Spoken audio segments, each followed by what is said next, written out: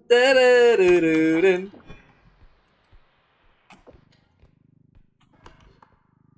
Da-da-da-dun, da-da-da-da-dun. Da-da-da-dun, da-da-da-da-dun. Da-da-da-da-da-da-da.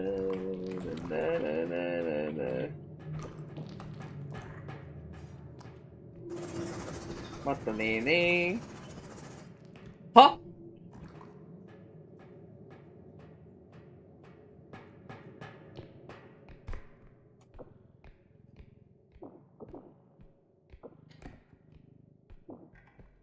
え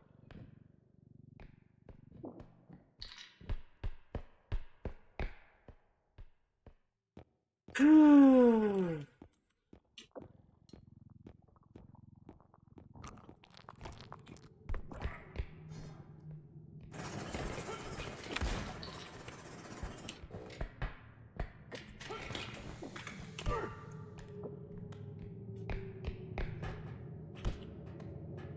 ぅ。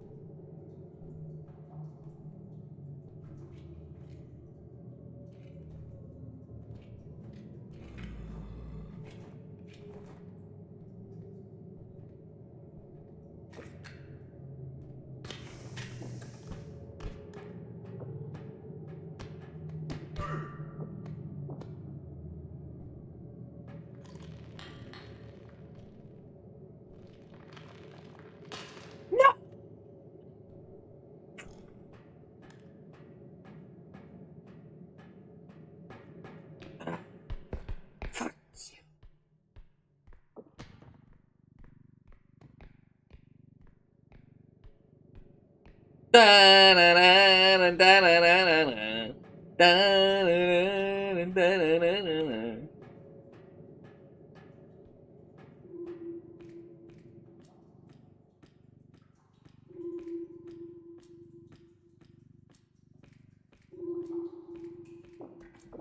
Command mina.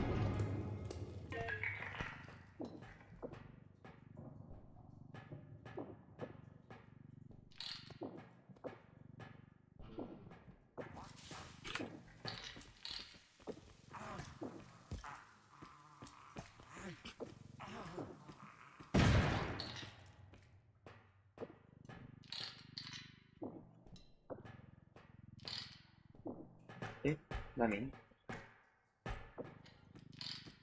Oh. Can't see. I can't see. What? Nani? Nani? Child. Oh. Okay. I just couldn't see on my screen. I might be too dark. 今、遠くってそんなはっきり見えないじゃん。でもなんかシャイガイを見つめてたらしくて吹っ飛ばされちゃう。ああ、なるほど。こちらトンカチあります。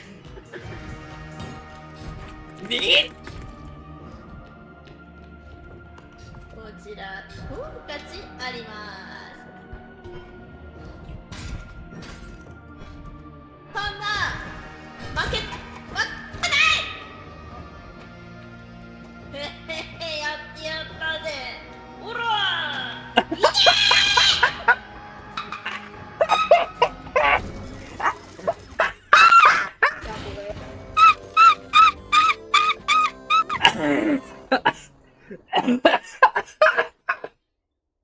大丈夫。おお、痛い。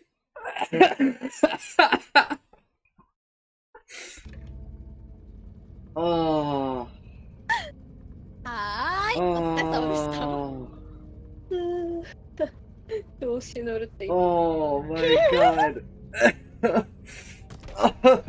えらいかっ飛ばされてったね。めっちゃピューンって飛んでた。カーンバッティングセンターかな。ねえ、マジで大谷翔平だった。普通に。ね、まあ、あとスト大レングス谷2さん。個積んでたから結構バットの勢いが強かった。あ、そういうこと。そうそう。ふんげる。ああ、終わりますかじゃあ。うん。ありがとうね。次はガヤピンも呼んでやりたいね。ね。ね。ノージャパニーズレポね。うん。え You guys no Japanese. Vash no英語。ああ、いいね。いいじゃん、それやろうよ。いいね。You know, if I'm allowed. I guess I didn't. I guess I just invited myself. 楽しみ。まあ、またやりましょう。うん、またやろう。いやー、今日は急遽でしたが、ありがとうございました。ありがとうございます。楽しかった。ありがとうね。うん、またやろうね。またやろうね。はーい。バイバイ。バイバイ。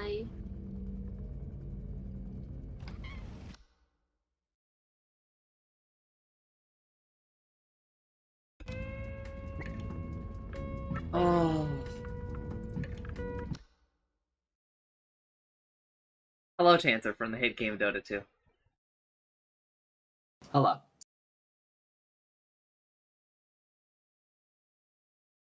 Oh man.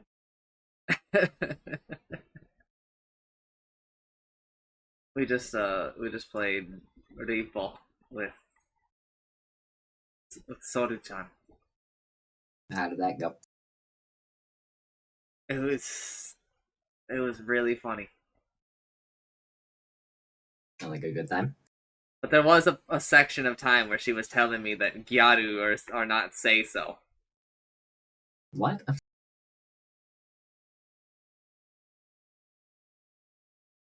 And I wouldn't stand for that. I see.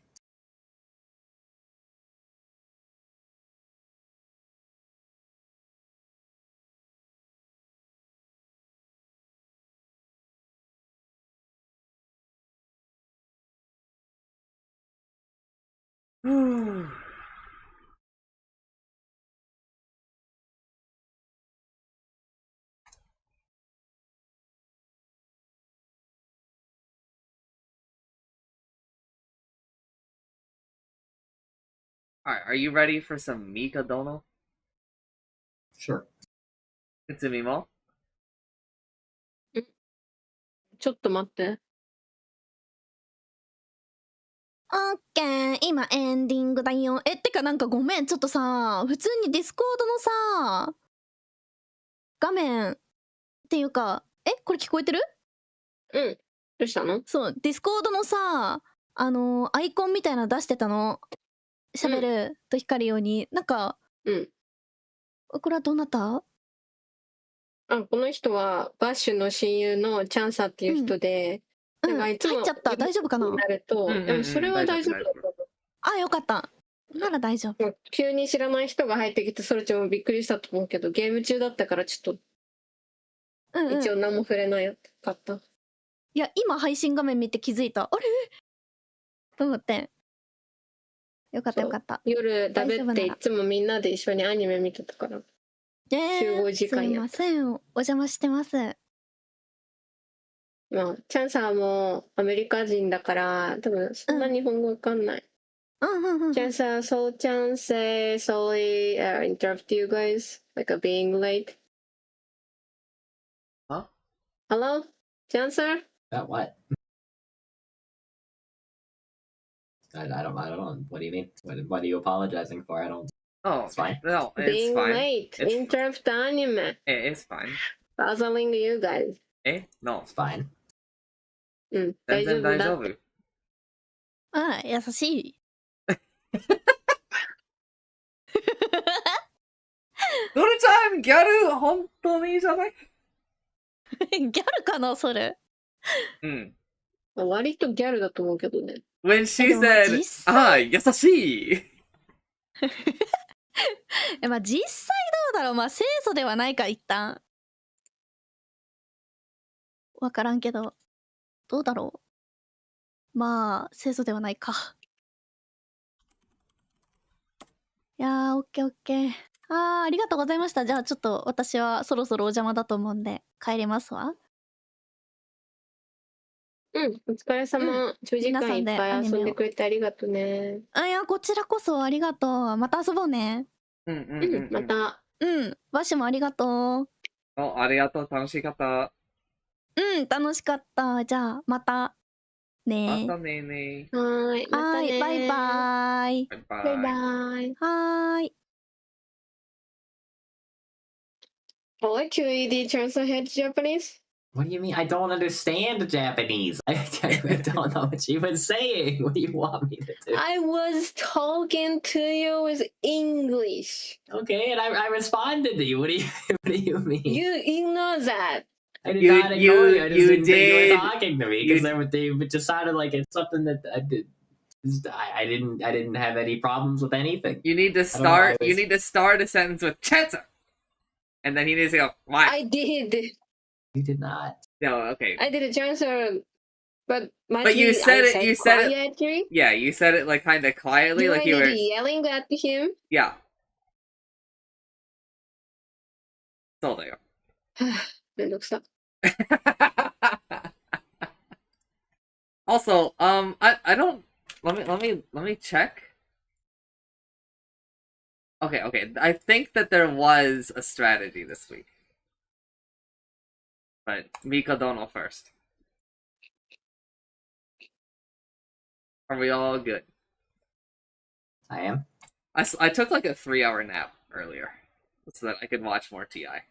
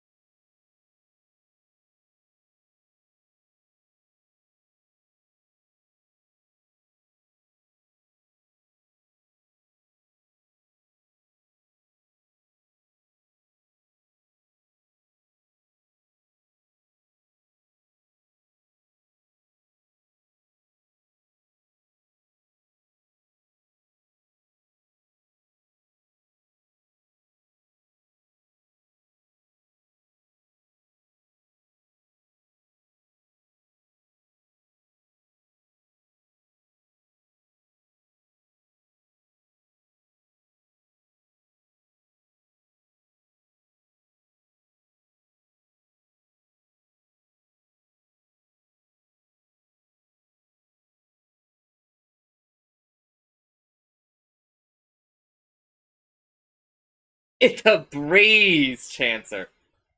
It is a breeze.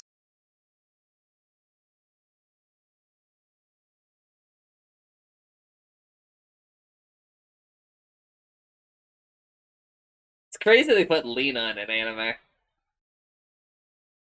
What did you say? That it's crazy that they put Lena in an anime. That is kind of crazy.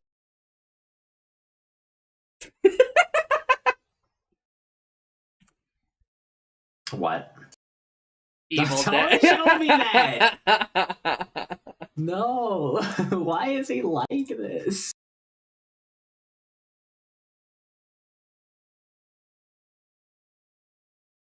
Thank God the show is gonna have 26 episodes, right? Ooh. Don't tell him.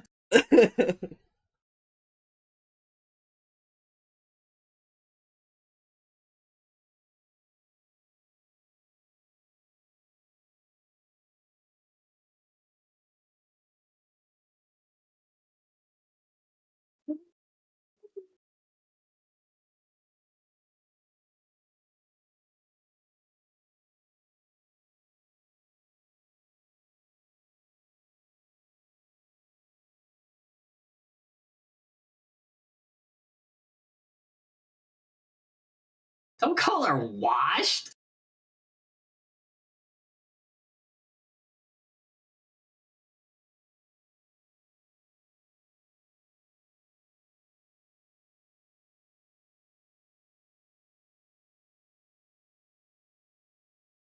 She's gonna kick your ass 3 games in a row.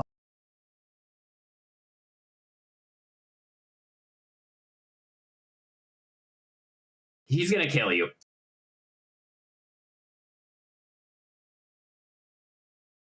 He's not going to kill you.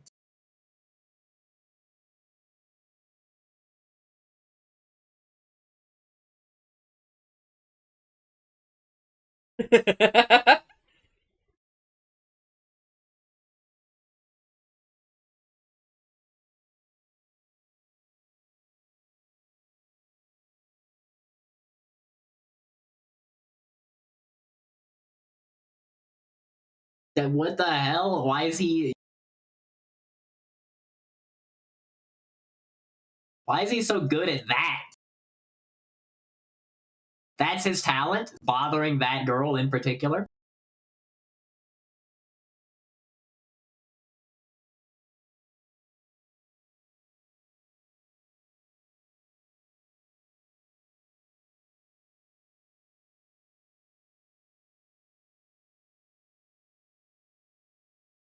I mean, he played you like a damn fiddle.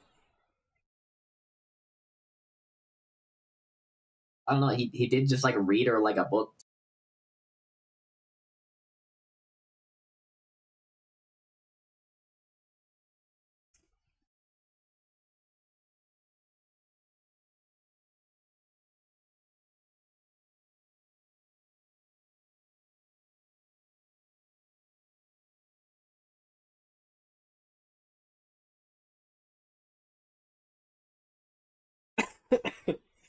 Oh.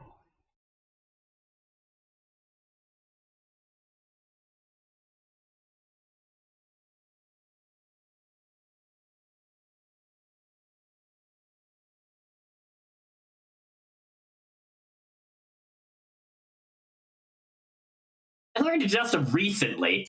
Oh my god. He hated that.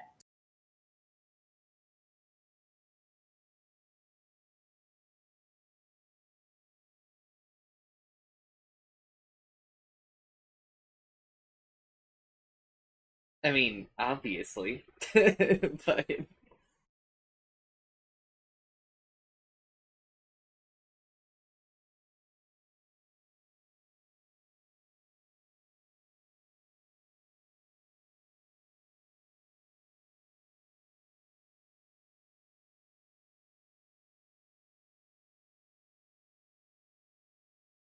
He's gonna use his sister sense. Just let him do it.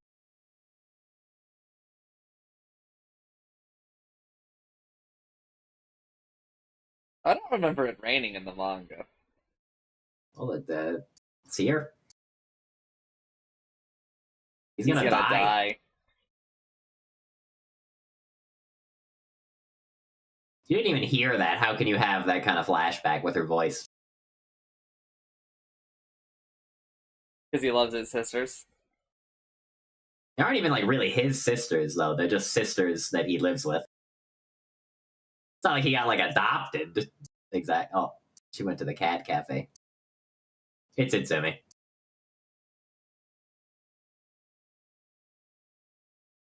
Goddamn pay.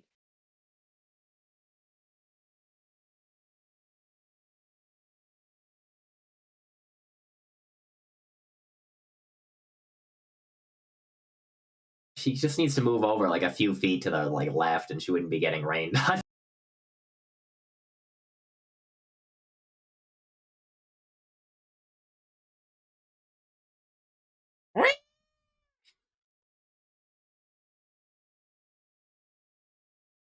He's so cat-filled.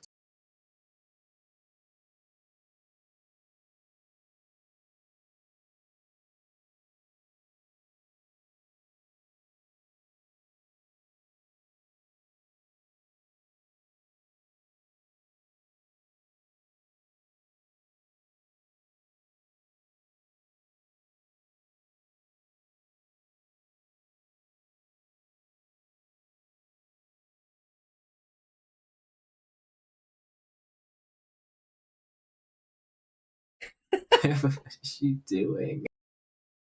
Oh, it's Itsumi mode. Itsumi mode. The poor cat. All of them? Yeah, this is pretty true.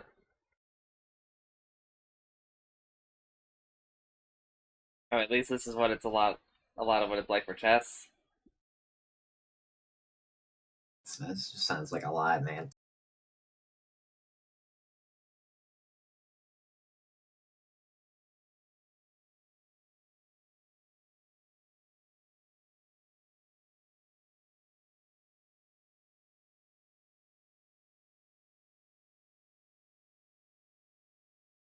Cat just has to sit there while this happens. It's kind of chilled out about it, honestly. Oh yeah, it's just fine with it. It's fine with it now.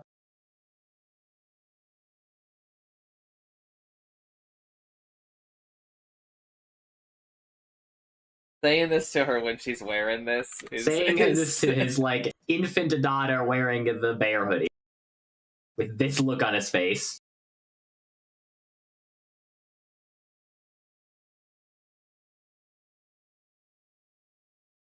Should have gone with chess.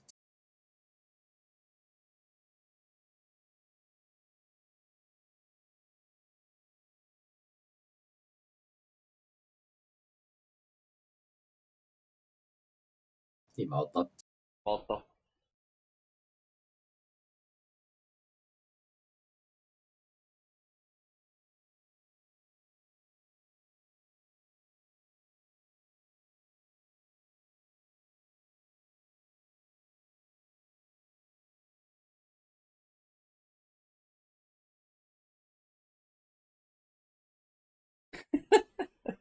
You do. How many of these do you got? Got a different hoodie.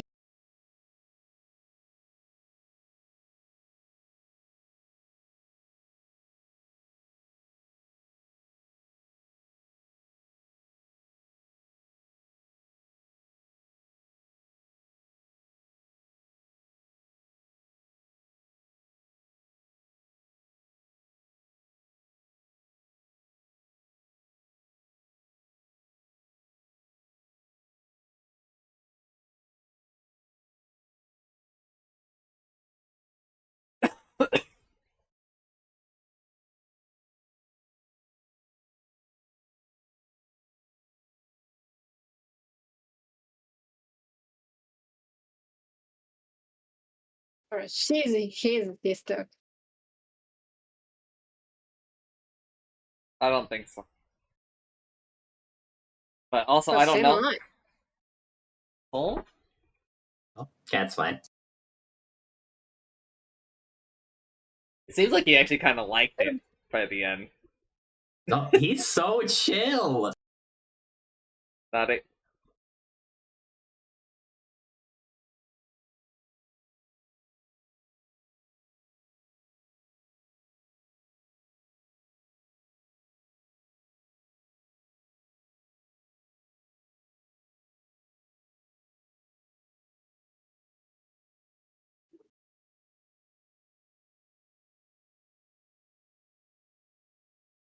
Are you gonna have her pet more cats? Even the cat's blushing?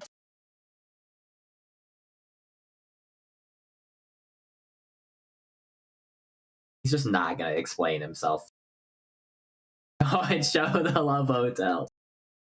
Why are there so many? It must be Love Hotel Street. Why did he take her to the love hotel? Oh, he went to the store.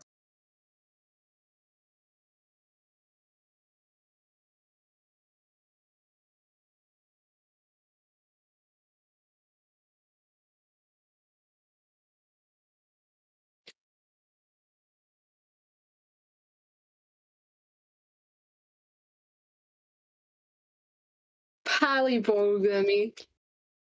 Why do the signs also just have English on them? Or is that like a translation? The bear. This is. I think that they live in Tokyo, so it's just that. So there's lots of. Yeah, it's normal. Yeah. That does not happen where Utsumi lives. But also, I'm not unmuted. No, I'm unmuted on stream, so we're all aware. That means like they can't hear us, but they can hear you. They can hear all of us. They can hear all of us. All right, I'm gonna start saying some slurs. I'm crashing the subathon. Oh, okay. I guess.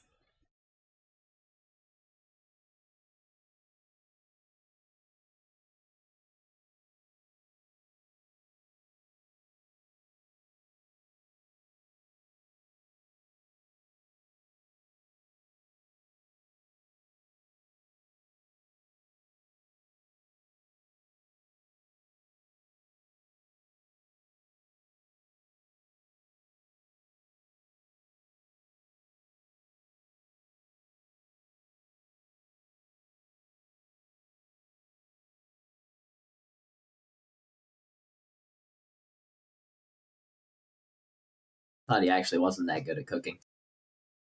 Oh, okay.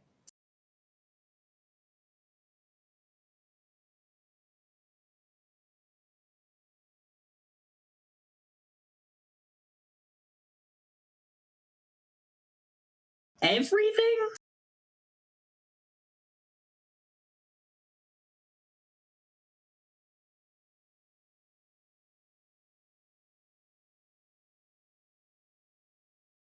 Just for the heck of it?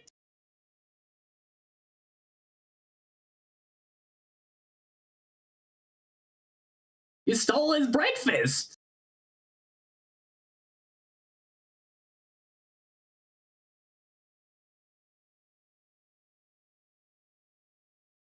She loves it.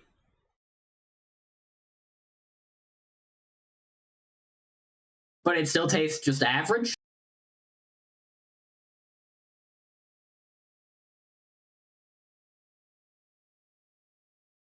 What is that?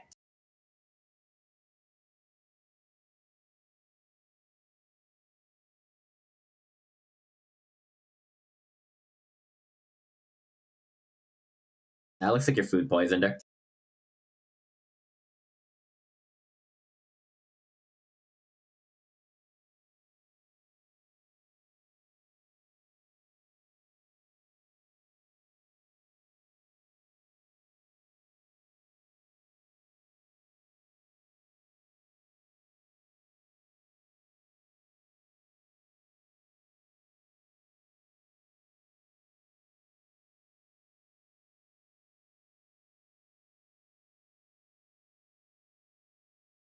I'll show you some creamy milk.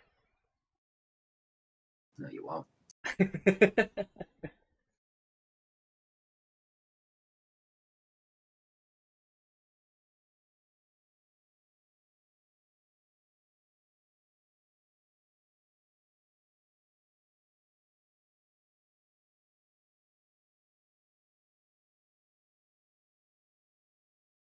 His mom is dead.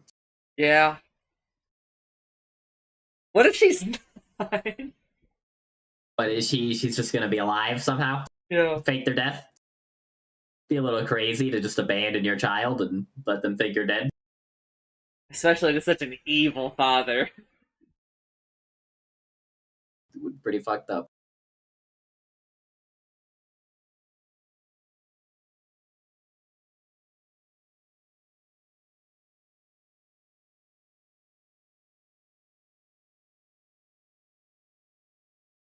I'm stealing that cupcake and I'm eating it.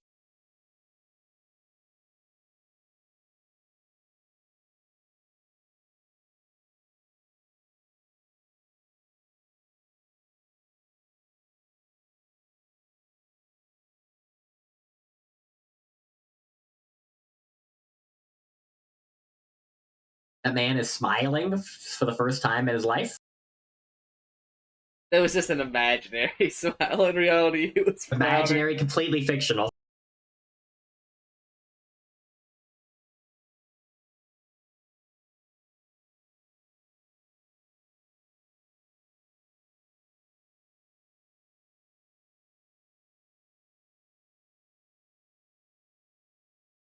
I do think it's a little bit of a problem that she basically doesn't like the game. Maybe she could just do something else that she likes instead. Yeah. I think that would be reasonable. And I think it's fine to do something if you want to do it. Kind of sounds like you don't really like it, though.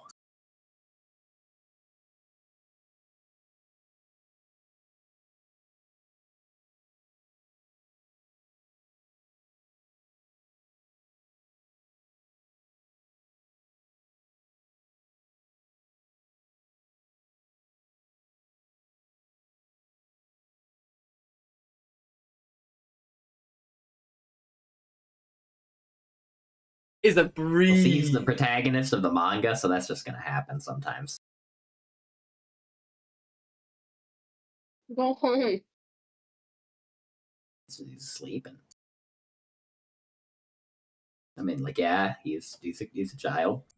How old are these people? Like 16? Don't remember how old these characters are.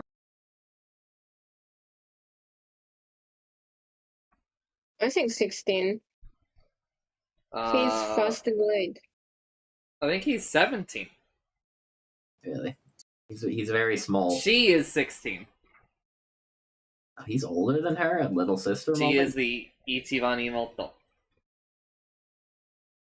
He's got too many emotos. Sorry, we gotta tax him.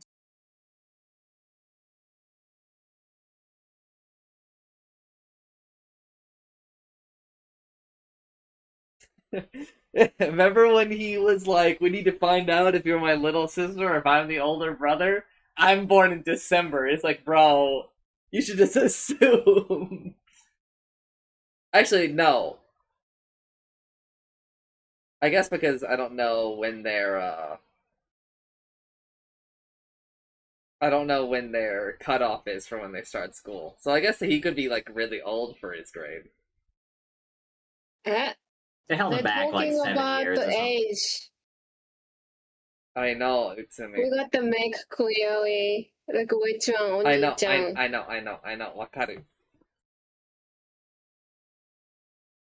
でも, it's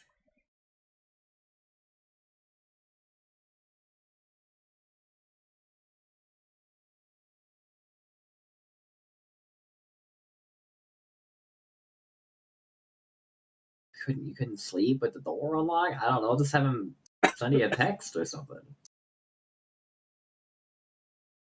You guys live in like literally the safest country in the damn world. You can leave the door unlocked when you sleep.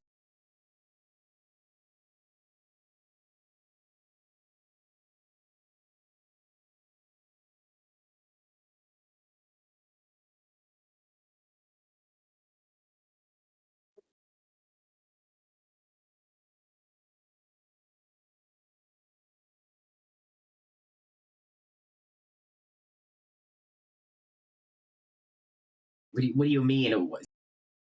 Hardly any shelf left. Just eat it.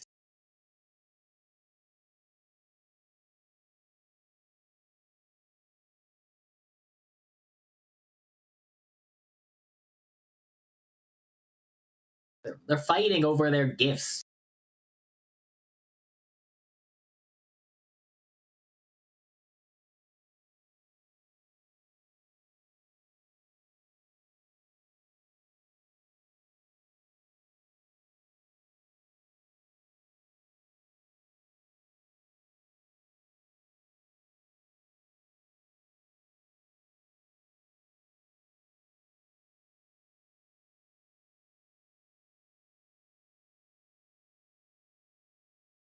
Does it?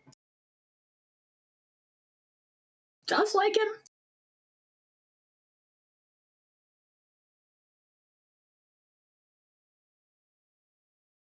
He's balding.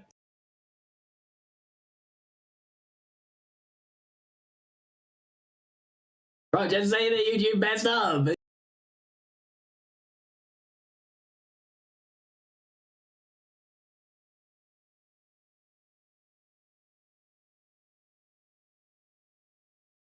It's a breeze. It is just a breeze.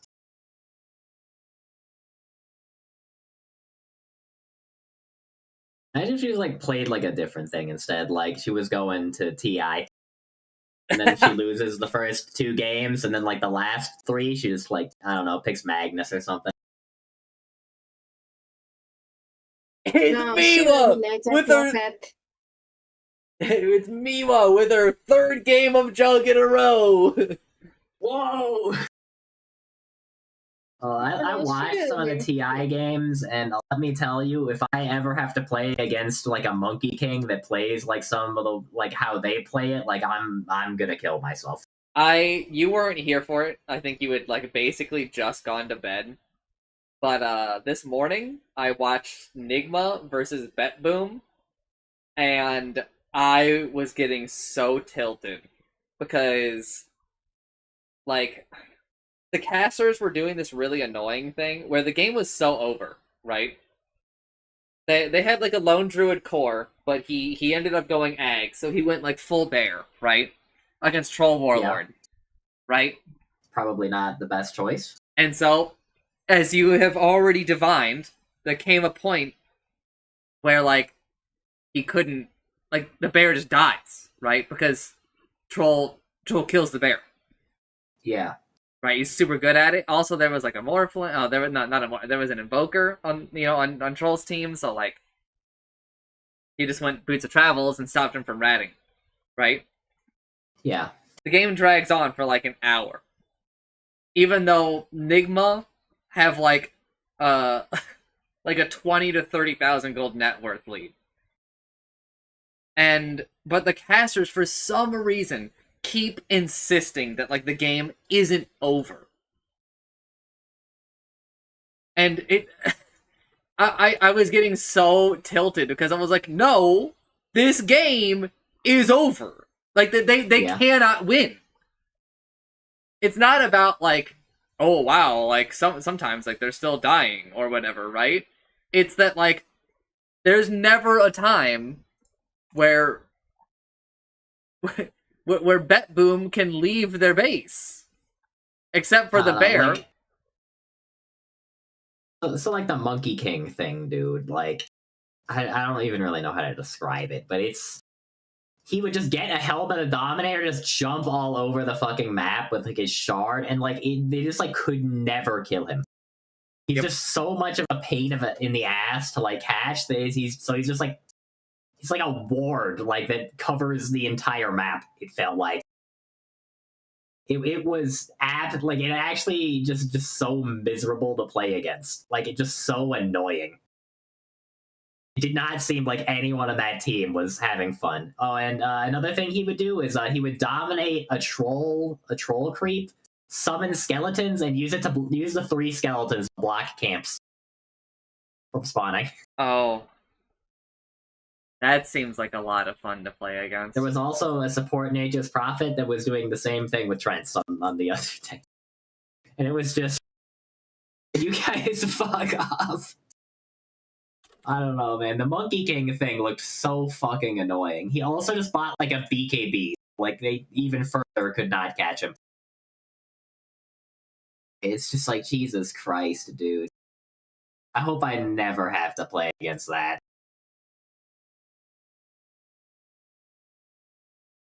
I was just getting so tilted by the series too, because like, so Bet Boom had like an Earthshaker, right? Which is why sometimes they were losing heroes, because okay, to be fair, he was actually playing really well, right? Like he was like aiming Echo Slams so that he would send the creeps in like certain directions to kill people, right? It's insane.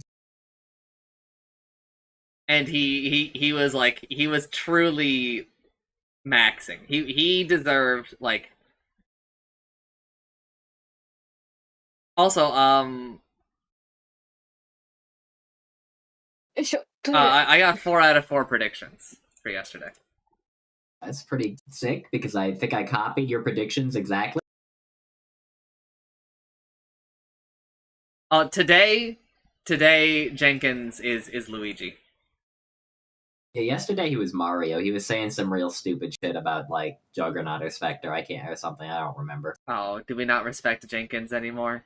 Was he saying I don't know. fucking... I can't remember if it was him or someone else who was here, but like acting like Jug and Spectre were bad heroes was making me very upset.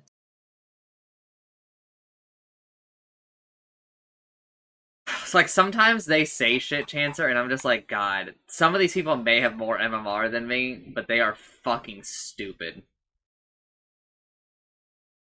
Like, even in the context of, like, pro Dota sometimes, I'm like, fuck you, you're a moron, right? Yeah. Like, so they, the Lone Druid didn't buy BKB on the bear. And they were like, oh, that's like a really big mistake, the fact that he's delaying this, this BKB. My brothers in Christ, are we aware that BKB does not protect you from being ensnared? This is true, it doesn't. The thing that was catching the bear is that Troll Warlord would run up to it, and to be honest, like 6 times in a row, he got first hit netted. A BKB ain't gonna save you! I guess it could purge, like, one of them on you for you to immediately get hit with a net a second time. He had so much attack speed that if he got one net, brother, he was getting another. It's probably not happening. And they were like, imagine if he got rid of this MKB. My brother's... This item that lets him hit Troll Warlord? This item that lets him hit Troll... And also they had a Phoenix. Right? So, like, what do you mean? If he doesn't have the MKB on the bear doesn't get to do shit in fights. Now, to be fair, he was, like, a ratting Lone Druid, so maybe he shouldn't be buying items that help him in fights, because he really shouldn't be fighting, because every time... MKB still gives you, like, a lot of attack speed. Yeah, and damage. But, like... A lot more than, like, a BKB would give you. Yes. But, like... And I think that the real criticism is... I think the trap the Lone Druids fall into is they do this ratting thing instead of just, just fighting up more items yes! in your 6 slots. Dude, oh, fuck. I was getting so tilted. I actually had to go downstairs. Item slots in the game? I went downstairs and I got a snack because it was tilting me so much. Like, they were just... like, all of the criticisms, I was like, there are so many valid criticisms, right, to have about this dude right now, and, like, you guys are making none of them. What is going on? Yeah.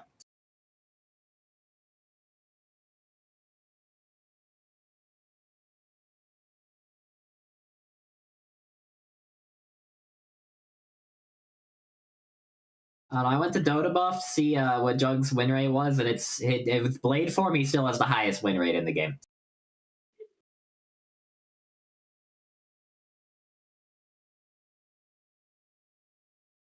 He's got an 18% pick rate. A 10% pick rate of Divine and Immortal with a 52% win rate. This hero sucks, apparently. Pros simply can't play it, and if you do play it, you're an idiot. Casters will make fun of you at the table.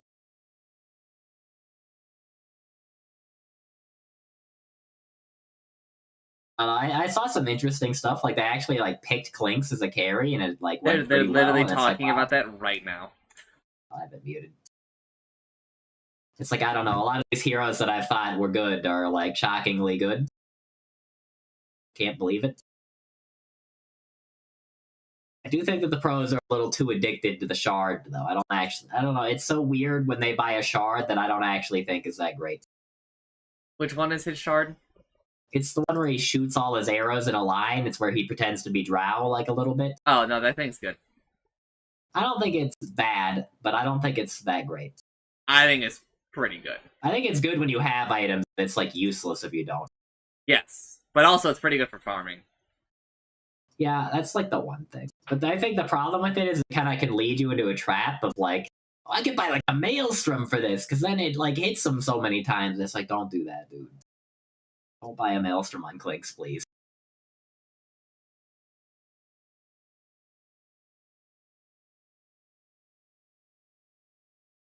What's he gonna dress up as, like, tomorrow? If he's Luigi today. Wario, Waluigi. Give 4 us days. Peach Jenkins! Yeah! This is somebody in chat just said. I mean, he might. Possible. He's not against cross-dressing. Let's go. I don't know if you remember, but he has cosplayed as Effie.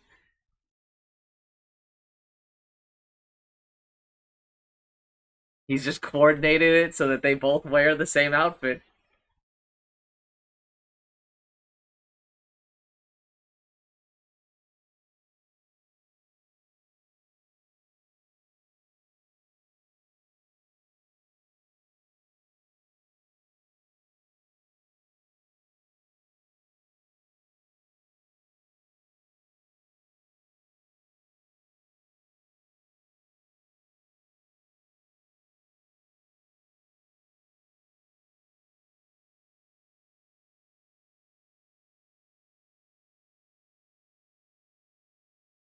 Okay, let's what's cool it with calling Timber Chain a get out of jail free card, okay?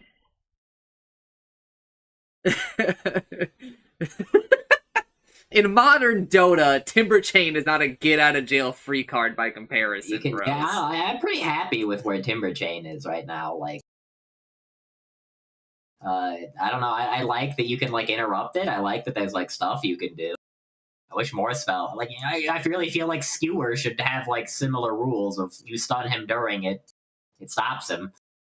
Unlike the weird thing right now where it's like, oh well, maybe it'll stop him depending on your spell. Yeah, what kind of stun is it really? Oh, cool. Oh, you disrupted him? Oh, you idiot. It's just gonna keep going. Legion Commander unpicked. Really? Yeah. I don't know, that's crazy to me. I think she's really good right now. She's like one of the only heroes in the game that basically can have 2 BKBs at the same time. OD the also Abaddon that skipped a fucking miscoil for stats until he could not take anything but miscoil. I have some worse news for you than that. What is?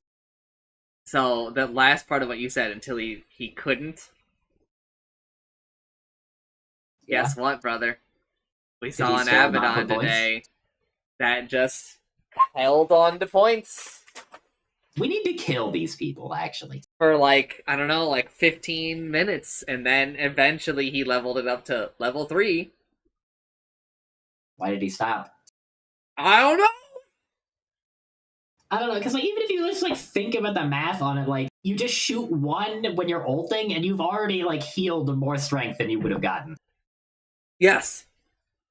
Or, like, you know, you hit an enemy with it. You've done enough damage to have hit the enemy, like, I don't know, 10 times? Maybe more? Yeah. It's just like, what the hell, man? Like, mathematically, you're just an idiot. Like, I don't know, what if you just heal a teammate, like, literally once? Like, they don't die. Like, it's so much better than, like, 8 all stats. Cancel a blink. Buy your shard that is an attack. Oh, no, it doesn't do that anymore. It doesn't anymore? What is it right now? Is now it it's, like the shield that does the old faucet thing? Yeah. I still definitely should take your miscoil, though. So they take the quickening, I assume, and even on carry Abaddon, which is the cooldowns are reduced, but like, kind of feels like Malignant Mist, which is the attacking Mist Coil, would be like way better. You know what I mean? I mean, I guess he doesn't really hit that hard. He just hits you 100 times, but I'm gonna be honest. Oh man, the Abaddons that I've watched, they don't really do anything at the pro level. So really? I don't really know what their goal is. Now that I'm looking at this, it's 325 damage plus an instant attack. It's like a lot, actually.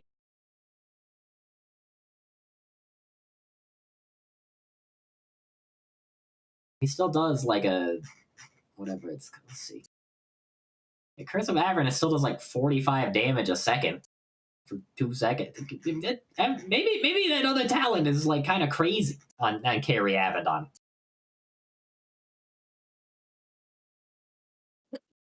I guess they don't. No, they buy like a Radiance, so they do just have attack damage.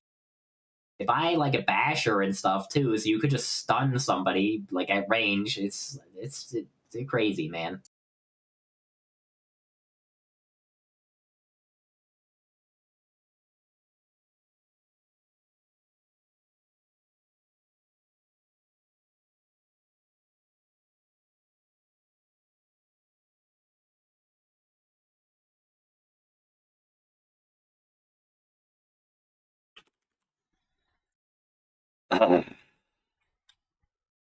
Slay the Spire 2 early access delayed to March 2026.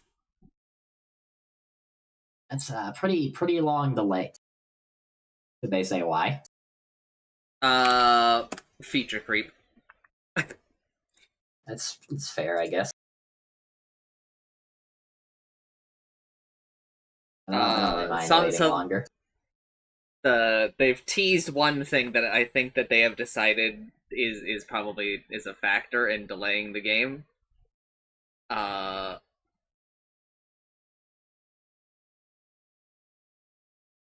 up. Alternate acts.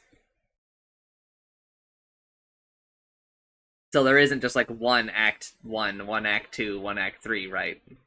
There'll be like act, different types. Sounds fine. Probably a little work, but I'd like that. More content.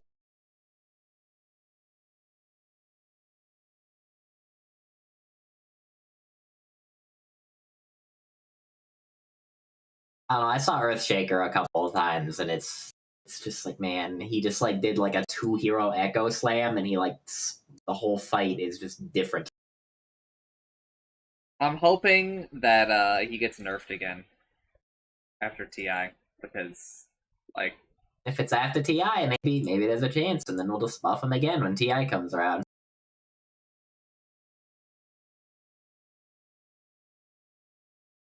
Utsumi made a killing on fantasy. She did the best on my friends list. Let's go. チャンサーのツイッチの ID なんだっけ Chance Roar. What? He's asking for what your Twitch name is, and I said Chance Roar. Oh, it's Chance Roar. Why does she need to know? I think that she might be streaming soon.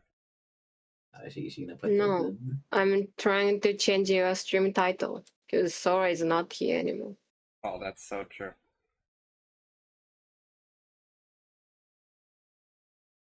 I can change it, don't worry about it. Oh. ちょっとお腹痛いかも。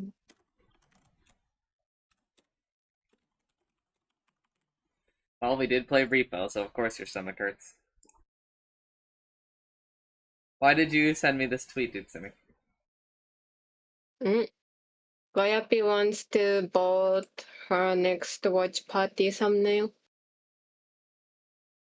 Ah. You also have sense of thumbnail stuff, like better looking.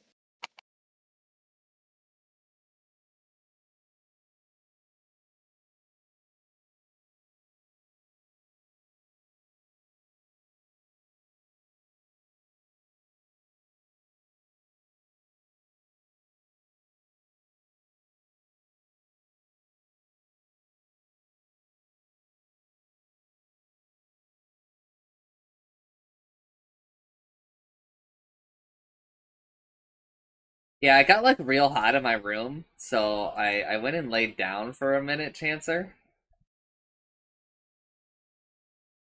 And then I woke up 2 hours later. Yeah, fell asleep, I guess. That was a wild experience for me. Just resting your eyes on the kitchen floor. It was wild for me, as as an insomniac. Yeah. I was like, whoa!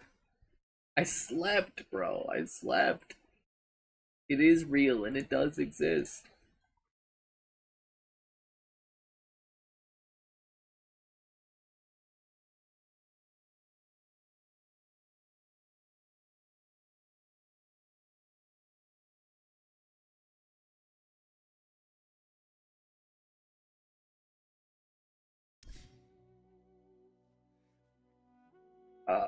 Does anybody know where the schedule is? For the games? I have no idea. TI 2025 schedule. Adios.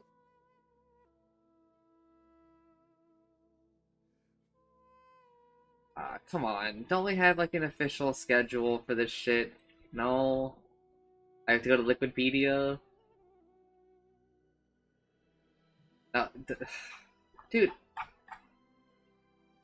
Can we just put out like a little schedule? Little schedule?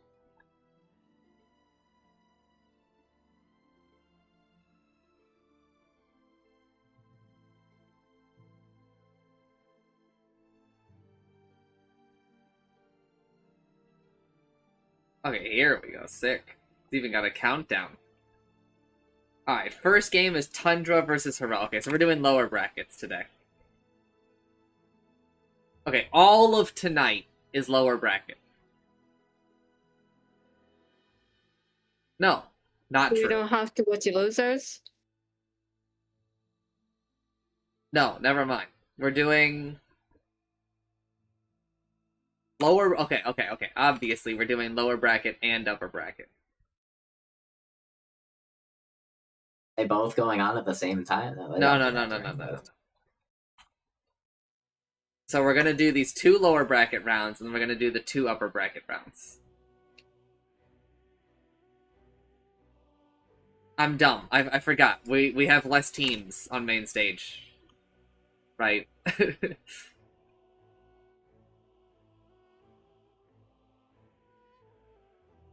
But also, it's I was wrong the other day. This is playoffs. This is called playoffs. Playoff. The other thing before was called the group stage.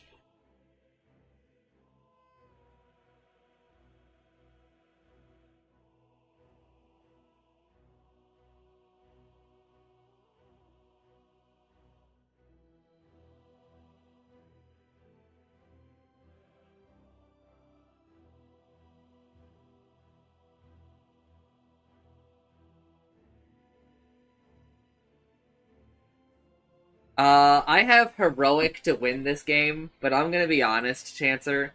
I want Tundra to win. Why you know why? Why? Moon Meander is the coach for Tundra. You just want Moon Meander to get a win? Yeah. He is like a changed man, isn't he? He's changed. He's wholesome now. So crazy that Slacks has become the villain and Moon Meander has become the hero. For fucking real.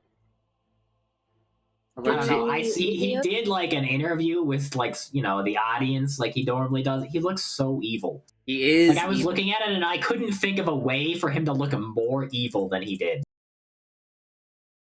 He's cartoonishly evil. Watch Party TI? What'd you say to me? Are we watch Party TI? Yeah. Do you want to invite Udon? Sure. Enjoy.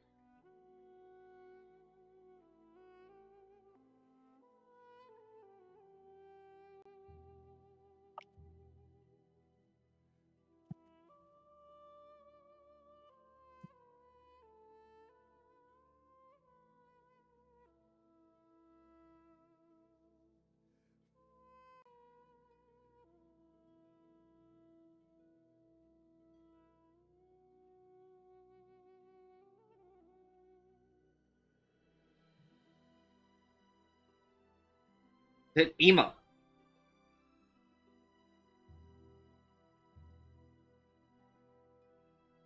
じゃあそうタイプしたらいいじゃん。You should announce.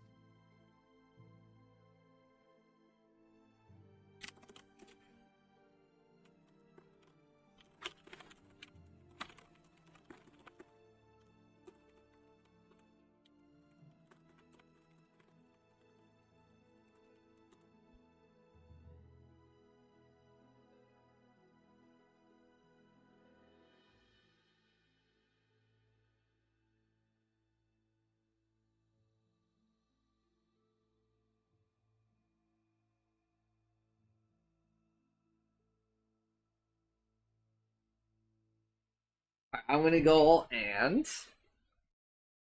it's easy. Perfect.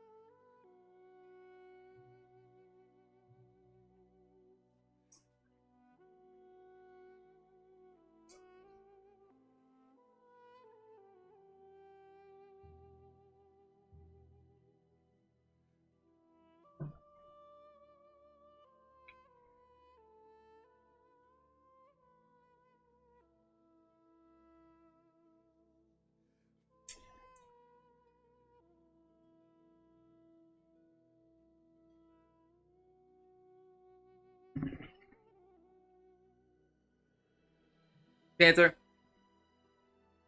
Yes? Puppy asked Chrysalis to give him a Red Bull from the fridge.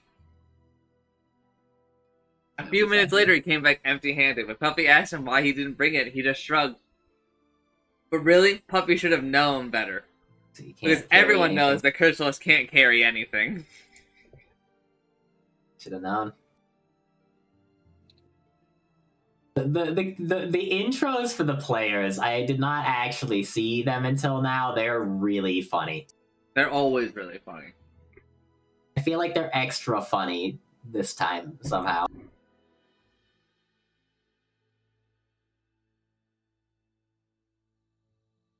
Alright, so we're gonna record you in this booth and you're gonna need to do something real cool. I don't know, if I get put in there, I'm just gonna stand there. You're just gonna stand there and stare. Yeah, I think that would be the best move. Sun's fan is Itsumi's favorite caster. I don't know who my favorite caster is. You didn't ask me why. Why is that her favorite caster? He's got a picture of his cat. I see, that would do it.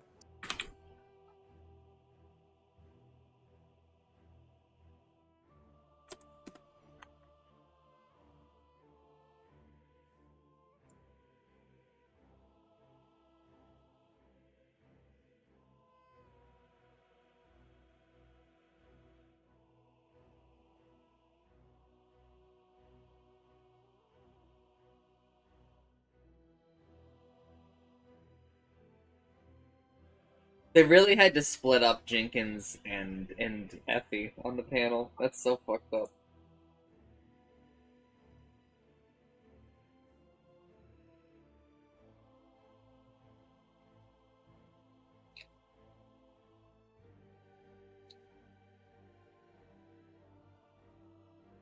Did Mari_EN hit 100,000 subscribers? I believe so. Yes, dude, yes. I can go check. Is it on YouTube? I think it was. I'm hoping that Sheena also hit the number because that Pippa tweet where a second VTuber is hit a milestone. In fact, Mari_EN is at 100,000 YouTube subscribers.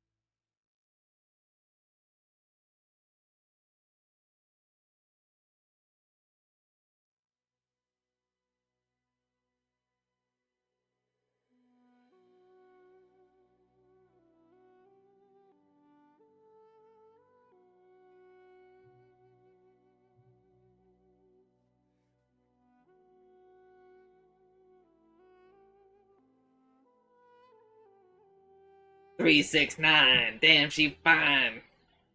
Well, Shindig's he's got some, he's cooking over here.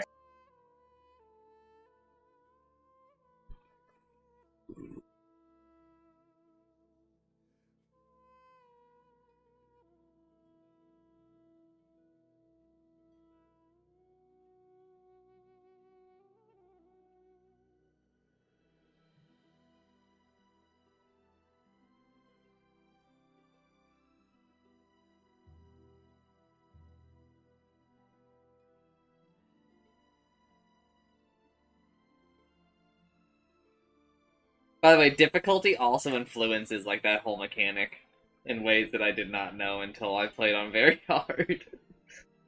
Is it just like way harder to deal with? Yeah, it affects like every part of it. Like how often, what will cause it, like how much time you have to balance, and other just nuances to it. Team has a 0% win rate if they last pick a mid. What the hell? They kept putting Sumail. Oh, hello. They kept putting Sumail on Furion in the games that I watched, and it's just depressing, bro. It's just not his hero, like at all. He needs a more flashy hero.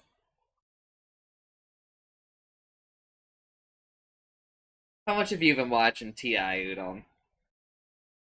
I I need to look. Is there a way to check what games? I watched XG Tundra, PV Heroic, and that's about it. Okay.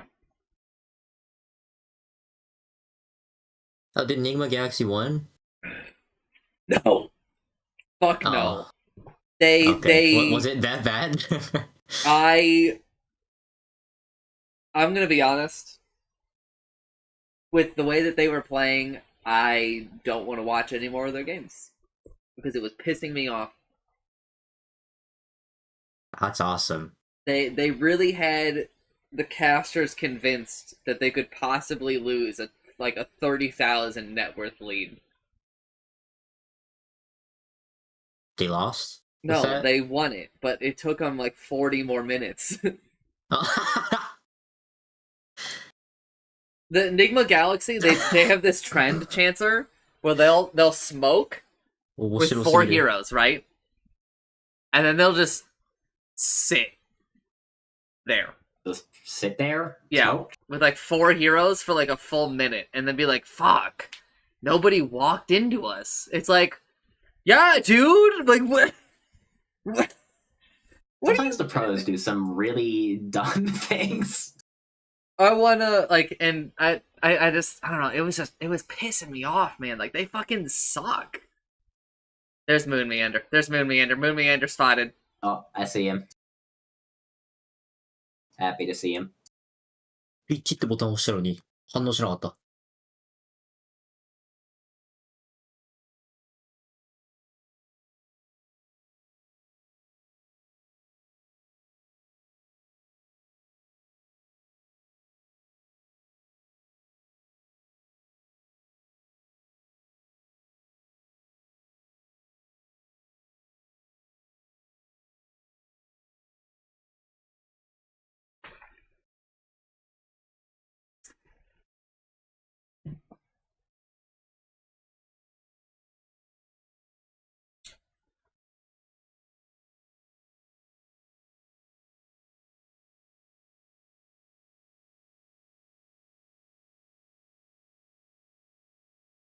This is losers bracket? This and the Who's next in losers match bracket were right both, losers bracket is Tundra Heroic, Tidebound, and Enigma Galaxy. Winners Tidebound. bracket is XG, Paravision, Falcons, and Betboom. Oh. I have Falcons winning the whole tournament. I didn't even do that.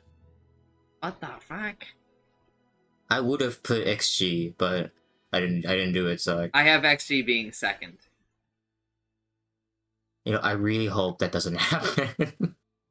Nah, it's his fate. No. It's his destiny. It's his fate, yeah, I know. No, who knows? Who knows?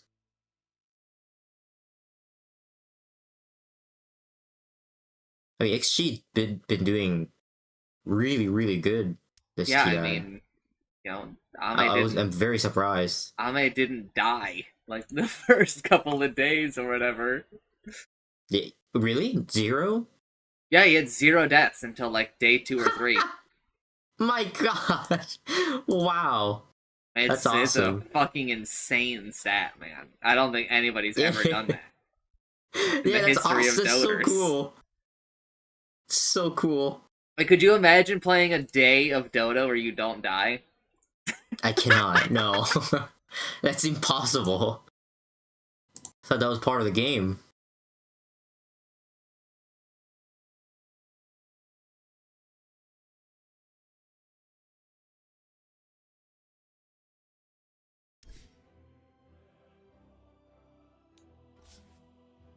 I'm really happy seeing the Shadow Fiend build.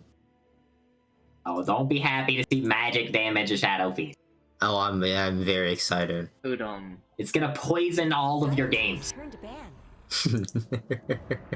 Oh no, wait, hold on. My Discord broke. I'm gonna rejoin. 10 seconds remaining. 5 seconds remaining. Thank you. Radiant どう team いたし turn ま to して。 ban.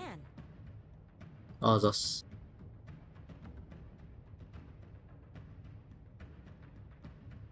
national and at day 1 of the international. Yeah, I mean, at the same time, you can look at the win rates, but you also have to remember who you are, right? I don't think you can just basically just blindly follow the meta. You have to understand your players, what are they good at. But so far, looking at the bans, they are quite similar from their first meetings, right? When they were on the first pick side, they also chose to remove similar heroes here, and they're going to open up with a Marcy. On the DL, just between you and me, extremely strong hero. I'm not a believer in morphling in the pro actually level. didn't let it through the last time. Yeah. I don't know. It does kind of feel like he's not been going so well. This is the first hero. Apparently he's got like a 50% win rate at TI this year, but I don't like. I just. Every time it hits, you hit. I think they pick him like in really bad mashups a lot of the time too. Aside from having a teammate, it's like there are all these you can jump off the creep, and it's like, oh wow, this is so good on Marcy. There's so many carries right now that I think are just like so broken, and it feels like morphling is just not as broken as them. I think that morphling is really broken, like at our level, but I think at their level, way less so. Played on the old Tundra as well. It feels like it's way easier to just like roam around freely. I don't know, pick up a bouncer. Like Ursa is just like way easier. Yeah, and just like also unkillable a lot of the time. There was like a game where like a team was losing and their Ursa didn't die until like 50 minutes. Yeah, and then they like lost the game still. It's like Hero's pretty fucking strong. Pretty hard to play into as Marcy. Like Marcy, in her nature, Yeah, Ursa's being you can't really get popular out. pick in TI was. Like Tiny, I guess it's not that surprising. I was more surprised of Trollwarlord being picked. I mean, this Ursa much. is like not popular across TIs like at all, so it is surprising to see. Oh, really? At all. Yeah. Oh, I want to say that I guess I Ursa. was I want to say Ursa's been picked in. I mean, he's been picked at least once in at most TIs now, but I would say that he's super underpicked in terms of total TI. Oh yeah, total TI. I can imagine that. Yeah. I mean, would you say that a tiny carry would be valuable against a Marcy? I know it's not a very popular thing. Because if the Marcy is carry, you want a good matchup. I think that idea of like getting in there against Tiny is hard is the same whether it's a support or a carry. Yeah, what does it offer more as a carry than the support? And you have more items. Wonder if someone's gonna pick Shadow Demon. You can stand your ground more. Yeah, you can stand your ground. Marcy usually has trouble finding heroes that can fight. You have trouble finding heroes that can fight Marcy. I was gonna say, I don't think you stand your ground against Marcy ever. I think you get the hell out of there. No, Tiny definitely stands his ground against Marcy. I would say he's a pretty good counter to it. I really feel like it's very hard, especially if Marcy's going. She demolishes her own damage. Find heroes that will actually be able to stand your ground and like out DPS her. I think you have to kite the fights against her. And Oh like yeah. Fight kiter in the game. Sansa, does Craggy have a max stacks? You have to buy Falstaff as well on that hero. Don't know, probably though. Gills, Falstaff. Yes. I feel like it does. There's a couple more bands coming out from Heroic, the Sand King and the Queen of Pain, so this mid pool lowering a little bit more on the side of BZM and what he's lacked to play. It's max stacks of 10, so you can have 50% attack damage reduction. I would say that's pretty bad for Marcy. We saw a bit of unfortunate sequence of events with that healing salve that did happen, playing into unfavorable matchup, but also not being allowed to enter his own triangle. Not stunned? His camps Ever? did get blocked. Never There was also stunned. Sanking that was farming in the same area. Stun again. Is going to be making sure that You really those want to buff issues don't Tiny? occur again. Is that what we're doing here? You know, nerf it like in another way. Make it just give him like armor instead of like attack damage reduction or something. From behind with the naked blink dagger, it didn't look too good. But this hero has been looking amazing in the. It is just like if he gets attacked at all, he gets one, which is kind of nuts, though. Dominator. You mean like he gets attacked 10 times and now 50% of the damage is just gone? Like that's nuts. Yep. And also, that isn't like against Tiny. That's just period. Saving and protecting somebody. And no, it applies a debuff to the person attacking. So I guess. Yes. I know, but like that debuff stays. It lasts for 5 seconds. Yes, I know, but like so if you attack Tiny and you attack somebody else, they're getting the benefit of Craggy. I think Enigma is definitely coming out. I also feel that's what I mean. Heroic probably knows about this because of all the bans. Even you see those two bans. Even Silencer. Why the hell does Avalanche do 370 damage? I do want to say Shadow Demon against Pugna. I send you the tiny image. All of the Marcy damage. With the because smile. SD's ult is constantly purging, right? So It's a talent that makes it do like 100 more. Yep. And they're actually gonna double counter it. Doesn't it get to do like double damage if you just toss a hero into it or something? I think we got gets BKB at the later stages of the game. It's more about the tempo, getting these early drums, getting these Helm of the Dominator, so you can, tanking things up if you need a pipe to buy. These are the type of items that Enigma will buy. But I see Heroic with very aggressive drafts. You have Shadow Demon and Batrider, which is gonna be, these are probably two of the best heroes in the game to be able to get the stacks going in the triangle, just stacking the jungle in general. Now you need a hero who can actually clear the stacks. Yep, the Batrider isn't as straightforward though, is definitely a support because they've already played it on 3 different heroes, 3 different players at the moment. They actually prefer it as a core, which is very interesting. I think if it's a tiny mid for Tundra, now all of a sudden you have to be worried about a Batrider coming mid and destroying you. I really love, like, anytime I see a South American team, especially a team with Schofield on it, picking a repositioning based hero, I always think that they have a way higher chance of winning the game. South America historically has won games off the back of being better at team fighting than opponents. Like, I remember the narrative in NA was always, when it was NA versus SA, you do not fight SA. You try to outplay them on the map because they will outfight you. They know how to play these repositioning based heroes. So I love that Heroic is going back to the Batrider. I mean, which is why we see the Ducks here. Ducks here is really good at like splitting the map, pushing the waves, making it hard for lineups like Heroic here. They want to kill you, but you push the waves and you make it very difficult for them to deal with the map.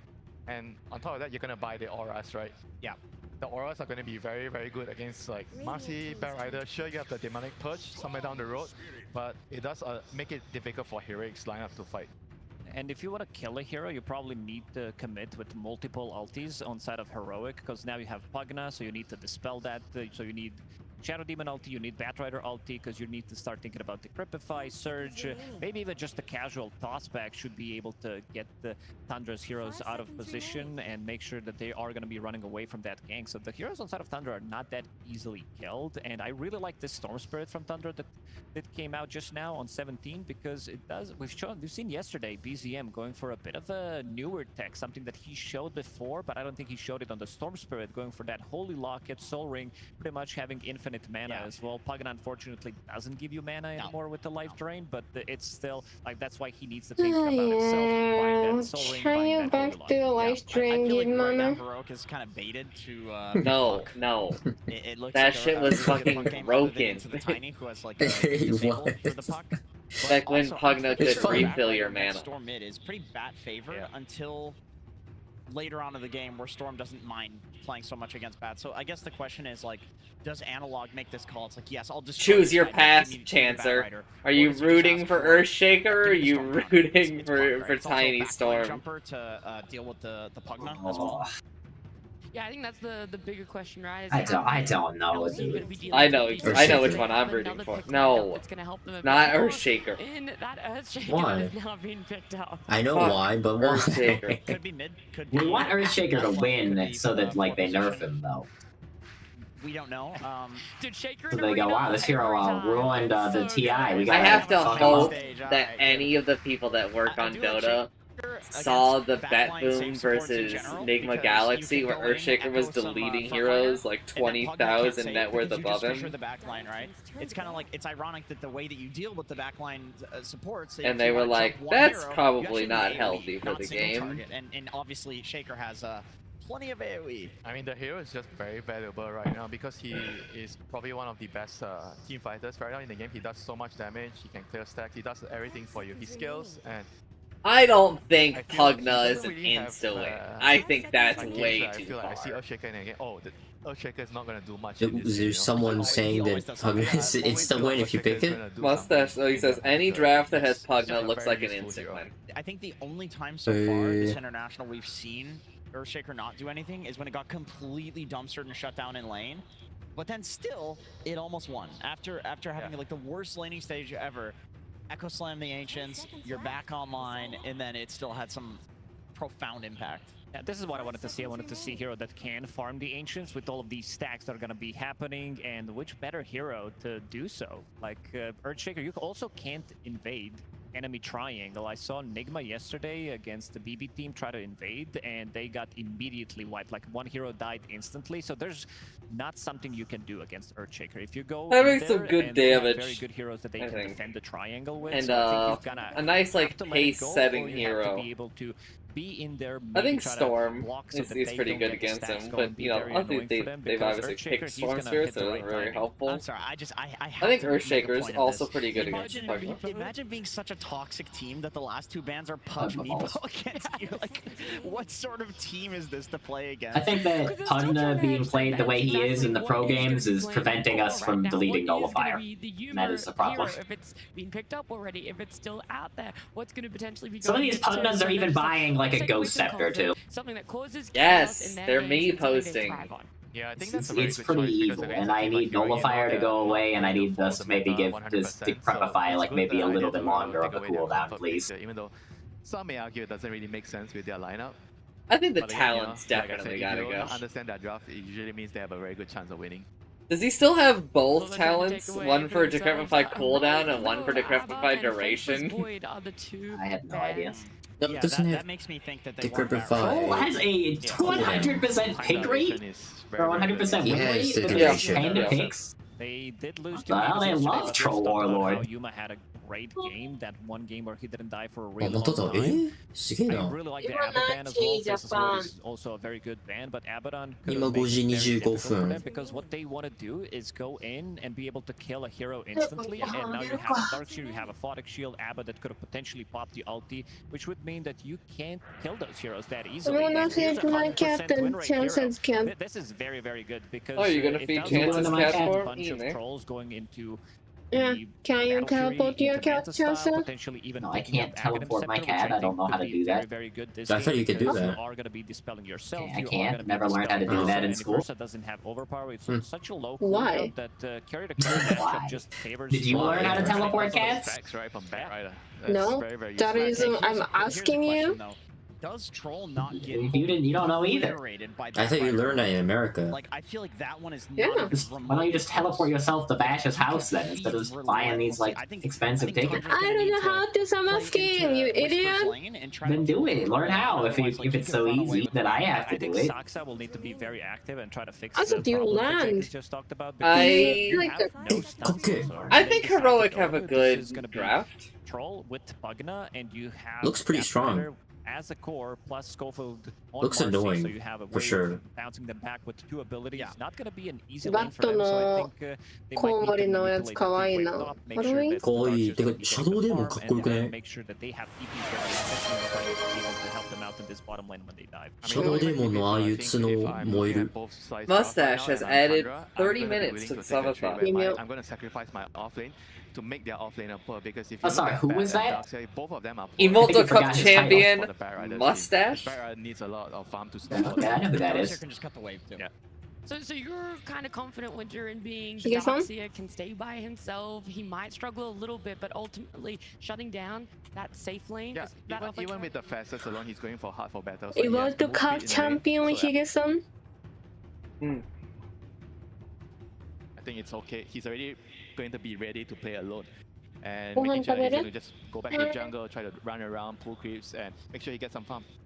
Right, and what about yourself, Jenkins? Because I agree with the rotations that need to come in, but I also think King Jungle. The subathon never rotate, and then you ends. Ursa versus Darkseer, and that's fine for Ursa. Like, I actually think Whisper is going to run away with this game. I think Heroic has a lot of options here.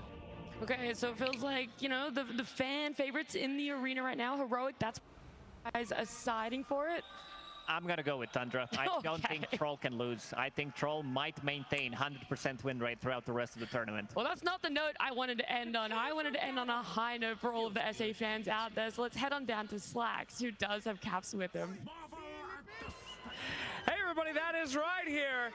SA fans in the crowd going ham, supporting you guys. Good to see it here so early in the morning here today.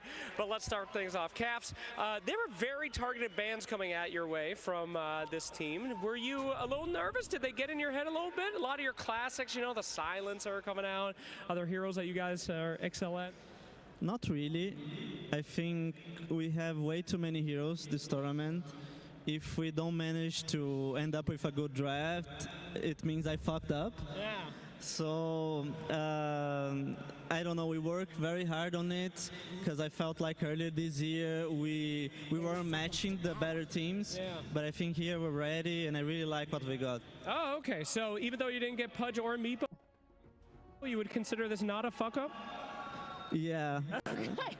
Now you're up against Troll Warlord. This hero has that 100% win rate. Is this the game that the Troll finally falls, where your Bat Rider be good enough to take him out? Well, I think everyone here that has seen Whisper playing this hero believes is enough. All right, all right. Well, it's about time for us to get that show started. Are you any words out there to the fans of the crowd out there? Thanks for coming, guys. All right. Let's get into the match. There we go. Yes, ladies and gentlemen. Good morning to you. It says, is Shem even gonna die? No, he's fine. Has begun down here. He's a menace. Bracket, heroic up He is a against menace. Tundra, and indeed, It's kind of crazy that they just send Earthshaker to lane against the Storm Spirit, like a hero that's supposed to be notoriously good against melee heroes in mid lane. 100% alpha. I mean, maybe back in the day, but won every single one of them. The Troll Warlord hero. I think the I'm Storm. just saying that I think Earthshaker is maybe a little too good at mid. And do you think this was something that maybe they? This is like a little true, but also I think Storm Spirit's really I would fallen hope that they would off. have anticipated it, especially if they were picking this Ursa last, because Troll has traditionally been a very good counter versus that Ursa. I think it's because they have this super aggressive dual lane top, like Jenkins was mentioning.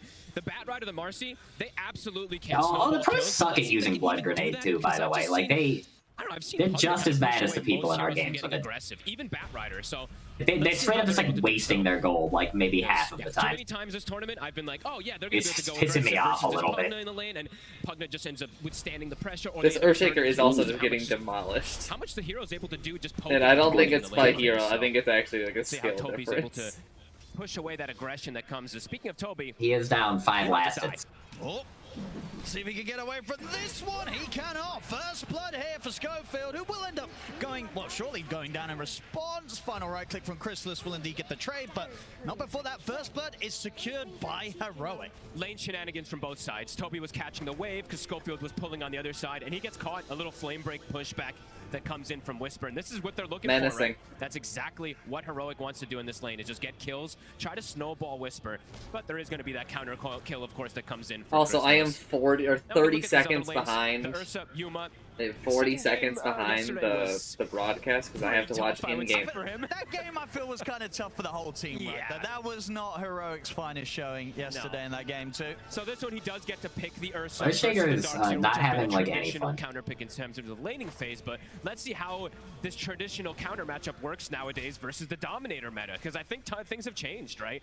Ursa can kill these Dominator creeps. Storm Spirit just like lives underneath his tower. Can also pressure the Ursa in a different way that it used to be, where Ursa and Darkseer just trade farm versus each other. Now we'll see, because you got to imagine, right, from Tundra's point of view, this Ursa pick was not a surprise, right? No, they came here today very ready to play against Yuma's Ursa. And I mean, something else we do have to mention, you were talking to me about it on the car ride over here, the mid lane, right? BZM versus Analog. Analog yesterday had a bit of a tough one, especially on that Shadow Fiend, right? Those 30 denies that we saw coming out from Noah. Already some big damage from BZM. He's playing it chill. He's got a Fairy Fire, a couple of bottle charges to rely on, so just holding back, living on the edge here, Analog. But definitely starting to feel a bit of the heat here from BZM. Top lane, Heroic. Gonna try and make the go on a Chrysalis, but he did have the chance to put the stick and maybe turn. Another blast comes in, but Chrysalis will fall. Heroic able to push for the kill. Toby also taking a hell of a lot of damage here from Whisper. Whisper wanting to finish up the job, and he'll get it. Double kill. Insane fucking value for this Bat Rider, man. Right, you know, indeed, the fans know it as well. Whisper's Bat can absolutely perform. Yeah, and I'm glad they already are going to play much more aggressive, because yesterday, we were seeing a bit more passive style from them. This is a lane that just breathes aggression, both the Marcy and the Bat Rider. Great ways to get on top there too, as we see. So Crystal is definitely going to have a bit of a slowdown, even with the Pugna behind, because Toby dying level 1, he's still level 1. Still doesn't have the ward to be able to push him off. Now he's gotten the 2, but a bit of that damage is done in the lane already. 10 CS on the Troll. Yeah, super hot start for Whisper. Meanwhile, over in the river, we'll see the setup here from King Jungles. TP's coming in. So they've got the lockdown for BZM. Fisher comes into play. Jump forward. Here's the rotation. Comes through from Schofield. They take down BZM, and they'll be able to outnumber and surround Saxa, slowly chase him down. There's nowhere for the Tiny to run. Heroic starting to bring the action early this game. 5 kills to the one that Tundra's managed to find so far in this first 4 minutes. Earthshaker might be a little good. We need to see from this squad. This is the heroic that everybody wants to see. He's balanced. Looking for bullying. He just like killed somebody when I wasn't looking. Killed 2 heroes. 33 Darkseer. He should be. To be fair, it was a 3v2. It was a dumpster. It was a 3v2. He wasn't getting dumpster. This top lane with this start for now. And just having very nice he was getting dumpstered as well, whether it's sort of swinging to the mid and getting the He was 6 last hits down. Stormsphere was like under his tower, like Earthshaker has to like eat fairy fires to not die under his tower while Stormsphere. Yeah, and he was still only like 6 last hits down. Is this last hitting under his tower? I don't know, dude. Schofield now is bottom. Shadow Demon's starting to get the stacks going for his Earthshaker. Probably because Analog's saying, yes, he's gotten a kill, but in terms of CS in the lane, still wants to get those early stacks because of how beneficial it is for the Shaker. And on that bottom lane as well, is there a chance for... I also think it's super fucked up that, like, they're just, like, you know, Quinn stacking Ancients, and then, like, it's uncontestable because he goes over and Echo Slams it, and if you try to contest it, you just get killed by the Ancient creeps that are getting Echo Slammed at you. He's ready to back up and refuel, so he'll be out of harm's way. I saw Pudge pick the other day, and see, what he does is they just smoke him and then he rots on the Ancient creeps.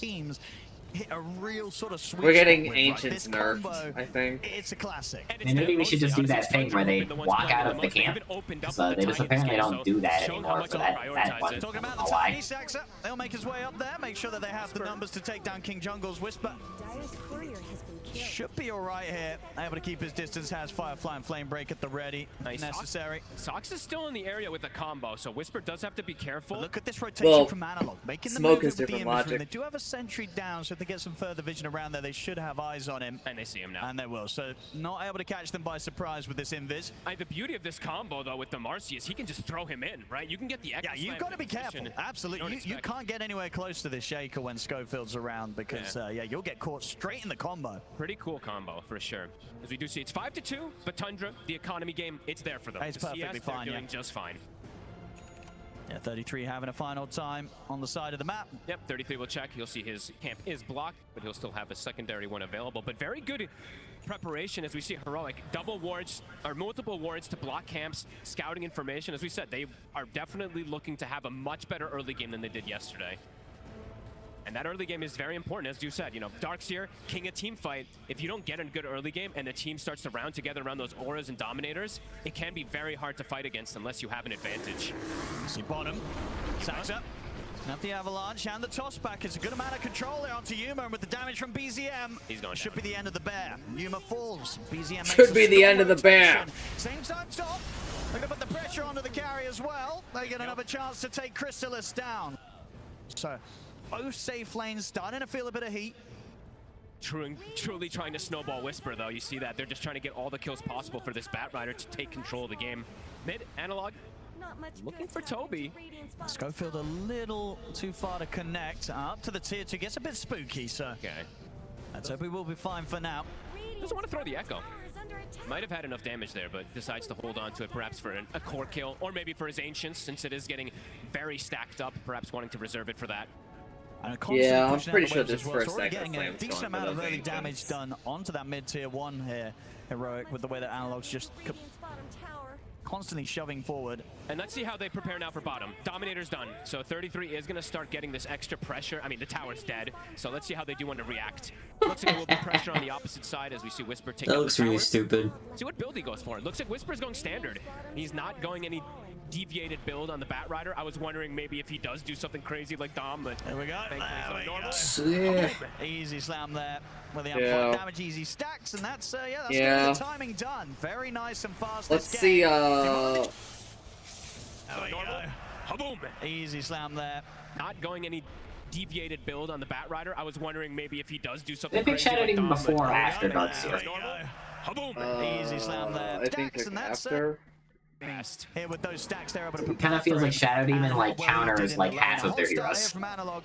which is yes. we needed to see, right? Because as you said, that second game yesterday, not so hot at all. No, I'd love to see Even that. just like kind of fucks troll in like a bunch of ways too. Yes, they definitely consider.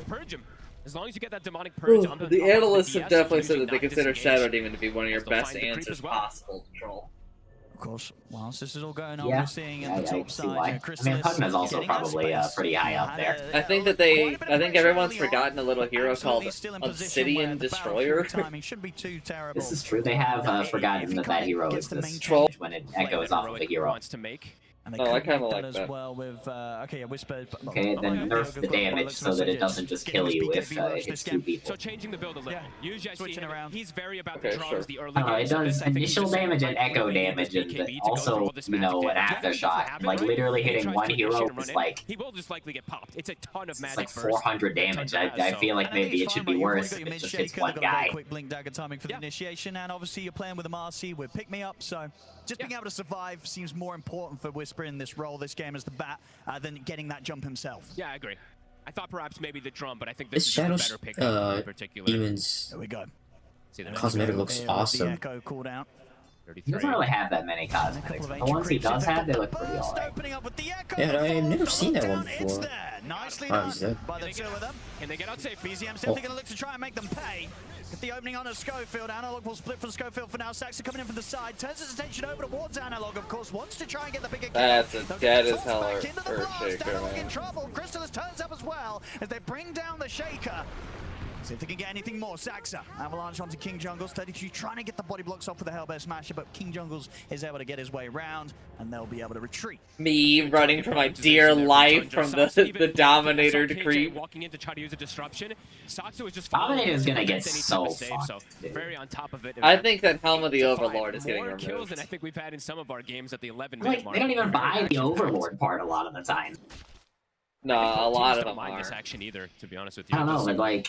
Tundra is fine. I've seen lots of them just stay with the Dominant. Yeah, but I think Dominator's gonna get nerfed, like and a I nerf think because like you know you don't want to give them more gold. I think just the biggest I think Overlord's getting removed, and I think Dominator's getting nerfed. This hero has been I think that it's gonna buff the creeps a lot less. Even though they managed to kill Crystallis a couple of times early on the laning stage. What if they just like went even further and just added some more RTS shit in the game? He's gonna have a good Battle Fury time. That's going to be a problem. Yeah, my worry is the timing for the troll, but also it's the Darkseer when he starts joining his team with the auras, right? He's going to have a pipe pretty early this game since most of the damage is magical on Heroic. Let's stop juicing up this Battle Fury. Unless they want to do some weird as much as I think we are. I don't think What's the he will Ursa do anything looking like? that, so that's usually the Ursa's getting his Battle Fury first. 15 to 20 minute Ursa timing when got the it team like starts running just around now, together. like 40 seconds ahead of you. Prepared when it does kick off. It's definitely gonna get before troll. So far, their moves have been pretty Storms good. are doing this thing where they're rushing. Scott back fully lock get it, himself yeah. out of this. It's going to be hard now. Just because you get charges, yeah, automatically. Will be able to hold him back with an avalanche. Trying to I mean, it really isn't that expensive, so I guess that makes sense. 33 trying to wild wing Ripper. His own creep away. I actually also kind of like it. But I think it is very It's kind of funny that it's on a hero that like literally doesn't do any healing. Could we actually get a stack counter whenever possible as well too? Because I have. Oh, but he doesn't have a Polywog Charm and a bottle. He could do some healing. So there's going to be a plenty from Heroic, but Tundra. They're ready to go. They're ready to go and try and connect with Analog around the mid because Analog does have the slam back online. Okay, let's see what they find. Of course, you know, you've got to imagine these sort of timings. Tundra. I think a lot of neutral items are going to be deleted from existence. The Sister's Veil or whatever it's called. Sister's Veil and his Healing Cloak, those things are dead. Like, yeah. they're not surviving. I can't believe they lassoed here. Do the job nicely. Way too much chain stun, even if he's on the tankiest portion possible. Cannot Wait, survive. Lasso doesn't have a long cooldown, right? To a tower, Saxa. Yeah, but it's not short. It's not that. It's not that short, but it's also just like look. They're immediately going to pressure something, right? And Lasso is like a big security. Right. He's able to take him out before he can save himself. Double kill for Yuma, and they might not be done yet. Analog jumps forward. The setup's there to catch out another. Heroic. Find 3 there, and all it costs them is the life of the bat. Surprise Whisper actually died. That toss did way more damage than I expected it to. They'll get the tower out of it as well. Good timing from Heroic. Outnumbering, getting Tundra off guard. 2k advantage now for them. And getting Yuma involved, right? So it's pretty much soon after this Battle of Fury, he's just 200 gold or so away from having that Blink Dagger. And finding those sort of fights, that is going to be what sort of sets him ahead of the Farmer Chrysalis on the Troll. What a fissure there from Analog, clipping all 3 heroes, even I think catching Chrysalis on the side there so he could he tectonic shift? Yes. 12-6, Heroic setting the pace of the game. Tundra looking to strike back. Oh, they are. Schofield. They're going to find Schofield for sure. Quick, easy kill. I mean, BZM definitely doing his best here to make these moves to ensure that Tundra keep up somehow with the amount of kills that are going on in this early game. Yeah, pre-Soxa Blink Dagger, right? BZM has to be there. I mean, BZM and Soxa have to be there for most of the kills in this early game, as we're seeing. How's that pipe timing for 33? It's I'm so excited to see people playing Star Spirit will play this build. Has to be more careful with his positioning too. There, I think 2 times out of 3 times we've seen him just get purged. I don't think that. Yeah. I don't think people are going to copy this build. Watch the approach since there's difficulty in saving them. Yeah. As we've seen Toby, he cannot I think use the Storm Spirit players It's either going to get are dispelled instantly, or there's just insane not magic damage, as we capable say, of this coming level of thought. King Jungles. Trying to get some deep vision down. Storm Slayer players are all hands players. All mechanics. Soxa getting closer and closer toward Blink. Yeah, I can. Heroic ults at the ready. They've got the shard even Kinda purchased know up that for feeling. Analog. So for Heroic, it does feel like it's go time at pretty much any moment that they have this ulti at the ready. And as you say, just for I mean, I kind of want to try it at least once. The pipes there. Yep, that's their They'll look to turn up, and they'll almost certainly. I think look it's to try very and get valid. Chrysalis involved. Yeah, it really is. This isn't one of those pro builds where I go, this shit's fucking stupid. They're stupid. They're not cooking. I'm like, yeah, okay. Hates playing versus those silences. Although I will say, a lot of games When I first saw it, I was like, "Whoa, that." Pretty hard. I think it's a little Sure, expensive but- for what they're doing, though. Yeah, how much is this? Is it like 2,000? Yeah, Definitely gonna be some but counters in it. Yeah. Analog looking for a play. That's actually, yeah, so close to having the Blink Dagger online on the Tiny. Should have it after these 2 camps on the side when they respawn if you'd like to wait for them. So Tundra looking for that timing fight. Heroic, they're looking for any fight. They've still got that vision, so they've got a full setup here onto BZM. Oh, BZM. They're ready. Oh! Oh, he's so dead. Surely straight in with the echo. Holy Locket also one there for upgrades the Heroic. healing The per dream charge. when you're playing Shaker, the amount of stacks that are made too, he gets every single creep because the Really? Yeah. It gives 17 instead of 15. Okay. 3-1 and 5 so far for the Shaker. Yeah, he's having a great early game here today. Yep. All right, so Pipe, it's online. Glimmer still not finished for Toby, but they have That Pipe makes it finished. They blink even on more Soxa. better than I thought. Let's see if they can start getting things together. But what because Heroic is starting to increases? get quite a bit of snowball. Look at the So, difference between the Wand Shaker gives and the 15 Storm health Spirit. and 15 Yep. mana per Reverse control, charge. right? We're starting to see that separation. Yeah. Holy Locket gives And they're gonna be able to 17 pick up health this and Aegis 17 without mana any per sort of charge on top of contest the from Tundra. So the Yuma healing with the Aegis restoration. online. What would you imagine it now is the plan from Heroic? You've got this Aegis, and you just continue to go, you know, for action, just for full Wow, I didn't aggression, or realize this you heals a open up that lot. next time? I think you just keep waiting for Echo Slam. Just keep fighting around this Echo every cooldown. If they're not taking advantage of that Echo being on cooldown, it feels like a good position for them. If the Ursa can finish a BKB as well, then he can actually And stand he toe to gives toe in you a lot of these 9 fights. attributes, which is Versus not that bad at Shadow in all. particular too. Could be Kind of pretty expensive, but Heading in BZM's direction. That's pretty bad, Udon. Oh. Quite able to catch him there, BZM. Is it? I mean, ready. All right, Tundra, they're grouping. Considering They're the timing. price. The pipe's finished. That blink, It's as we pretty said, for bad Soxa. considering the price. Let's see if Heroic Because is prepared for it. Yeah. Because Tundra's fight should so still you have a be pretty wand, strong. which gives you 3, right? They've got the tools, they've got good burst as Wand well. is a pretty Echo Slam, bad 30 seconds 3 still all on stats cooldown. because you paid 100 Saxes gold. in. He's going to try for the jump on a scope, but the Fisher Alright, comes out 200 to and disrupt the play. Scofield's gonna 350 try to gold, turn it around right? with the ultimate, but the combo To is gain there. 1 He's more gonna be all safe stat for your inventory now. slot. Will still fall, but Do you understand why that I do that? Why that math exists? Because you want 2 branches, right? Yeah. 2 branches is 100 gold for 2 all stats. Yeah. Then you have to buy the stick. Dude. You divide the recipe, 350 gold. And for Yeah. 350 gold, you get 1 more all stat, right? Mm-hmm. Then, that's not great, but Wand is a good item. Wand is a good item because of everything else it does. Yeah. Then, right, you spend 1,000 gold for 6 more all stats, right? Then you spend 800 gold to gain 0 stats. Because Holy Locket gives you 9 all stats, but that's the 3 from your wand, and the 6 from Diadem, with no upgrade for the recipe. Oh. So Holy Locket is At actually least you got the healing. bad stat-wise. Oh, healing. Healing's good. Yeah, but stat-wise, Holy Locket is very, very inefficient. And because whenever an item has a recipe, that is a downgrade to its efficiency. Almost always. Yep. Right? Mm-hmm. Yeah.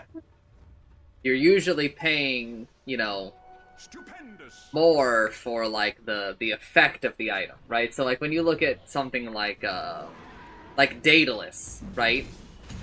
Like, you pay a lot of money, and you get some pretty okay stats, but, like, it's not quite as much as you would have just bought from buying the raw items. But, you know, you do get it in one inventory slot, and you get, like, the crit, or, like, you get, you know, like, the Greaves active or something, right? Yeah, so you yeah, have an yeah. expensive recipe, you get something equal in return. But Holy Locket is not quite that. They closing in on 33. There's nowhere to run. I mean, I was saying that because at least, I mean, he gets the healing. And also, I guess he gets the +9? Was it? Yeah. Heroic is playing this game beautiful. Every single fight. Oh, it's not bad. Oh, it's bad, but They want these fights, and they're going to get the Tormentor out of it as well. at least he has honestly couldn't almost ask for +9. better 21 minutes here. And now I think about it, spending that much money and getting only 9 is... Yes, yes. I was about to say, Yeah, like, it is very Udon, bad. the point is that you spent 2,000 gold, you got 9 all-stats. Now I That's got like, if you waited like 100 more gold, you could have just bought an ultimate orb. Reassess what they want to do in this game, because Which gives you 15. How do you reassess though? It's what's the pivot that you Yeah. want to go for? Okay, more than 100 more gold. If you spend like 800 more gold, you get an ultimate orb. But that's usually a difficult tell. That's I mean that's the classic sign from 33, right? The game is hard. Yep. Doesn't always end up buying the Midas after he queues it up, but it definitely tells how his vibe is with the game. It's a hard one. I think Tundra has to slow things down somehow and get BKBs now, because they can't fight into all this control. Not it's at just all. way too much. Yeah. That's a freebie. Nah, just playing with him. Oh. Understanding a lot of the math that I just handed you, I think is one of the first steps to making broken builds in the game. This has got to be one of the tougher games 33's had on his dark side, I feel. We've seen him have some Yeah, that's excellent true. ones on the road to TI, You don't but really this think game, about he that. is getting bullied. I mean, I do. Well, yeah, I don't. I usually don't. Relentless kills that Like, that's a big part of why That's I just came no up with, slowdown. you know, a lot of my 23 mid kills, builds, 23 but minutes, that a involved the Witchblade and the Mage Slayer. Because I think that Witchblade and Mage Slayer are super broken items in terms of cost to benefit. Pretty cheap. Reward coverage and their preparation around the map has They're been both like under 3,000, but they give you just so many upgraded stats. Which is more expensive? Is it Witchblade? A bit of luck around there too, Yes, Ursa's level 19 No. now at They're this like point as almost well. the same amount. Like, With a full BKB Yeah. basher. yeah, they're 25 gold difference. Oh, really? That's it? The angle, just how do you approach I the fights? was very Versus literal when I was like, has they're almost the BKB as same well on top amount. of all his spellcasters. Yeah, I know. But Mage Slayer somehow is the harder take care item of this to build, Earthshaker, for but sure. I don't even know how you do at this point. Because the control that he's Secret providing shop is just- item control and that damage he's costs providing is just way 1,200. too much. So yeah, I think perhaps it is just slow the pace What do you of the need game for until they the, can at least get the is it BKB for the, control. And the Cornucopium. Storm Spirit, Point but booster? Heroic just constantly looking for fights. Oh, I always forget about that item. Yeah, Tundra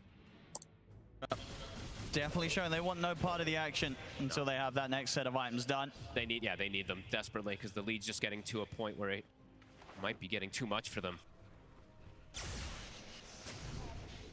Schofield looking at a pretty interesting build too if he wants to go down and queuing up a Yules. Very good to kite either the Darkseer, good versus the Pogna, good versus the Troll. As soon as any of those BKBs would go down whenever they get them, can be a very good kiting tool. Now got the blink now on 33. Okay. He's got the blink, but he's Set up the combo. He's so fragile now. Even though he's got the pipe, it's so much damage at this point on Heroic. I mean, we'll see. I mean, Tundra, I feel like historically this team has been very good at kind of recovering from these sort of positions, right? Very, very true. They kind of, you know, they went for that sort of attempt 2 times, but going for it a 3rd time is not very Tundra-esque, you know, and they're not doing it right. They're changing their approach, and this has absolutely worked out for them numerous times in the past. So Heroic, they're not in the clear quite yet. Yuma looking for plays. Saksa, he's found. Tundra's traditionally, as you said, this year especially, they've been very good about splitting the map and catching up in net worth, but this is not one of those games where they're really catching up in net worth either. Like some of the games I've seen them losing like this in kills, and they're only like 4K behind, maybe 3K. It's a 15,000 gold lead at 25 minutes. It's pretty significant. An early gem also picked up, as we see there, I believe 2 minutes ago from Heroic. They're putting it on the Bat Rider, so I mean, Heroic is looking to just completely decimate the map. Oh, absolutely. And, you know, Heroic, they've been able to be pretty chill themselves and just finding this farm whilst Tundra's had to sort of just hide in these corners of the map, giving so much space. I mean, Whisper, he had the time to purchase the complete Shiva's Garb without having to buy bit by bit. So that's a huge addition on top of everything else that Heroic have now in this team fight. Heroes are going to explode. Tundra, they've got to keep avoiding. You know, Mustache had like 0 faith in this Heroic draft, but he's got the erase. They'll try and vacuum him back. He's still got the BKB ready. Too hard to go in the shadow. They're not even able to force out the BKB usage. He just I walks think it that off. they've. Oh, and I've yet to see BZM get a decent usage out of this Orchid too, and now there's the demonic cleanse for the Shadow Demon, as we saw there as well. I think I also predicted Heroic. That's very true. Yeah, in these sort of games where you're falling behind, the Orchid Storm purchase can feel that it's kind of missed the timing. Absolutely. That's usually what it ends up being, right? You usually want to try to get this and snowball off it, but you look and you're like, the cores all have BKB. There's also a Dispel on the supports. Things are definitely complicated for the side of Tundra. What is this Ursa's inventory looking like? Yuma, ready to go towards the Abyssal next, and once that's on, I do really wish he just took the time and made the wands instead of just holding on to his stick. Popping a BKB and popping his ult, right? These lassos, these Abyssal blades come in. I didn't realize that. I do this all the time too, and I really need to work on it. Like if you buy a stick, I think like 99.999% of the time you should just make it a wand. You don't have to go the nullifier nearly as early as sometimes, right? No, it's not. Yeah, it's like also just kind of owning in particular, so probably doesn't need it. Like the upgrade for stick to wand is still really good. It's a bad stat upgrade, but doubling the capacity is pretty good. Yeah, with only 250 gold to spend. Crazy. I really don't understand. It also lowers the cooldown by 2. Oh really? I didn't know that actually. Which is definitely like significant. Toby.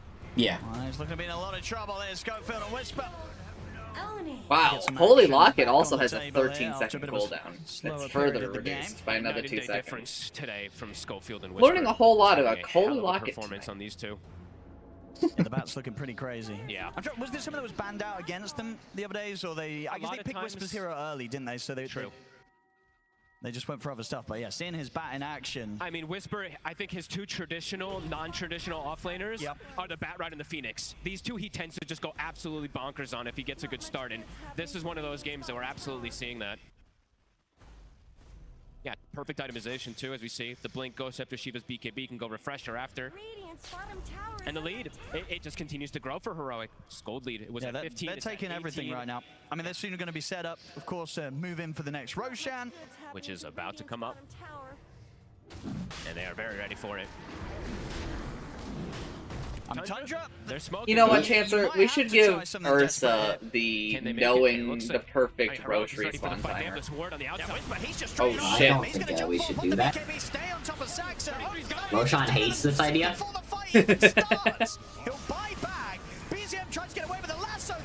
Oh, man, so many whiffed BKBs. Heroic, they can push on for more. Another bash comes comes in from Yuma as he closes in on a Chrysalis. Jump forward in with the Echo Snap. Chrysalis puts the BKB. The Fisher will block him off. He's up to the high ground. Chrysalis will survive, but only just. The buyback comes in from Toby. Pogna's losing.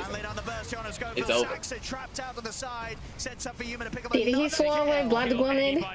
I do believe that he used a blood grenade there. Surviving, Tundra getting nothing and costing them close to everything. Having to use these 2 buybacks. This game is over. And nothing is found in their favor. I know. Nah. I don't know. Troll has a 100% win rate. Just absolute vision everywhere. I think Really? the secondary war Yes. gets placed afterwards, but they see Tundra even trying to come out and they just pick the fight. Heroic knows. He hasn't picked in 11 games, and he has won 11 games. Almost, yeah, but giving pretty much no hope to Tundra to win any fight. 33 again. It runs Seems pretty insane. I mean, he just doesn't expect that sort of ward to be here at this moment of the I game. think he's going to lose his first game here. He'll get some backup coming in, but Schofield in with the jump. Oh, he'll get away just this time. He does survive. Just Okay, Storm has used his Holy Locket on his teammate. Response, they do get the route onto Schofield, so Tundra will manage to at least get Very a cool. kill out of this one, and they won't lose 33 this time. He levels up, gets the big heal there from it. That aggrandize does end up surviving. Looked like he was going to go down again just to whisper in Schofield, but Tundra, they get something. I'm actually surprised Was the that gem recovered? I Heroic believe it just was kind of recovered backed from off of Heroic. that. I think that they It probably was. should have just gone. So it didn't end up losing their gem. So just a small kill, but Tundra able to get Lose the Marcy, but like... very small something. The thing about when like Storm uses his Holy Locket on anybody else is that it means that he is down like 400 to 500 Tundra's mana. going to be for that. Chrysalis trying to get the Aghanims online, about 60. So he like bottomed out there, right?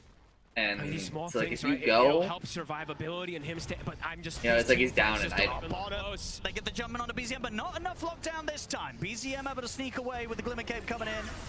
But of course, Toby will pay the price. Godlike now for Yuma. He gets to go the fun. I don't feel like Heroic's really pushing their advantage enough right now. Nullifier if he doesn't feel like he wants to. He can go for any luxury build. And Whisper. Like I think Tundra's, breaking records on timings for sure on it's this just Batrider. Dominator About to creep have a cutting refresher shit. done. It's only 30 minutes in, and he's getting close to 5-6 slotted territories. Yeah, this is insane. Yeah, he's definitely making a case for his bat to seriously be considered in the drafts. Yeah. When you're going up against these guys. And they flex it too, right? As we've seen, they'll play it mid lane. The game's they'll play looking it pretty all lane, over. They'll play it as support, so definitely something that could be prioritized a bit higher here, as we just see. These 40 seconds must be very, beautiful showing from Heroic. very BCM damning. See what they can do. He's going to try for the setup on a Schofield. Comes in with a vortex. Further TP's coming in, but Schofield's Okay, so Orchid has too much cast trying range. to chase. Has to be cautious though. How much does it have? Like Whisper might 700? He's got the refresher. He's thinking about it. He's training with the jump. 900. With a good knockback with a flame break. He's going to be able to catch BZM. Pretty high. I settled for just making it like more expensive because we made it like way too cheap. Once again, Sacks at a full. They cannot. I mean, they can't even get pickoffs, Owen. Heroic, as you said, maybe time to knock on Gotta that high road. say, They've got another lasso. If he I think does Tundra's gonna target the lose. banners on the ground. They've got it ready. I think Troll's about Still to on the lose. Aegis. Yeah. Just on this, yeah. I mean, makes sense. That might just. In terms of fighting, I just don't know what Tundra does now. new And episode. it's felt like that for a long time. Yuma quick to take out the ward as well.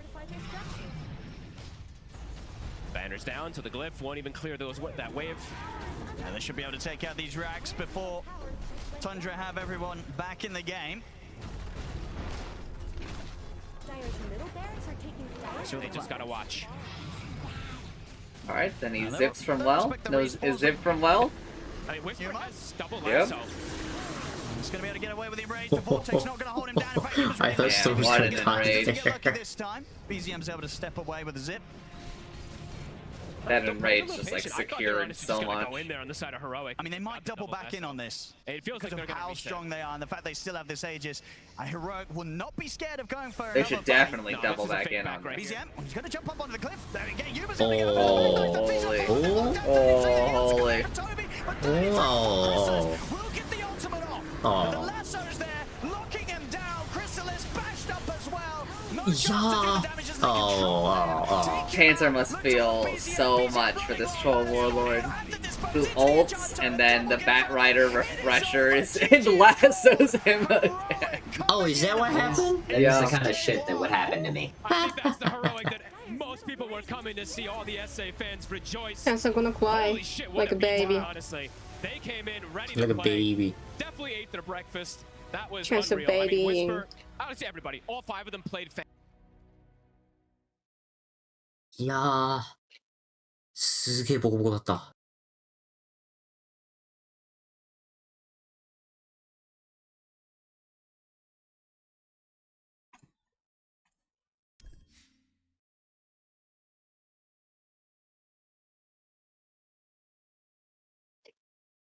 I'm still top! Yay!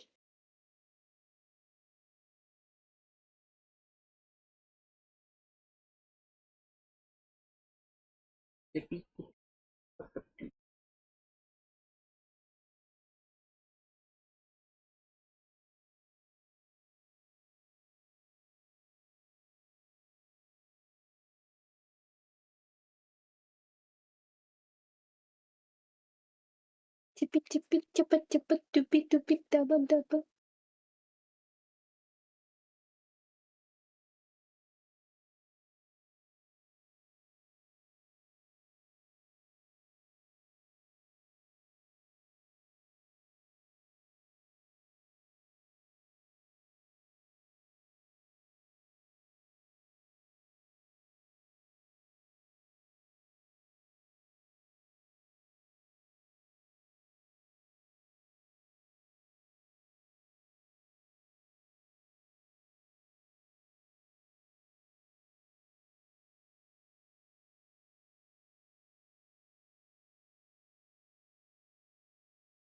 なんかね、そういえば、ガヤッピがリコメンドマイクロフォンしてくれたんだけど、うん。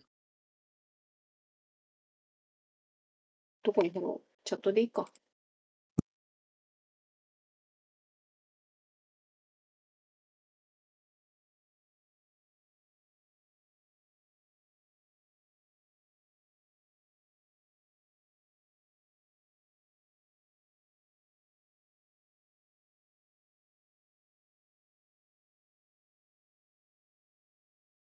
なんかね、マイク自体にエコーのエフェクトのボタンがあるんだって。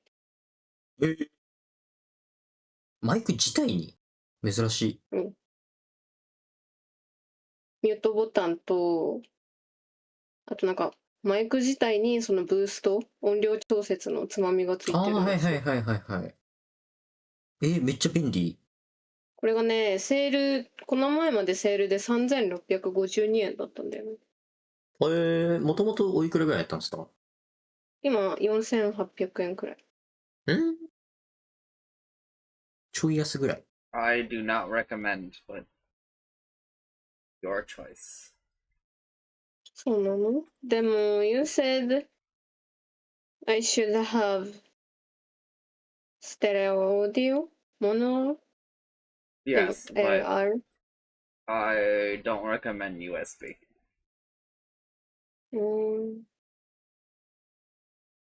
I bought you your microphone because it was really cheap.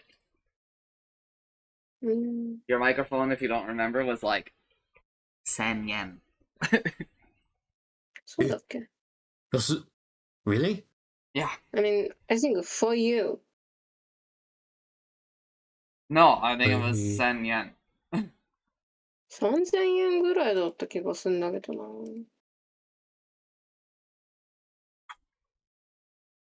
Maybe it was 2000, but it was not a lot. I told you, I was like, yeah, I'm willing to buy this for you because it's not for you, it's for me. You don't have to listen to your own microphone. I have to listen to your microphone. Sumi's old microphone was fucking gomy. 2980円だって。And then it was Samsung. うん。Sunbon.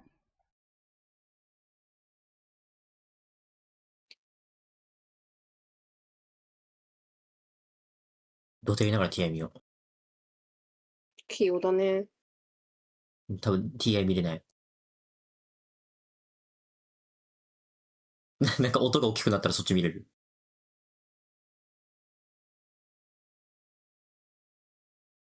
Udon is finding a match. Jesus, Udon. What? There's gonna be another. Yeah. There's gonna be another it TI made me... match in like 5 minutes, bro. Yeah, but it made me want to play Dota, so... Yeah, that is the big problem about TI. Yeah. Makes you want to play Dota.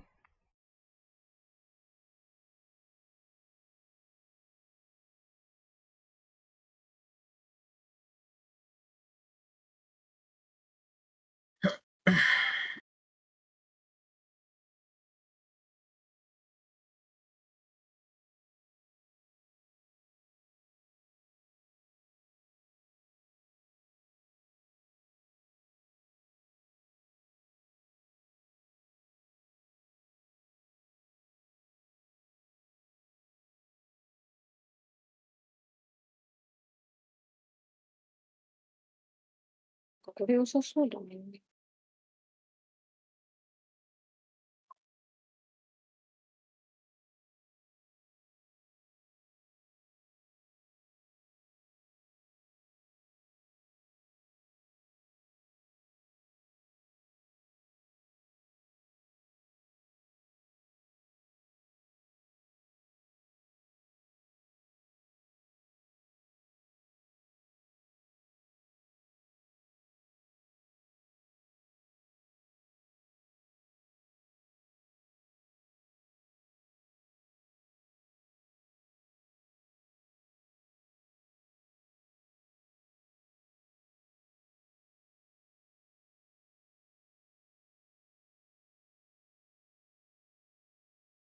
Earthshaker, just period, is a great example of why Earthshaker is so valuable as a hero right now. Like, he does everything, man.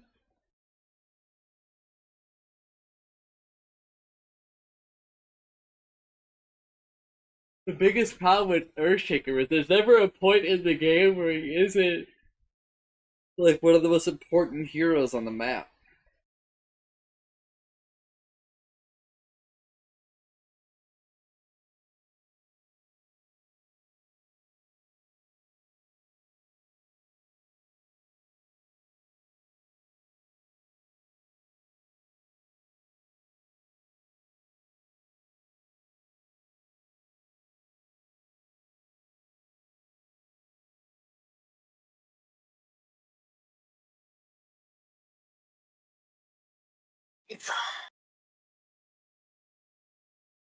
Can we stop using the M word when we're talking about heroes that are not Shadow Demon?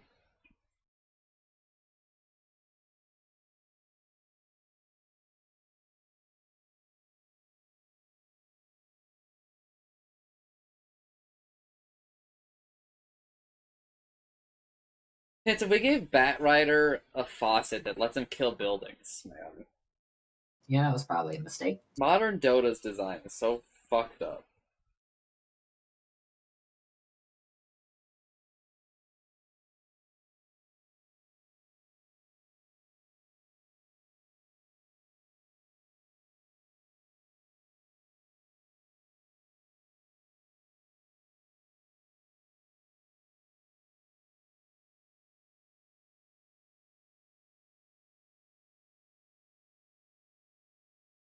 Alright, I'm not gonna make it, I don't think. 寝る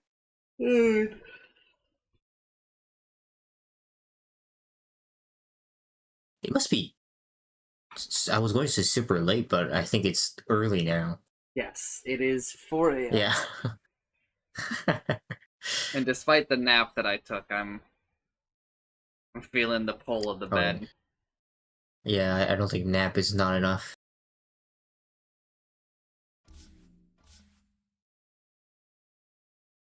So let me get things prepared for me to go to bed. You guys are all free to stay here. Chat amongst yourselves, basically. Okay. Stream will have Discord audio. Yes. Okay. So I can't say yabai word. I would prefer that my wife not ban me on Twitch, but okay. Oh, I was going to say... something so evil that people can't comprehend. But if it's the Discord audio's on it, I'm not gonna say that. He gonna pick Ash Shaker. Really evil choice. Yeah, I'm gonna play Magnus. Support. More evil.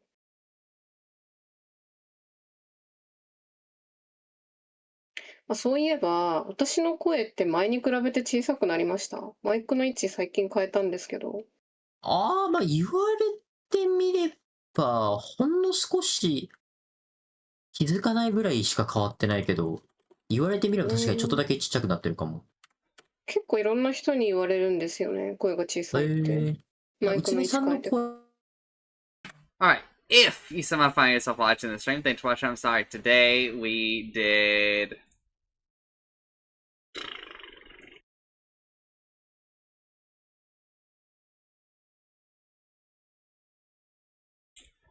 Today we did Dota, Slay the Spire, Repo. There was a bit of a nap before the Repo, but, you know, then we helped Sodu-chan with some stream stuff. And then, you know, we came back here to TI, but I gotta sleep. I feel really bad because I didn't really do as much as I should have today. But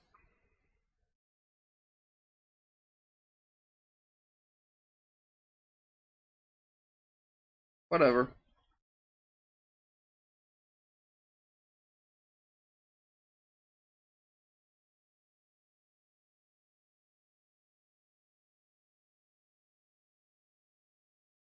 But if you somehow find yourself watching the stream, thanks for watching. I'm sorry. Bye!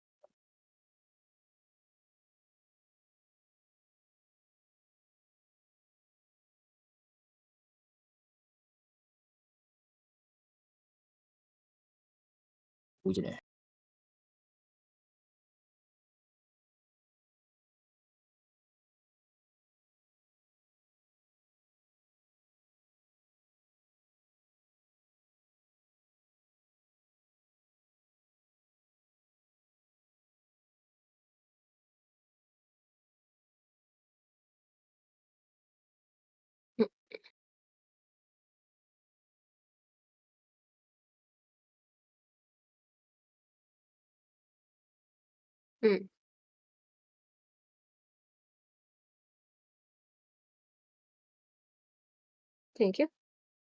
Thank you. おやすみ。ナビ。I am also leaving. Good night, Chancellor. Good night, Night. everyone. Not a Earth Shaker.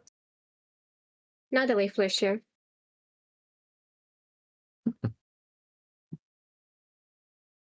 なでバトルがね、毎晩寝る前に。なでバトル。果たして一生決着つくのか。じゃあ、その日はより良い、まあ、イケてる方をね。引き分けの時もあるけど。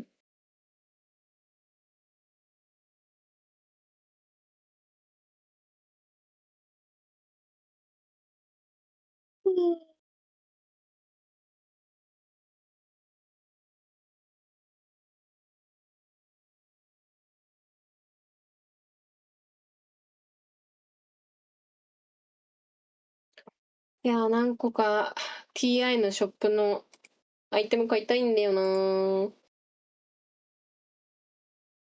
ああ、通販でそう。どういうグッズがあるのか見てないな、そういえば。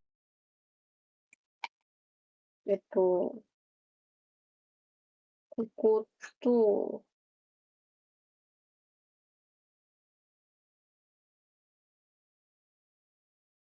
どこかな。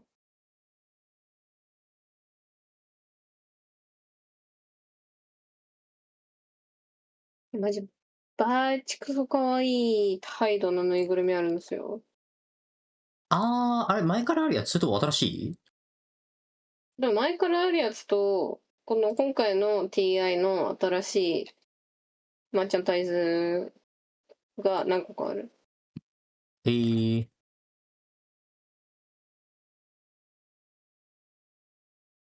バイパーのキーホルダー欲しい。あるんだ、バイパーのキーホルダーなんて。ほらほら。これガチ欲しい。タイトハンター初めて見た、これかわいい。デブすぎる。超かわいいよね。スイカ握ってる。マジでメロすぎる。超かわいい。タイドハンターのタンブラーありますからね。タンブラーっていうか子供がジュース飲むやつみたいな感じだけど。あ、はいはいはいはい。めっちゃいい、それ。超かわいい。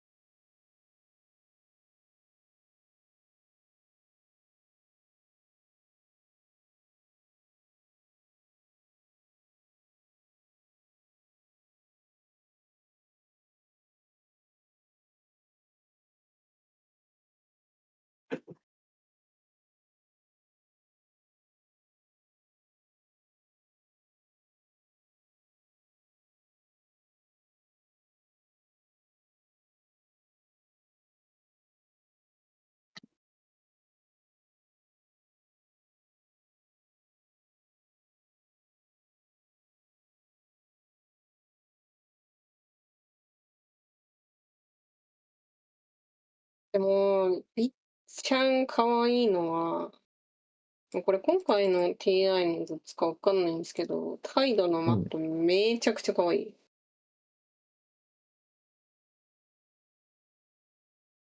クッキーのやつもあるけど。ものすごく気になるけど、もうすぐ見れねうん、戦闘中か。失敬失敬。え。いやいやいや。あれ。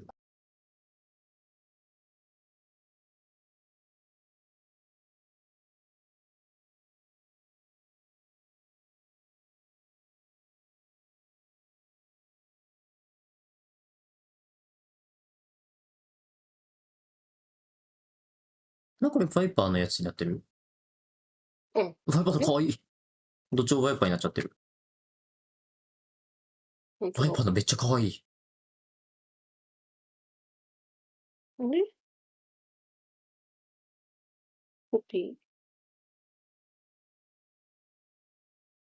貼り付ける。バカ長い。ねこれあ、カーペットカーペット。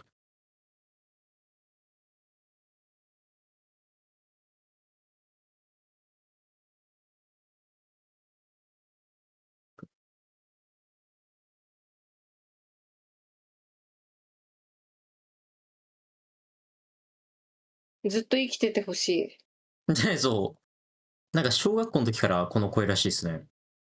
え中学校かなんか、その辺の。そうだから放送委員みたいなのをずっとやってたみたい。へえ。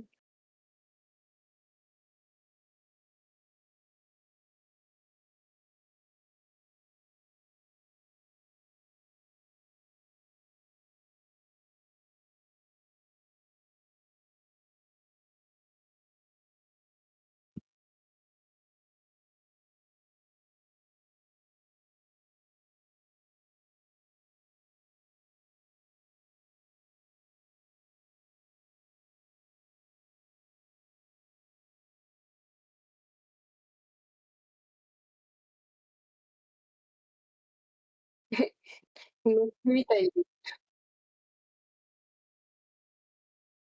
に。ん今、TI に一瞬映ってたのが多分瞑想してるのかわかんないけど、上向いて目つぶってたからめっちゃ寝てるように見えた。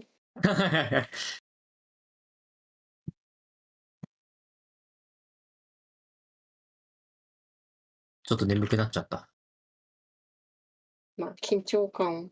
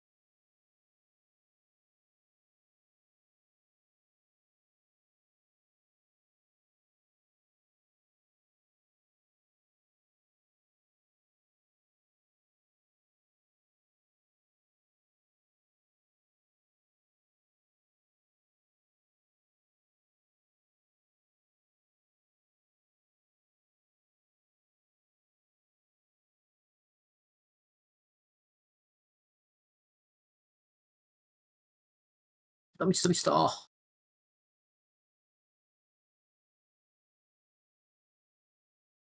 全ヒーローのピックアニメーション作ってんだろうな。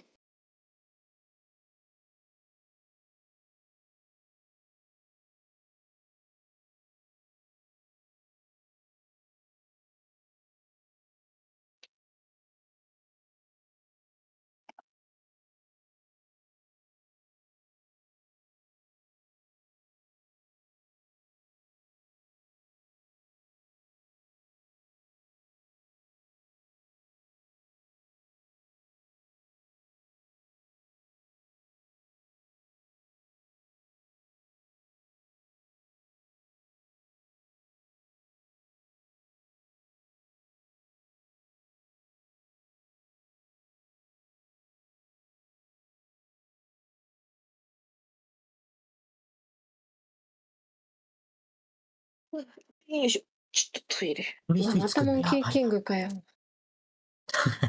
本当だ、サイレンサーもいる。サイレンサー初めて見た。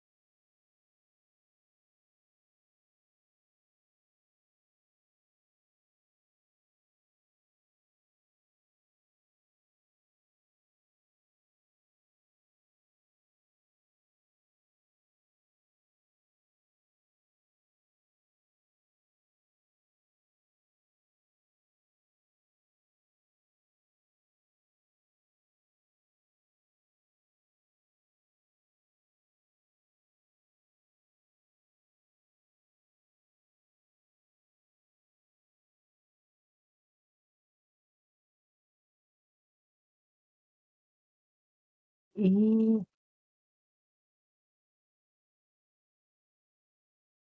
ってきちゃった。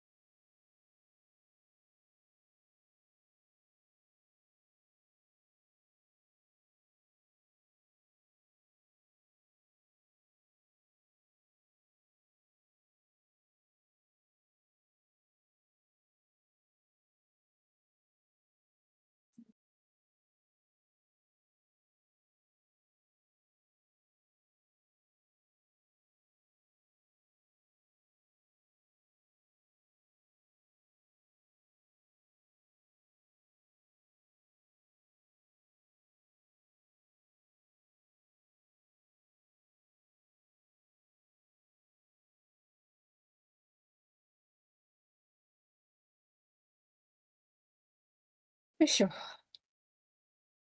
なんか今日ずっとお腹の調子悪いんですよね。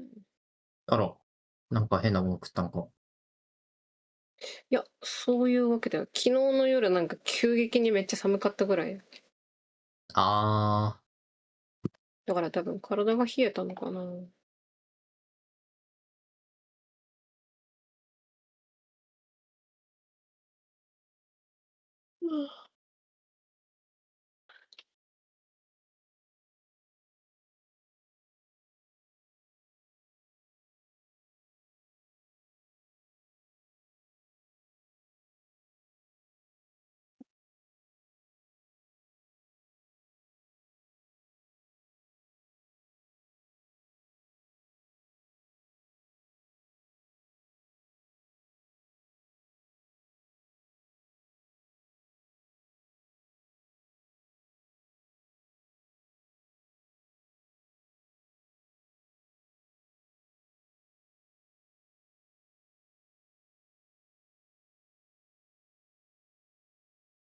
パンチキャリ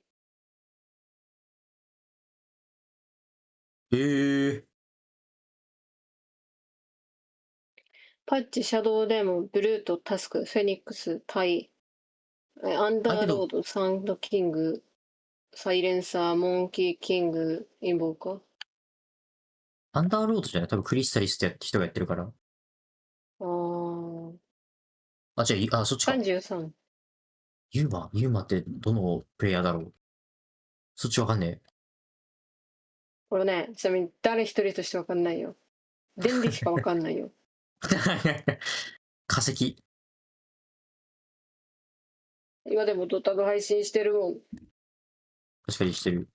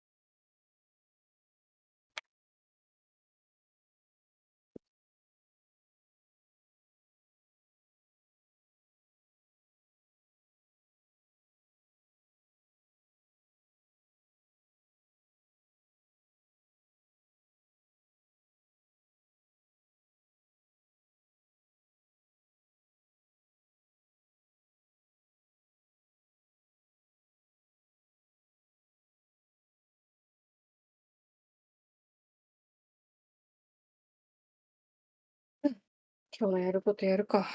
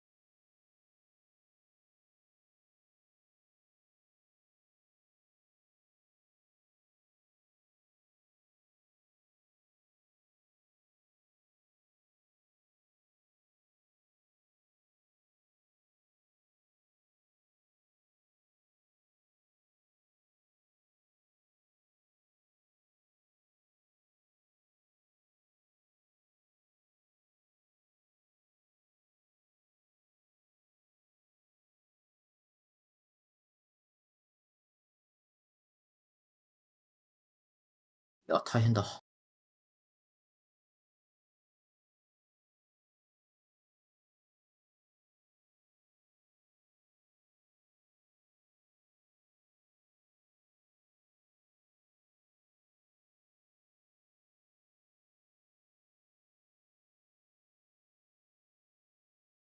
口はパッチのフックの声。怖っ。バナナがパッチいないの？動いてるのいつ見てもウケる。うん。パッチいないの知ってんのに。自分の試合にパチンなんと思ったら。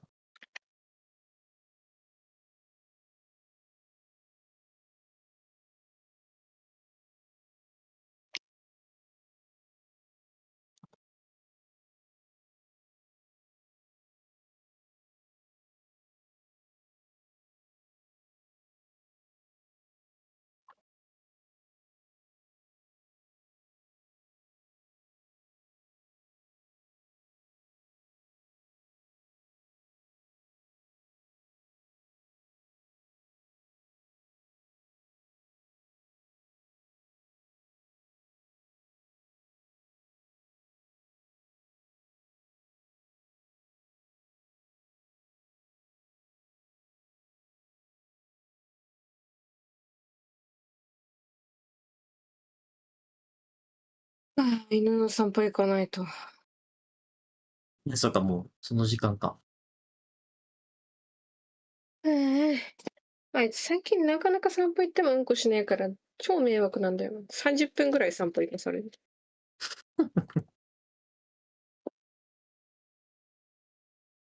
だけどもうそろそろクソ暑くはないんじゃない？それとも。暑くはないんだけどさ。単純に犬好きじゃないから犬の世話するのが心配。まあ、そうか。確かに。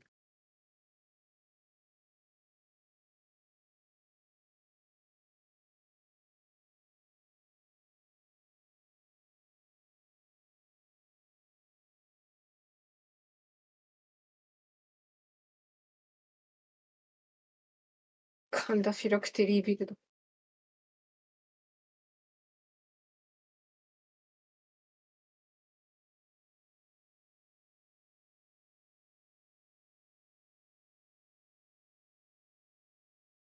まあ、20分後ぐらいに戻ってきますわ。おい。いってらっしゃいませ。はい。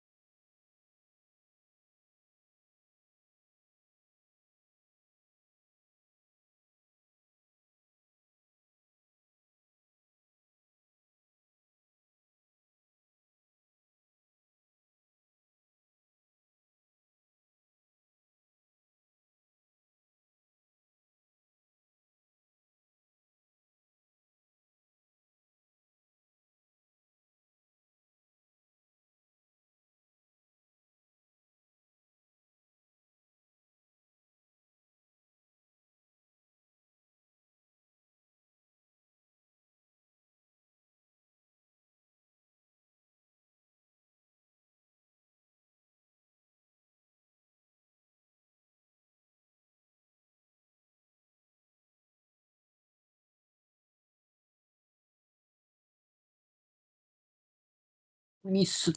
あ。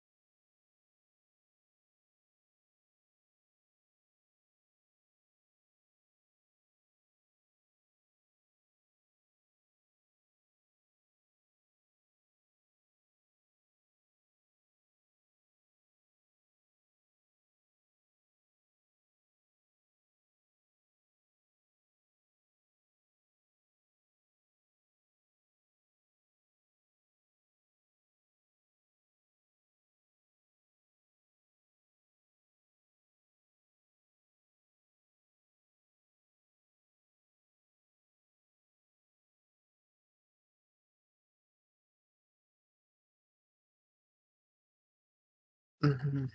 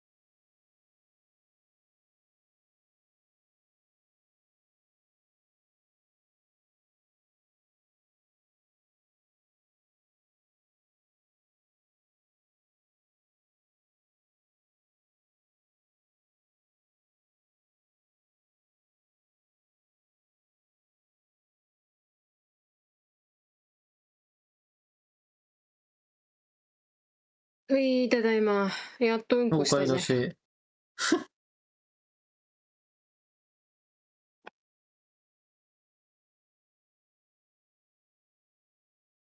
長い戦いだった。本当によ、暑くはないけど、めんどくはある。まあ、絶対めんどくさい。自分の気分で散歩とか行きたいのに、別にそこまで愛情を抱いてない。そう。悪いけど、可愛くない。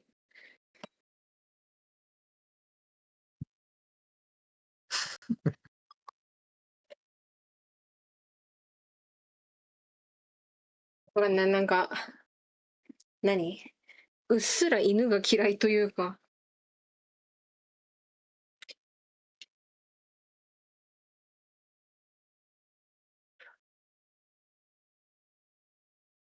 しっかり嫌い。いや、うっすら嫌い。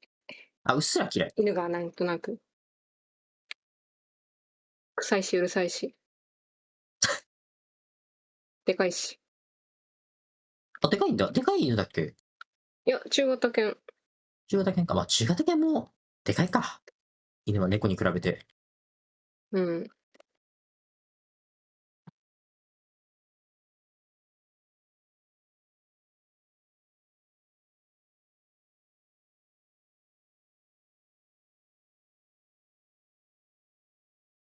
なんか、ヒロイック意外にすんなり勝つのかなと思ったら、タンドラが持ちこたえててびっくりしてる。カムバックあるかな？いや、なんか今、イーブン、なんならタンドラが勝ってるまである。お金だったらタンドラが勝ってる。試合の内容はあんまり見れてないけど。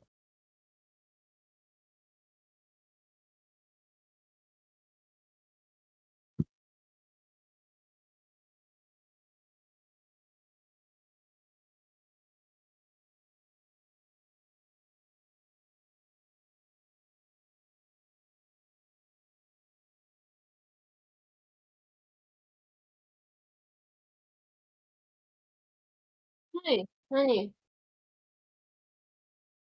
どうした？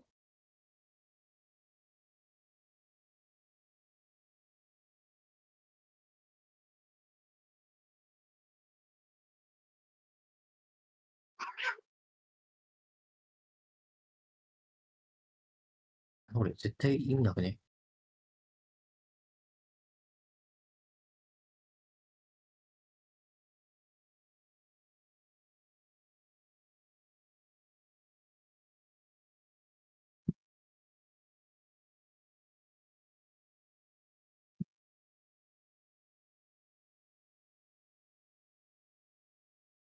いやー。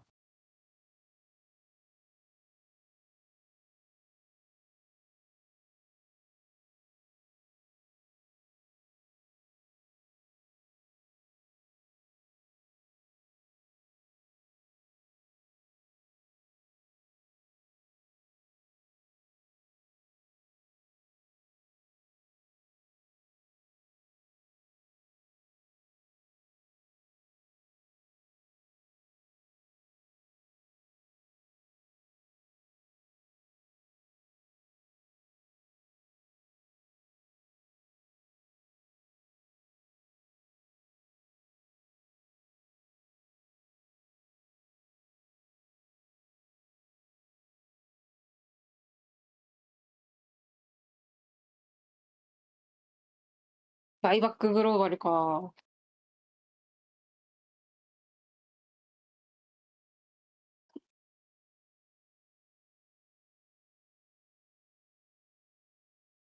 そ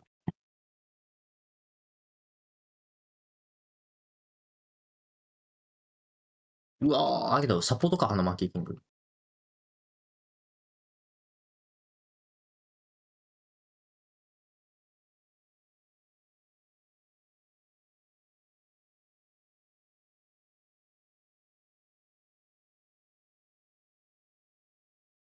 暑いぜ。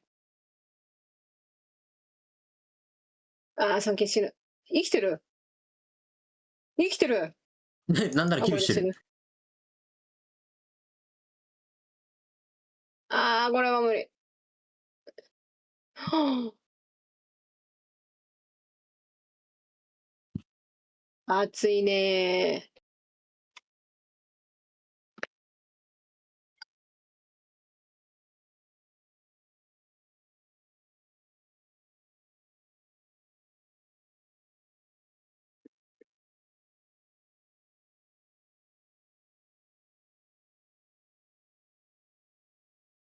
全然まだどっち勝つかわかんないね。うん、今回の試合は、意外と、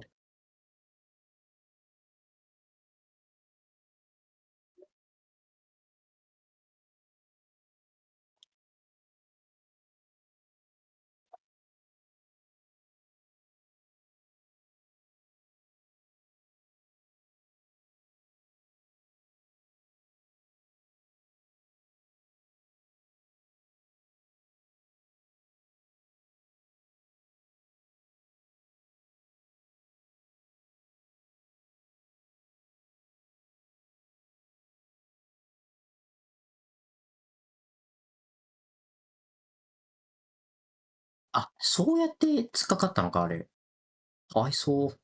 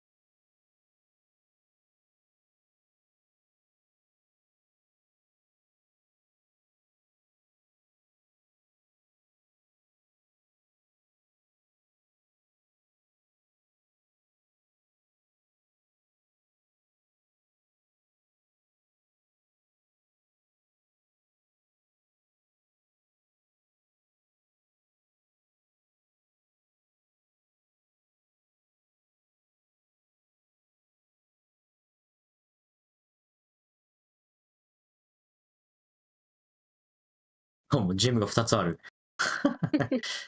この間ジェム3つあった試合やったからな。なんだっけ、何の試合だっけ。確かにあったな。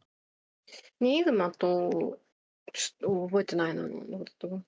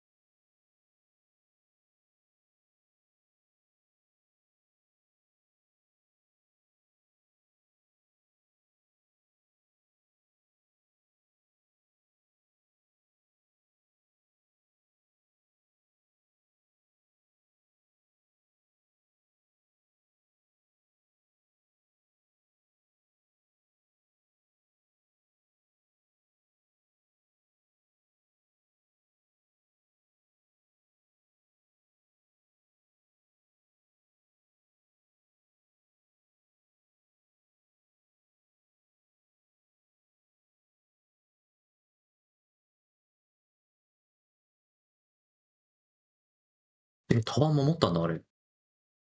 ね。よう守ったわ、あれ。壊れて。なんかよう守ったね、本当に。すごいわ。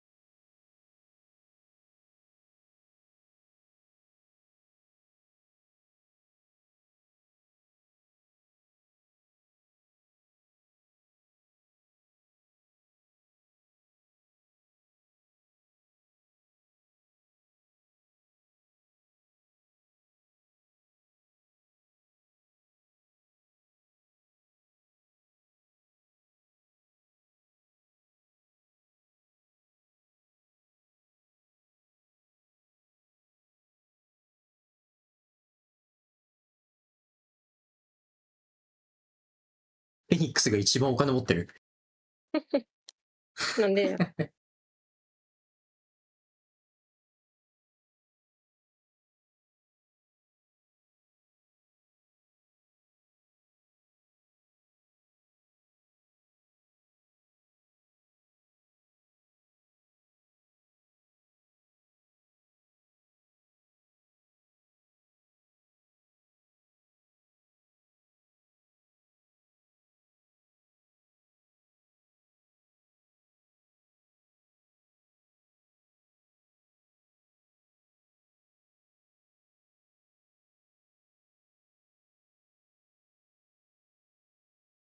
うわー。うわ、パッチしだね。勝てえな。どんだけあるんだ、あのスタックは。だけどバイパックあんのか。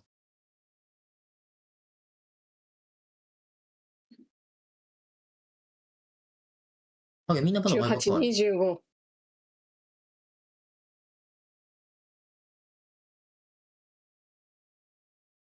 あー、これやば。勝負かな。ニットとポジションは死んだし、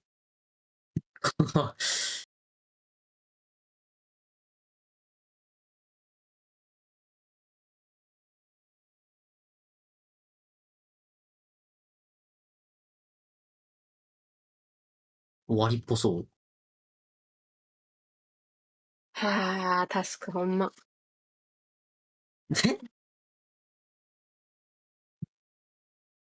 嫌われ者のタスクくん。いやいやもタスクくん。こ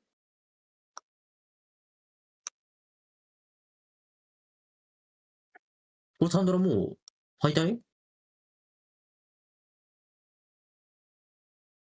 初戦負けたし、そうか、そうかもな。ウィザーズで負けちゃったから、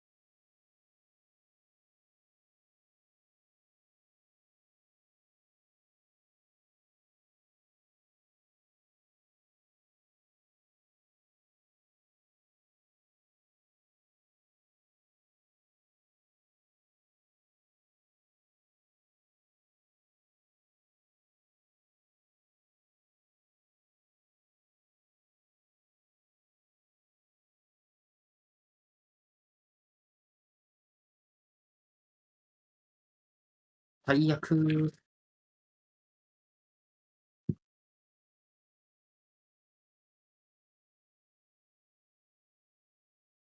そこそれあったか。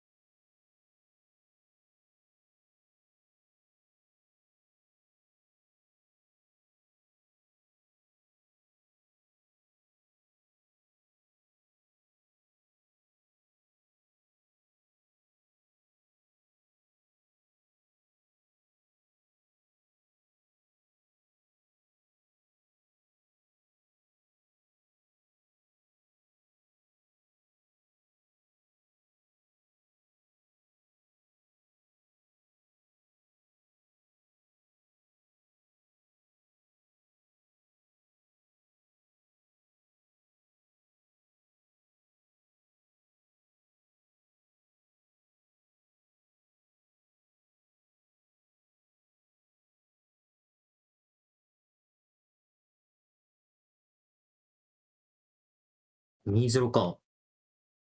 うん。ストレートで負けるとはな。フ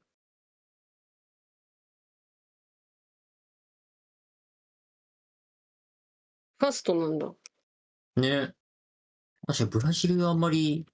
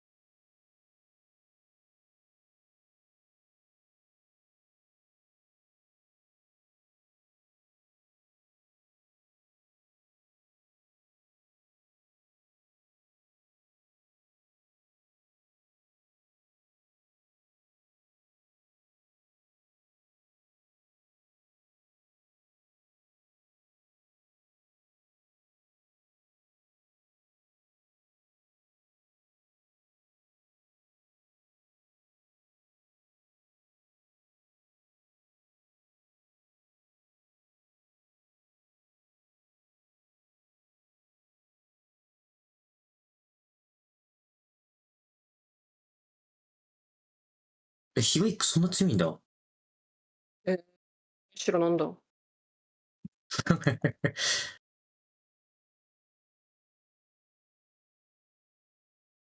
行きたかったな。TI 会場？本当は行く予定だったから。あ、そうなんだ。そうなんですよ。最終日のチケットだけ売り切れして行くのやめた。泣いちゃった。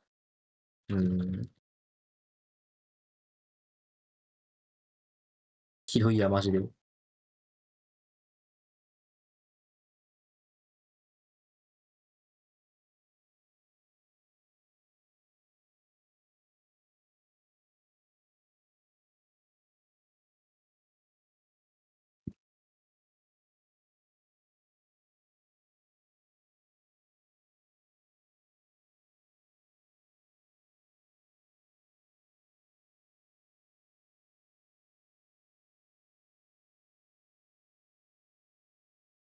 あ、フェイズがいなくなった。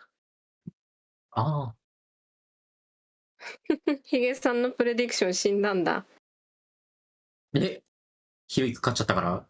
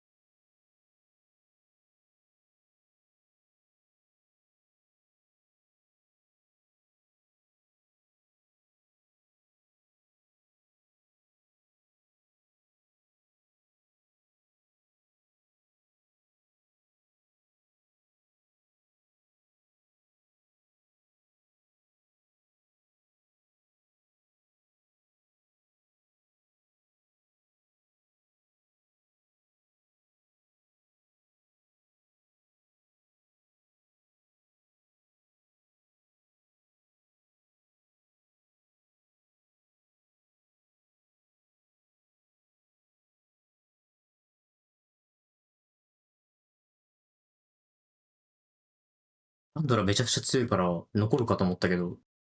ね、意外だ。リキッドも敗退するし。今年は中国ドータが勝つのかな。勝ってほしいな。マジで勝ってほしい。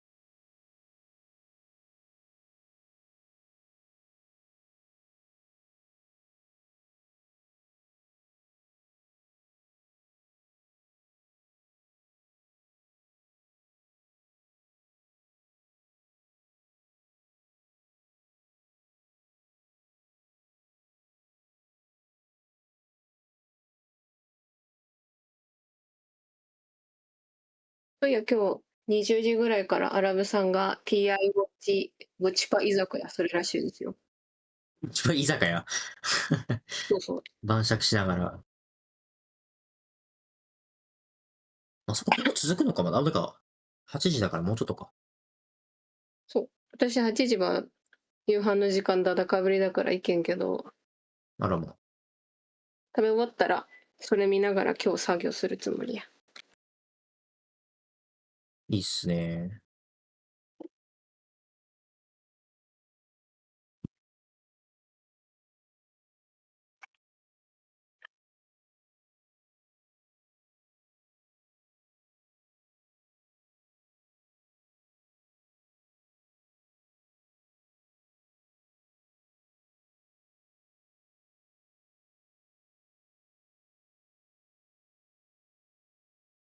ありがとう。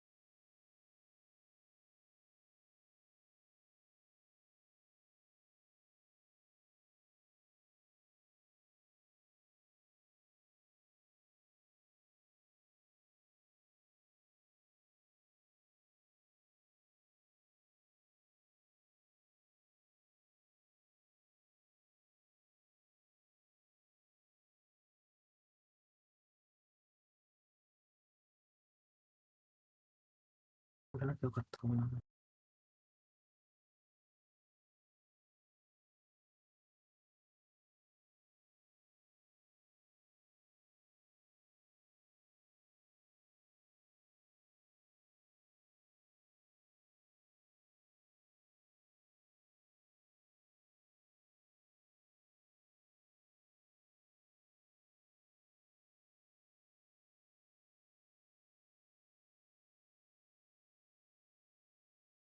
よいしょ。うん。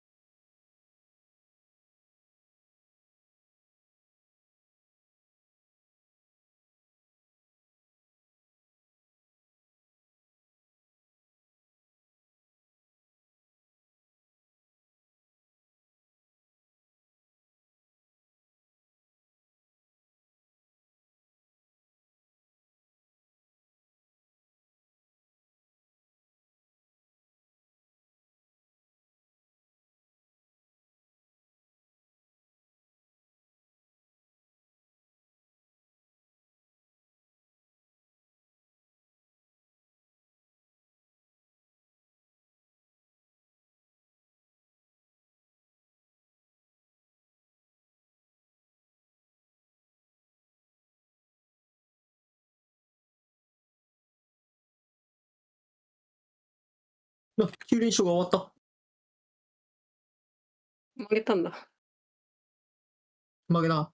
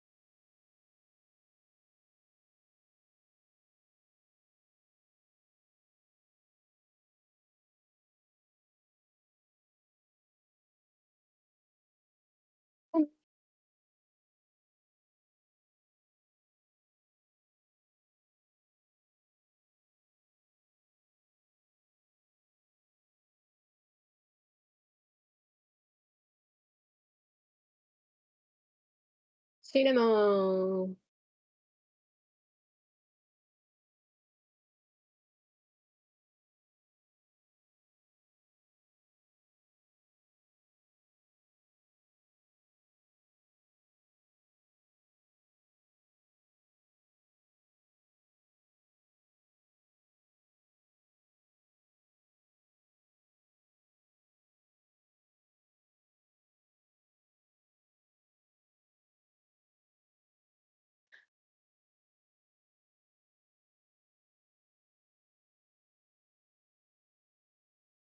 このアニメーション。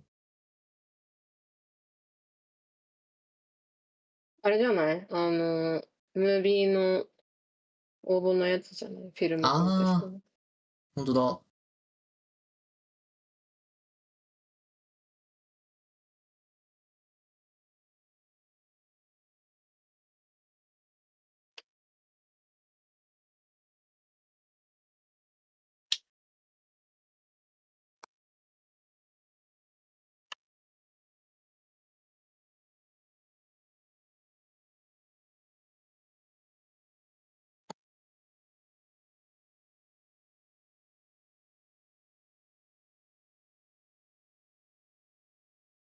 もう、ご飯食べてこうよ。はい、いってらっしゃい。DS。楽しかった。はい。また。またまた。またまた。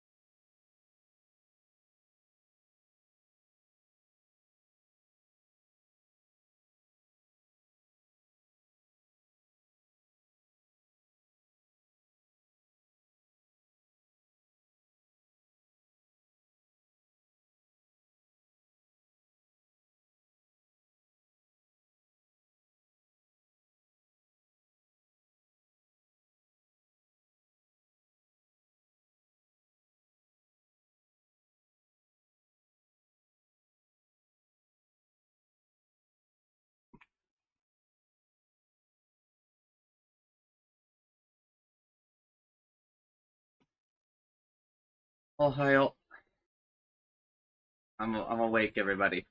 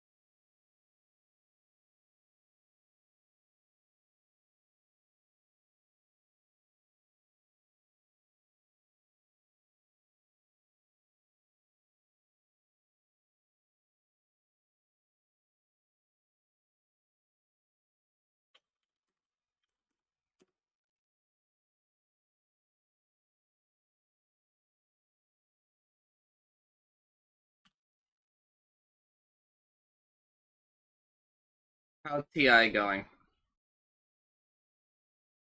Enigma second game is very fun to watch. Beautiful team fight.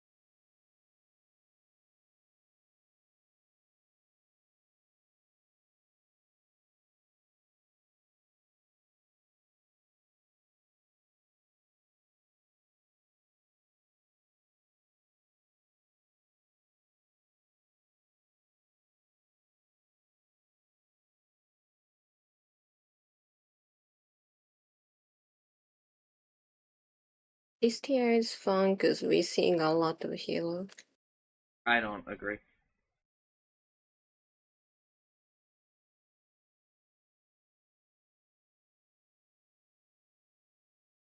I think that this TA is fun, but I don't think that's why.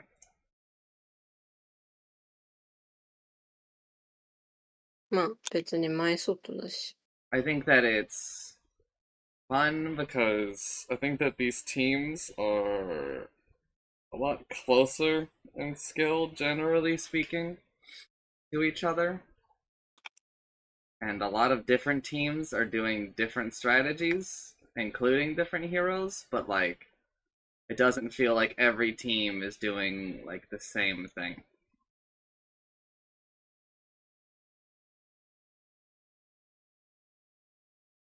Which is what like a lot of TIs have been. It's been a lot of TIs are like, okay, everyone's picking Dragon Knight because Dragon Knight's really strong, so who plays Dragon Knight better?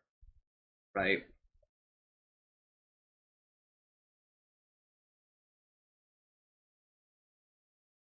Obviously there's still some of that, but it doesn't feel like it is determining like the whole game. Like it normally does.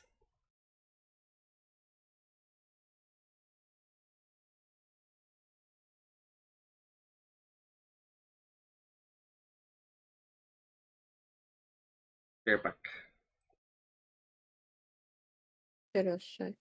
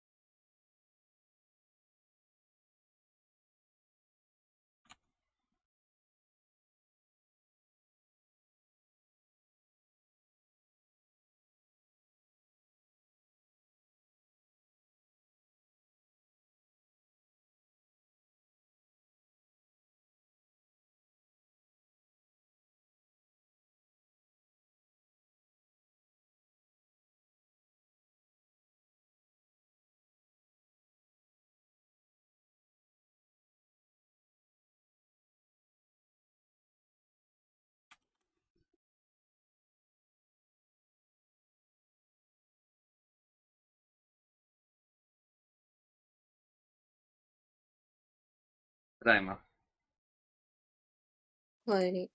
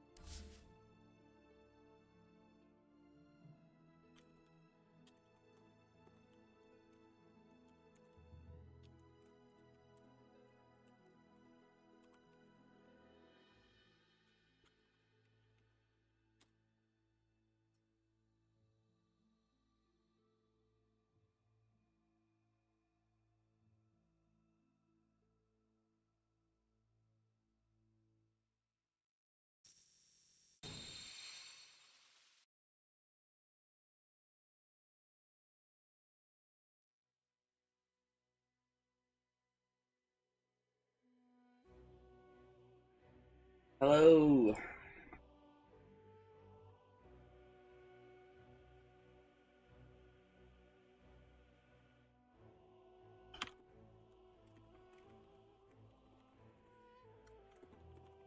Oh. You haven't done the reset yet? We're not at the time for the reset. I might even restart my whole machine. Mm.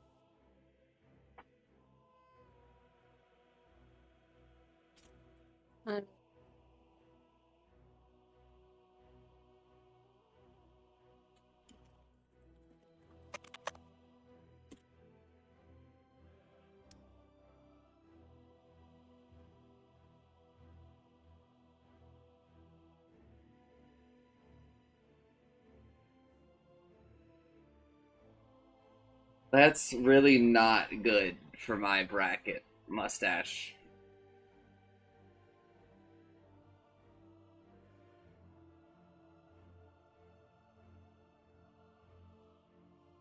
Yeah.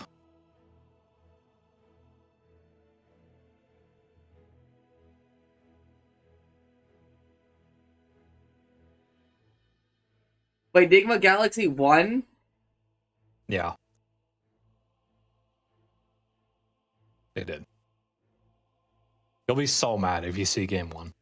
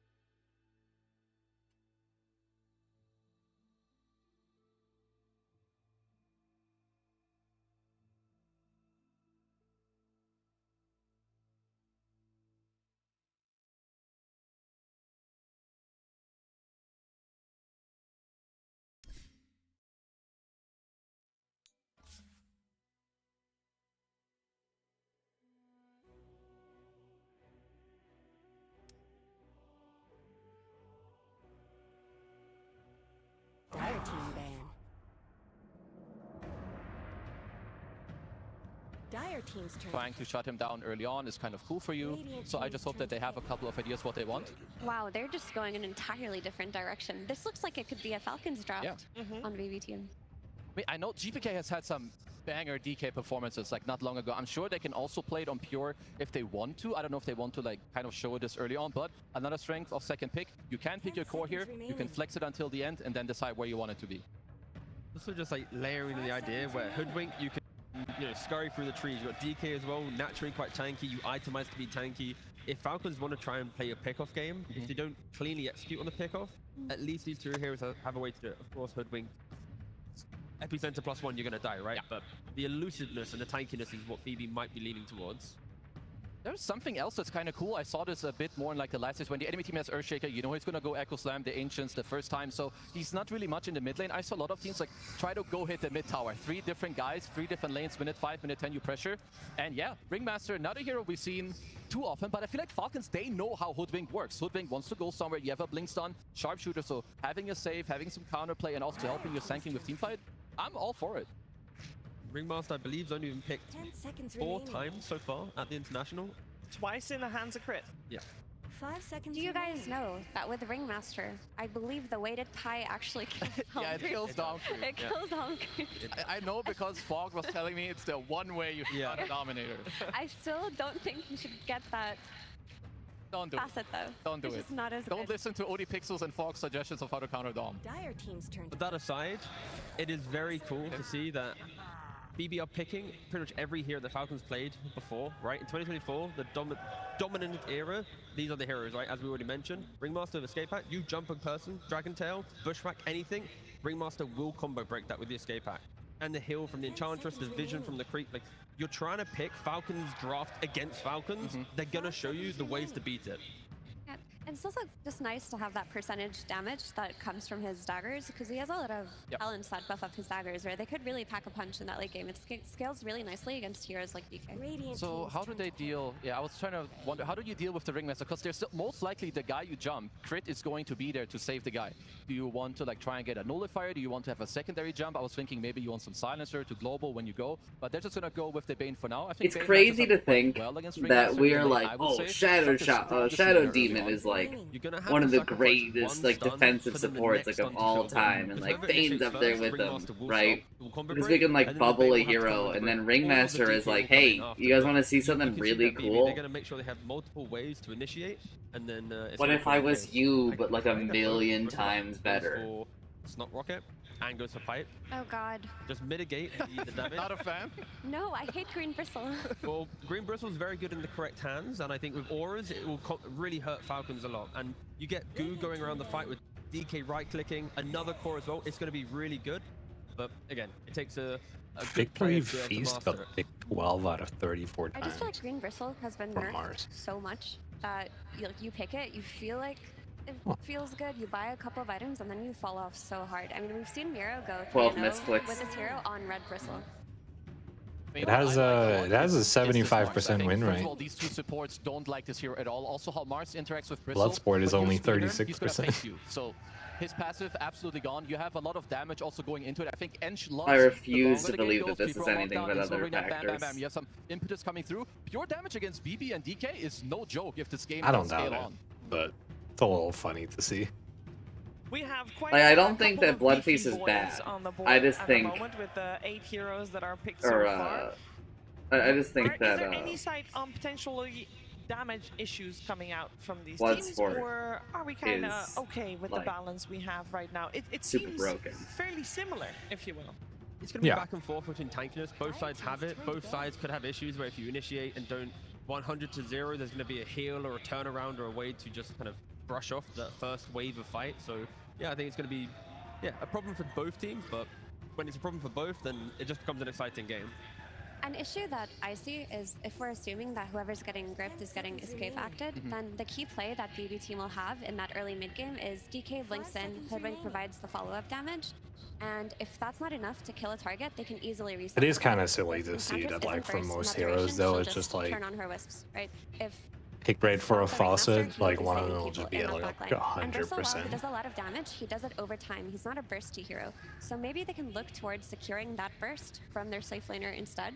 And then you run around And it's with like, that yeah, DK I and the don't know. knowledge that Feels like whoever it you like go on will die. missed the mark Problem there then is for like a lot maybe of if it. they want to reset, they can't reset when they're in an arena. So if they initiate first and Amar's in position, you throw down an arena, you're going to have to try and survive through that moment because, yeah, Falcons will be ready to punish any... sorry, what'd you say?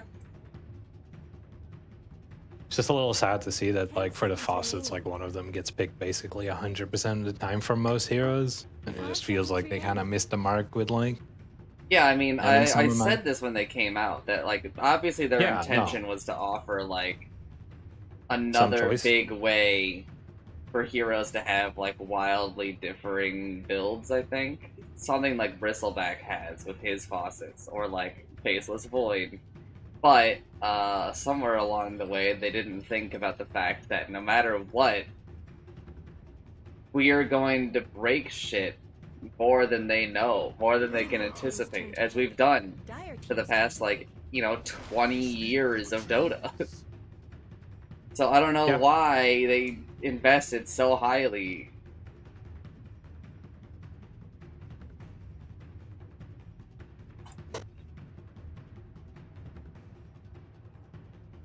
Fucking general's looking like a redacted document, man. 5 seconds remaining. Also, they stopped putting some ale on Nature's Prophet. You'll be happy to hear that. That's probably why they won the series.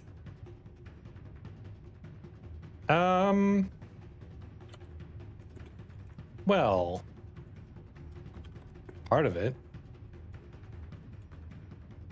They also learned how to push a base.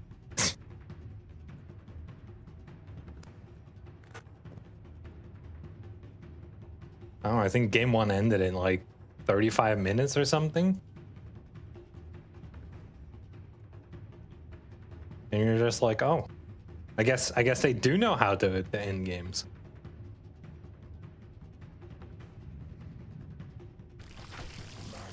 Choose your hero.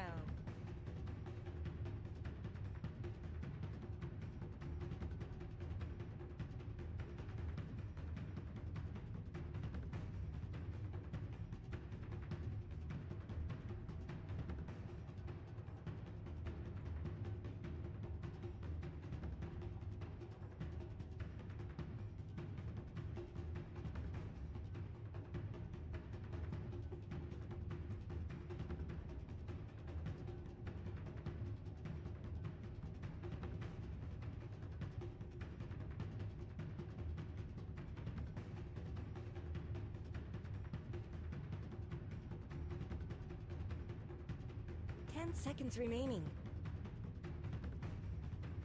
Also, I saw Medusa earlier take stats.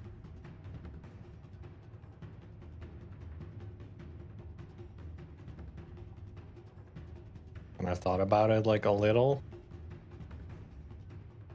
And I was like, maybe there's like a reason to do this, but When you hover over the faucets in this pick screen, it doesn't tell you what they are, which is thick. oh, that's a little weird. Just kind of have to know.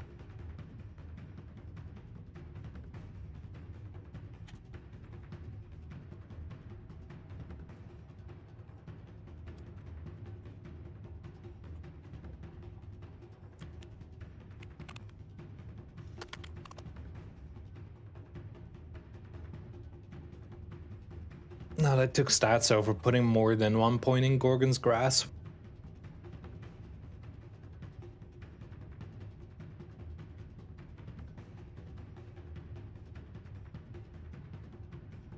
All right, let's just. Did you watch the direct? I skimmed through it very fast. Is it worth watching? Yes. Okay.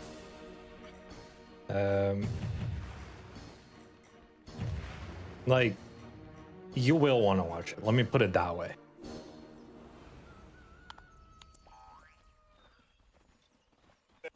Lifestealer was This is picked, not one all you should the skip. reserve time was used. What was the discussion for that Something last I pick? fucking hate is I wish that I could set the broadcaster audio. При лайфстилера вытянули до последней секунды. Like the volume of it? Соответственно, очень интересно, что именно вы обсуждали перед этим пиком. Мы не то чтобы слишком долго думали над этим героем, просто больше обсуждали, что мы будем делать по игре, потому Here, что... please stop eliminating us at TI. My brother in Christ, you're not up for elimination. Time to discuss our game plan. He cannot eliminate you. Strategy time as well. How about the very beginning of your strategy, though? You guys pick a lot of Hoodwink. It's your most picked hero of the tournament. I was wondering, why does Save Made like some this hero progress so from much? the last one. Holy shit. На ваш первый пик залетела. I don't even really get it. Ее очевидно, очень любите. I think they went out in like the first round last TI. Это просто один из его любимых героев, и ему комфортно играть. Плюс это очень хорошо подходит под наш плейстайл. It's just one of his most favorite heroes, really fitting for their play style, so that's why they go for it. Well, I hear the horn off in the distance. Barclays Arena, you ready for the last series of the night? Oh, what the fuck? They went fourth last TI. Game What the number hell? 1. And we're going to start things off with a good old-fashioned first blood. Falcons will take it. Not only are we going to have some action immediately, we Oh, also they win have some lower action bracket in first the round. server one form of some all chat. Avery, of course, with some outgoing members on both sides. Don't tip him There's gonna be back some to your trash talk boss. going on between these two. Man, I wish I could have put all chat in my fantasy. I would have loaded up on players in this series, and I would have made bank every day, every night. This could be a really interesting Yeah, I wish I series. didn't These have a guys know each fucking other fat really well. They have 0 played on one of against my each other throughout fantasy the year, things. and they have gone exactly even 5-5 in those series. They have some peculiar similarities in the play dominating, style bro. and the structure of the team. I'm mainly looking at that carry role. 2 carry players that like Simi might be aggressive, top- like to make top early 1500. rotations and enjoying the fights. And I'm looking at the 4 positions. When you talk about some of the greatest 4s who have ever played this game, sure, there's names like GH in there. There's Jax. But for me, I can't imagine a world where Crit doesn't one day become a TI winner. This guy has had one of the most legendary 4-position careers of all time. And on the flip side, I think Save has you mind quickly sharing made your an game to argument that he Discord? belongs in that echelon. He gets another 4 or 5 years into this career. He gets a couple more championships under his belt. People will look back at this guy as one of the greatest 4s to ever play the game. Particularly since since two playmakers. he's a 2 offensive front, right? He's both amazing inside of the game as a player, but also as a captain. I mean, no right? disrespect The to fact Crit, that but he's I'm willing to not. take I'm on not the putting mantle him of on leadership, the for top any 5. team. I think is 4 always positions of all something to time. add to your resume, and Pure certainly has that. Crit, of course, one of the most elder players. He's kind of in the beaten game. out He by certainly like is going to be bringing a wealth of experience some to this crazy matchup. And you names. talk time and time again how important experience is on the main stage of TI. It's everything. Like GH. I mean, he already mentioned GH, GH, but to GH keep is emotions in check, especially if your games go, you know, an average of position 55, 4 in and out of 60 the minutes game. here, which Falcons have a tendency to do. The other really interesting thing about this draft is I think this is the first draft Falcons I encountered. can't remember if Zayak was a 5 or a 4, but I'm pretty sure he's a 4, on and the it's other just side like of the river. I mean, this BBT I talk lineup about him could so be much, a Falcons but draft. We have 2 Falcons drafts here. he You're left getting an near, impression. at least strategically, hero Isn't he just wise. dead? That can be problematic sometimes. Kateomi trying to fight it out. Cannot get the last hit. That's going to be a strength tonic going into Crit. A really nice pickup here with the Carney Classics. And let's see what he can do with this Ringmaster. Not a hero we've seen a lot at this TI. Got debuted at the last one, but Well, what kind of... He's seeing red. I wonder if the TI gamers use on 2. Snake King seeing red. will take a bit of damage here. He has his whisk coming up in a second. It was used earlier. Should be able to undo a bit of the damage done. But like you saw him press it. You've got this really Yeah, nice like physical once damage in like a armor 50-minute between game. the Bristleback and the Hoodwink, and they can actually get through So and maybe like, burst down this you know, Enchantress. take that how you will. 6.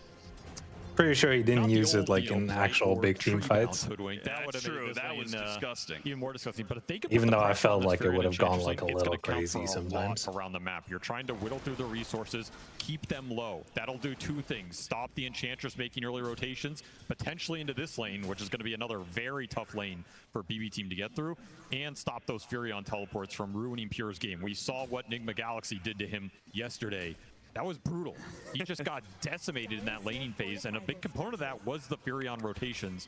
Falcons could be looking to do something similar here, so the more pressure that gets put on this Falcon safe lane, the more time you buy for your other lanes to come online. And keep in mind, this is no regular Enchantress. Yeah. This is a Snake King Enchantress, the man who had the 27 win streak on this hero. Well, I just want to point out, Avery, the last time we tried to highlight a certain player's proficiency with a hero, we did point to Ghost in his Morphling, and that one didn't go so well, so we might want to be careful with praising the players here. I think that's a Morphling issue. I'm not going to put that on us. Agreed! Morphling Look, issue. I'll play Snake King's Enchantress. I know the man, you know, if he says I cursed him after the game, he'll take it up with me personally. Fair I'll enough. vouch for it. We did have the Hoodwink sneak over and take away the Water Rune, but Malrine seems to be doing pretty fine without it. Without the refill in the bottle, really only suffering on mana. Laning phase does seem to be doing all right. Pure having to use a rage here, and if that Furion teleport had come in earlier, they might have been able to get the kill there onto Pure. Crit will survive, has to use the Lotus just in case Katomi rolls a little high. Good God's Rebuke for a double range CS and a bit of damage onto Pure. They are keeping this lifesteal low within the kill threshold if they can ever catch a spear on him. Amar Two is just Brazes such and a a scary Claw. laner. He gets these early stat items up. He just straight out CSs you. 28 and 5 on this Mars. And it's not a lane 1300 you can health. really stop Holy. him. After he gets the early regen up, you can put some harass into him, but Ringmaster is still a really strong laner. It's a great laner against Bane. One of the heroes that can outrange him, put the daggers in.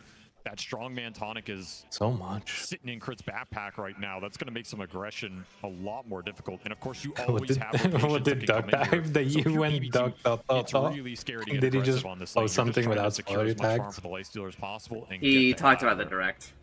31 and 6, top of the board. Still though, both the It's fine. Dragonite and the Bristleback are not I don't faring think it was too anything poorly. So super it seems important. like pretty much all the cores are doing all right. The only one who's a little bit Oh, farther what he said? behind is Skeeter's He Profit. said And something that about is Dang and both Rompa. due to the off lane of BB Team and the Oh. fact that he's going to be teleporting around the map. We already had him be a Could part not of tell you what Tail, that's right? about So either. Because I just Keep your eyes on this Bristle.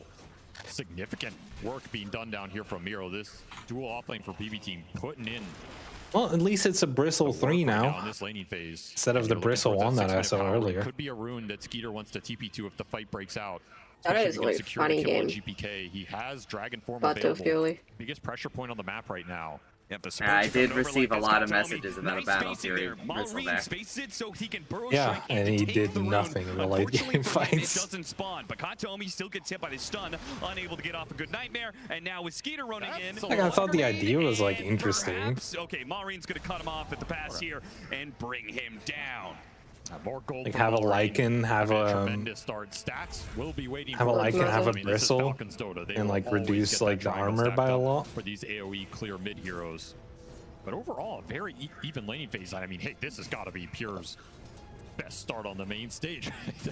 he doesn't have 6 deaths already. This is looking way better than yesterday. So he's got to be feeling a little more comfortable given the position. You want to know something after yesterday's win in a post-game interview? Also, I've he seen said every that Sand he King take actually Sand apologized. Blast. He said, you know, I'm sorry you had to Yes, see instead that. of And he thanked his team, and he think that's said, just next better. game, I'll carry them. He wants to return the favor it for his works on team who managed to towers. pull through in that clutch series yesterday. Oh. They dragged him across the finishing So line that, after he had an incredibly that rough just first 20 seals minutes. the deal.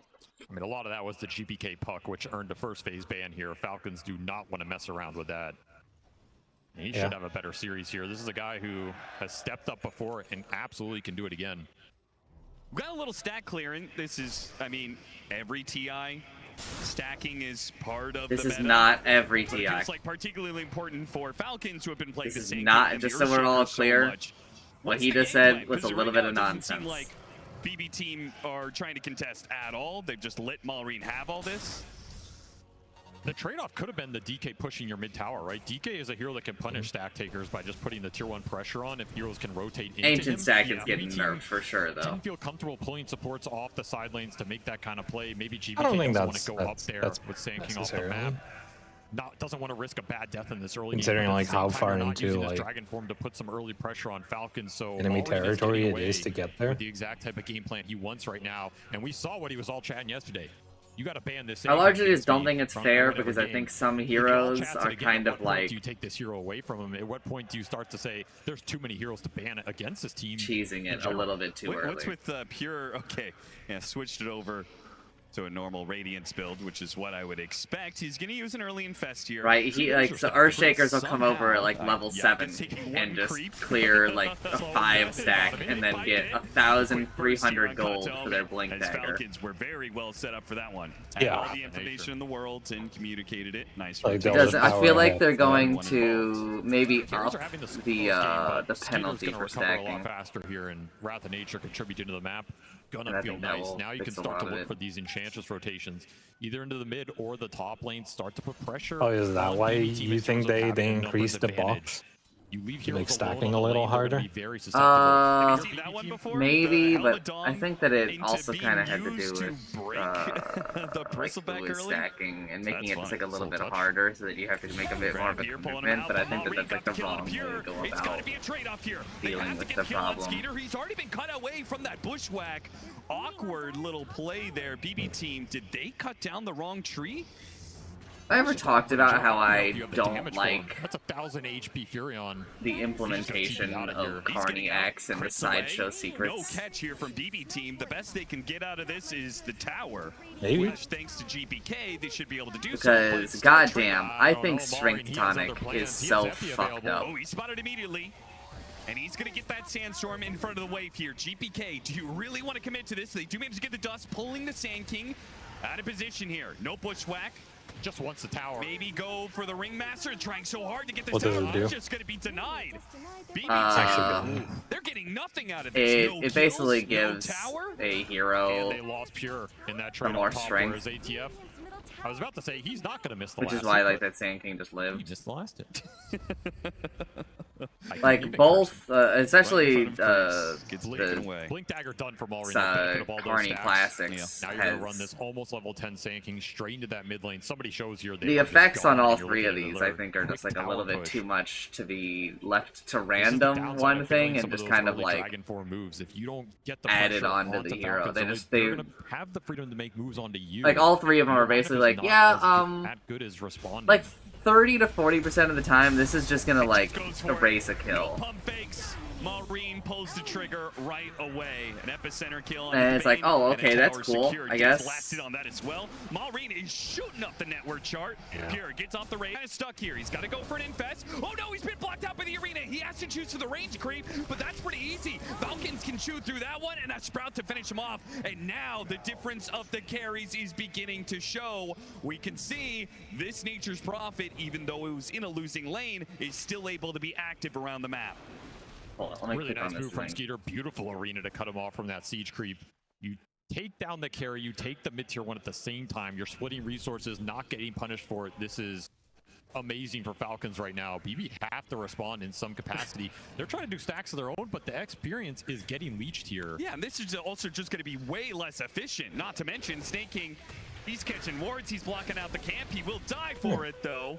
So there's a little Yeah, he extra really bit of didn't get the Timer lead should like also any of stay them. low. BK, who's clearing out his stack, gets to get a little assist and experience. The sideshow Have to punish secrets something are here, right? Just also getting too like much. And once more, it's gonna be another BB team pretty game overt, but where I'm pretty sure like the all entire eyes on reason that GPK they and choose save. Carney Save the Classics is for playmaker, but Strength GPK the anchor in because this early it's game. He's just so He insane. has the early blink. He can do some work in these fights. Nice setup for the How much was Hoodwink it? ult to 8 come through plus and some decent 1 break targets. per If you can throw the break ringmaster into this level? Enchantress and Or Mars was it later 4 on, plus? You will have the 5 plus substantial 1 kill per threat on them. For 8 seconds, and the effect I just holds do for not feel 4 like and then GPK deteriorates. is set up to Holy. have the same kind of impact on this Dragon Knight as his Puck was set up. Like 20 strength He's at level fighting 15. heroes that are just a lot tankier, and Dragon Knight just Just doesn't giving like provide the same amount of 440 health damage. for 4 seconds. It's gonna be Slowly tough to go into deteriorating. all the AoE control. You jump on the Sand King or Mars, if they And get I'm pretty boxed, if sure they get saved, they if some might keep Enchantress the heals, health. and then that second turnaround comes, there's very little to bail you out. There's going to be an infest later on, and there's some early sleep save potential, but you're kind of on your own in these early fights. I agree. It's concerning. It's maybe a reason we didn't see him push this mid tower as aggressively. He's worried about some of these TPs coming in. You just get locked in the AoE control. You're going to get bursted down. I just think that like Skeeter Ringmaster's is other still not the abilities most are just like farmed. In strong fact, enough every that minute like that goes by that he's not getting it a feels kill. like a little bit much that he also just gets like 2 faucets that are just Not much good's happening to Radiant's bottom tower. like as good as they are. Like meanwhile, like a lot of other heroes just have like Good a reason for like it. a waste of They also like making space. these moves around objectives. You're looking at the Roshan, you're looking at the Torment, they're stealing stacks. Something of this nature is what's going to prompt that smoke trajectory. And that like for If a Snake lot King of doesn't see it, faucets, he's not going to force the issue. They may be a bit of a slower team, but they are still a double blink dagger lineup. I think that they Wisdom have to Shrine spawning know, soon. This are is what's like, prompting when them they to go to this made part of them, the map. that Even they if they were don't find anything, duds. they're gonna get an objective, and they will find something because you have to defend this experience gain right now. But is Amar Like, gonna there's no react? way that they look at horsepower. I thought that was Crystal. I thought that was fucking Winter Wyvern for so long. He gets a bit of help, but it looks like he's still gonna fall in the end. I mean, I don't blame you because I looked at this like on the actual stream like a second ago, and I was like, oh, I was like, what sick the winter's fuck? curse coming out. What the fuck was that, man? And somehow all of Falcons keep Ringmaster each other box alive. like. So, man, they are still up, and now Pure is being hounded by all three of the cores and two of the supports that get the pin onto the Bane as well. And what about Oh my god. Everything will That's- be denied from BB team. They will lose out on all That's the kills so- they hope to get. They will miss their Wisdom Shrine. What a Falcons will win. wipe them. Beautiful team fighting from them. They toggled the target priority so damn well. Kill all The saves are 5 bailing each other out. plus The getting the little wisdom extra rune like the sustain. last frame. Huge epicenter from Maureen. He dealt the most damage there. Sick bushwhacks from Save. I mean, they baited that out pretty well. That's a Blade Mail Bristleback that took the brunt of that fight. GP Like, one of on the side. His Dragon easiest, form ran out. That you could be a know, very different things fight to kind of deserves dog second on, duration. He I think blinked into faucet-wise, everybody. is He like was they, super like you confident guys they were gonna really win that. thought you were It cooking was with very time close. zone. But the early laning victory for Falcons pays off in a huge brawl. They get that 5-0 Come on. victory. That's massive for them. I kind of thought they had it when they were trading off the Nightmares. They managed to get this Fiend's Grip, but It looked good. I mean, this is the kind of fight I mean, you want. Like, I think it would be neat to have like a choice, but it's like, you know, Chrono is insane. So like, But now you're bleeding more potentially. Yeah, I just think, you know, it's like, it's a lot like what I said when Talons came out. I was like, the road to this becoming in any way balanced, it's just so long. And like, are you guys really I mean, I was about to ask, what capable does GBK of want to it? go after this blink to keep the early control going? It's been delayed. Whatever he was planning, looks like it's just going to be BKB. I mean, Because I still think that he was on like pace to be the most farmed core in this game. a He's now lot of the entirety heroes of are like Falcons. Gonna no have to look to Pure to contest get on this Radiance talents, online and bring some of that team fight back. right? So Nice like, you know, dodge from him. obviously the Good Life Stealer is a bad reaction. example And he's because gonna go this for an +4 infest all inside the attributes is a golem. placeholder Yeah. because He it doesn't was want too to close TP to off TI the map. that they That's the removed the biggest other thing. one. I mean, The other one was like, no way he gets out, right? wasn't it the attack speed? No, that's the no, 15. it was final quill. They used so much for that. They like used a open Fiend's Grip wounds on him. He range or walked into their something. triangle and still survived. Maybe it Well, you was. think of it. Spark of Courage, quite nice on this hero when you Just get hold low, the heal kicks in, the extra armor. I'm already looking now it up did you- now. and Now Miro's gonna be punished for chasing after him. There's so much control to make him face a certain direction, whether it's the spear, it's the fear, or it's the 150 wheel. consumed There's damage. tons of options for Falcons to get the bristle back to face the right direction That's and put what the it was. damage into his face. Man, that Wisdom Triangle fight decided so that much talent of this is, like, game. really I mean, good. Crit is just having such a tremendous game after that. He has a probably full a lot vessel more already done. competitive with the movement so much speed damage thing. into these cores It's that just- don't have early I BKBs just or need a dispel. fucking volume slider on this shit, man. Like, I need to be able to hear myself fucking think. I'm just surprised there isn't. Uh, Like, I don't know. It feels like they've been like fairly good about like just having settings for like most things. well, I mean, listen, it took like 10 years for them to fix this bug where all spectating was just like at a higher volume. I thought it was crazy for a really long. I never got a patch note for it, but I went and, you know, because I have OBS now, right? I was like, this shit, I'm right. Like, it is just louder. It does just the stream does just auto starting game. Giant's bottom tower needs some help.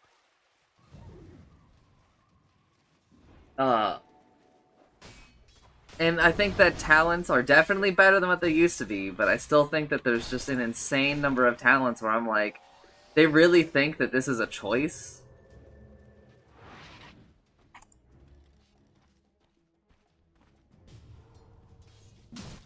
But I think that another big problem is that I think that Dota has become a little bit less focused in terms of development. God, I fucking love Ringmaster. I think he's such a cool hero.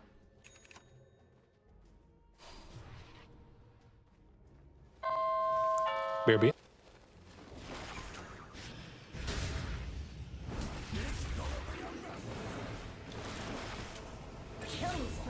What a player. Taking the Nightmare so that his core can get the last hit on that kill.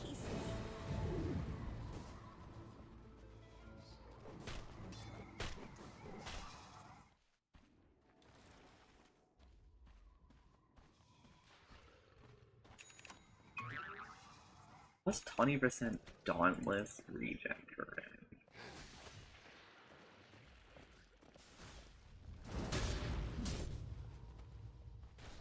Ah, hello. Food has arrived. Like I think probably one of the most frustrating talents of like all time was fucking more dual range. But also I also went into Dota. Sorry, the voice slider is what toggles the broadcasters. That makes sense because it doesn't show it anymore, but it used to. The broadcasters used to just be second or third item like a. on some of these cores. Yeah, but that's also gonna lower everybody, right? In game. Keep on hitting with the smoke. Yeah, probably. One of these smokes yet. But maybe you could just like turn it back after. Yeah. Better vision. Furion Enchantress pushing the waves in. More maneuverability here. I mean, you'll find out once you see someone talking game and then not hear them. Just take something off the map, right? You can't There was this level 15 talent for Weaver, which was plus 15% XP, and it was just truly miserable.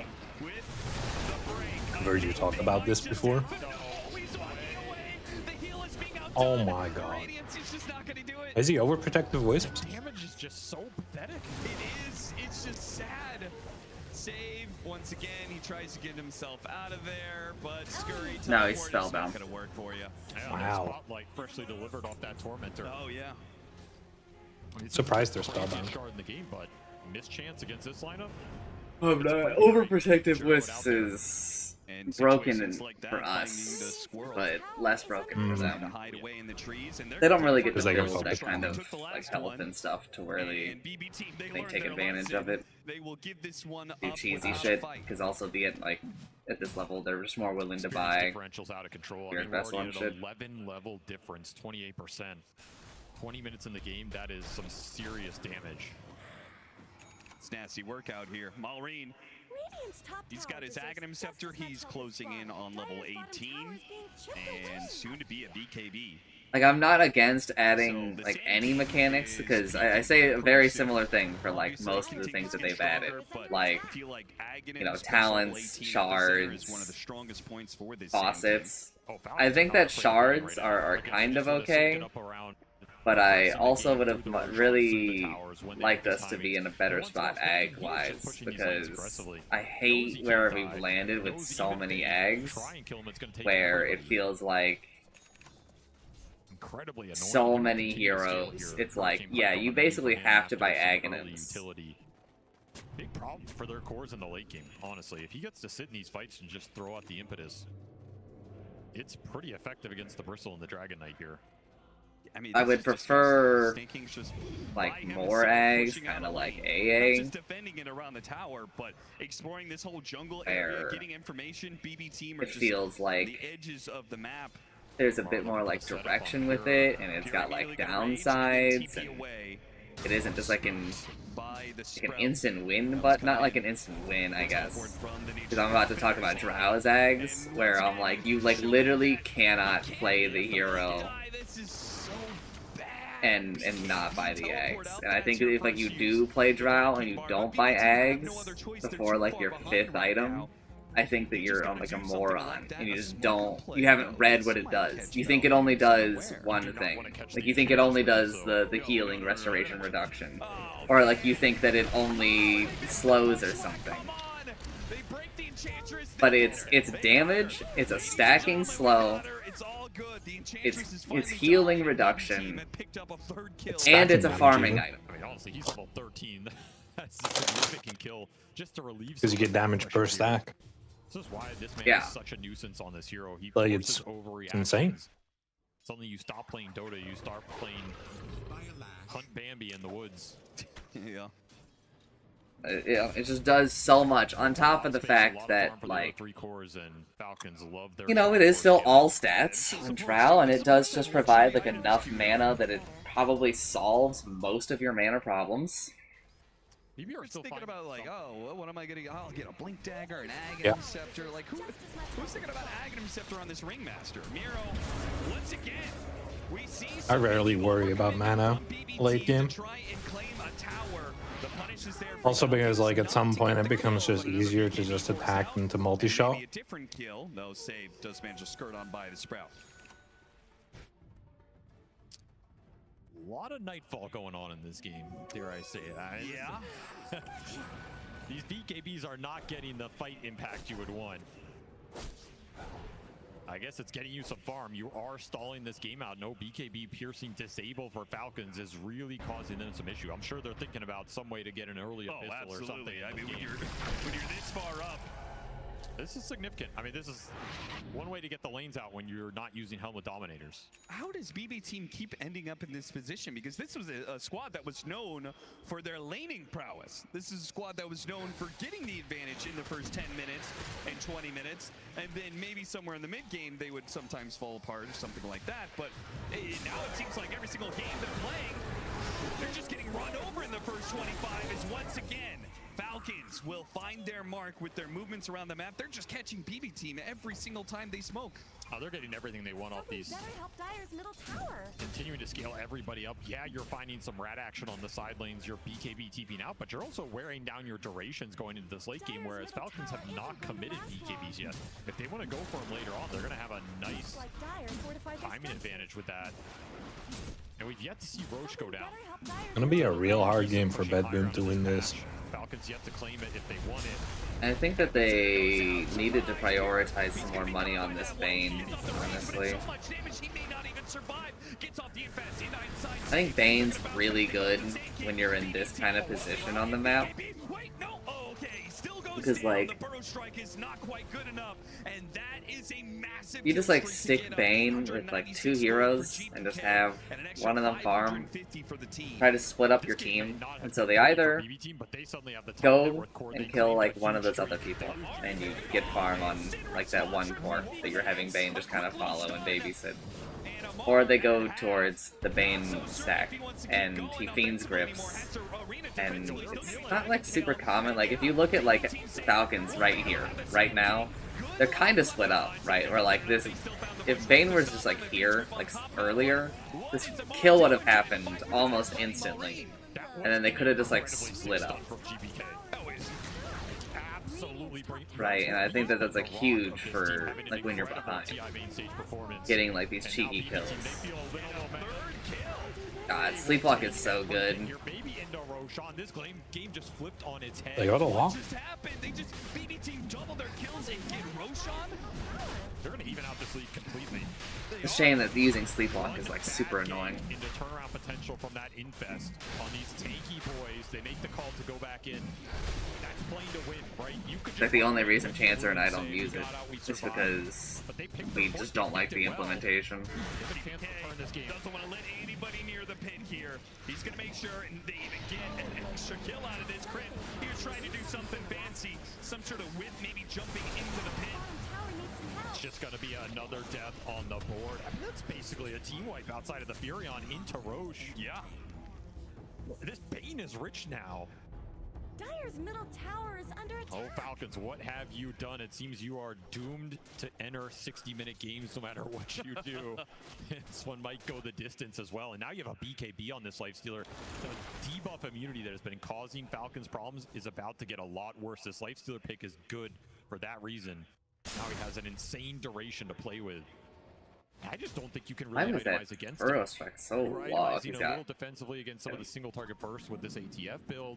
Mallory's just going for pure damage, but none of this damage is going to do a lot to all this debuff immunity and the tankiness of these heroes plus the infest. Sure, they got to be prepared to play longer fights where you make the jump, rage goes off, and then a reset, and that's why he's going for refresher. Oh, full stats, no nature's call. Trying to man fight this lineup with a Furion. is going to be really tough. It's just not a hero that's going to, again, buy items like that Abyssal and put it to work, right? Yeah, I mean, you're supposed to be operating off of a net worth advantage, and they still are, but there's another 4 minutes left on the Aegis. Katomi, he doesn't go down quite as quick as he used to, but they will still find the kill with the trio.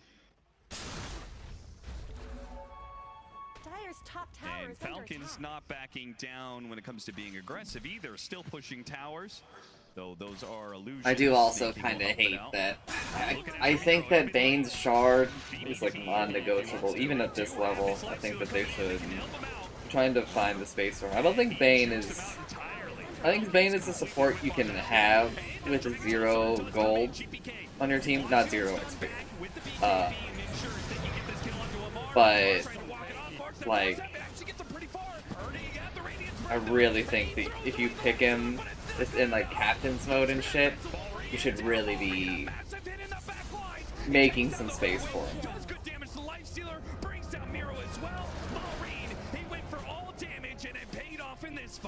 Pure trying to stick around, doesn't TP out, wants to infest, maybe the turn. He does still have it, Dragon Tail and a Fiend's Grip both being used. Can they save the Sand King? They will.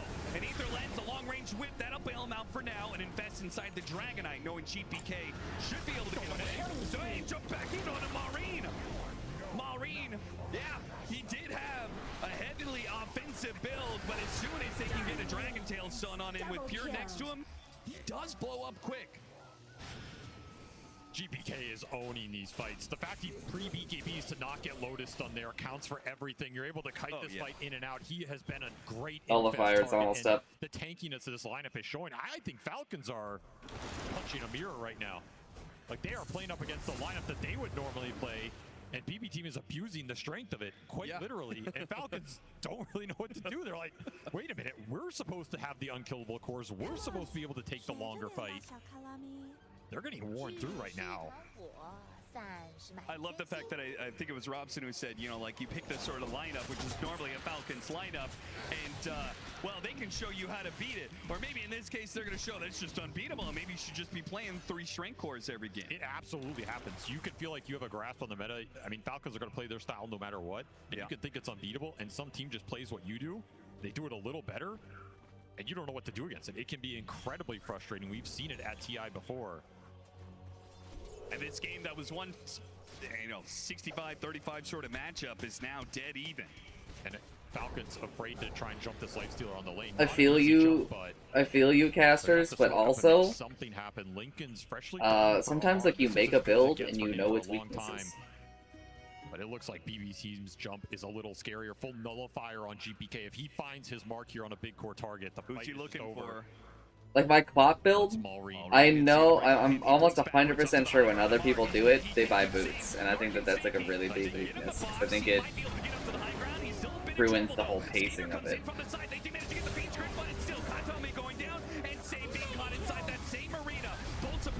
Because it's like hell if you get pressured before the first Witchblade and shit.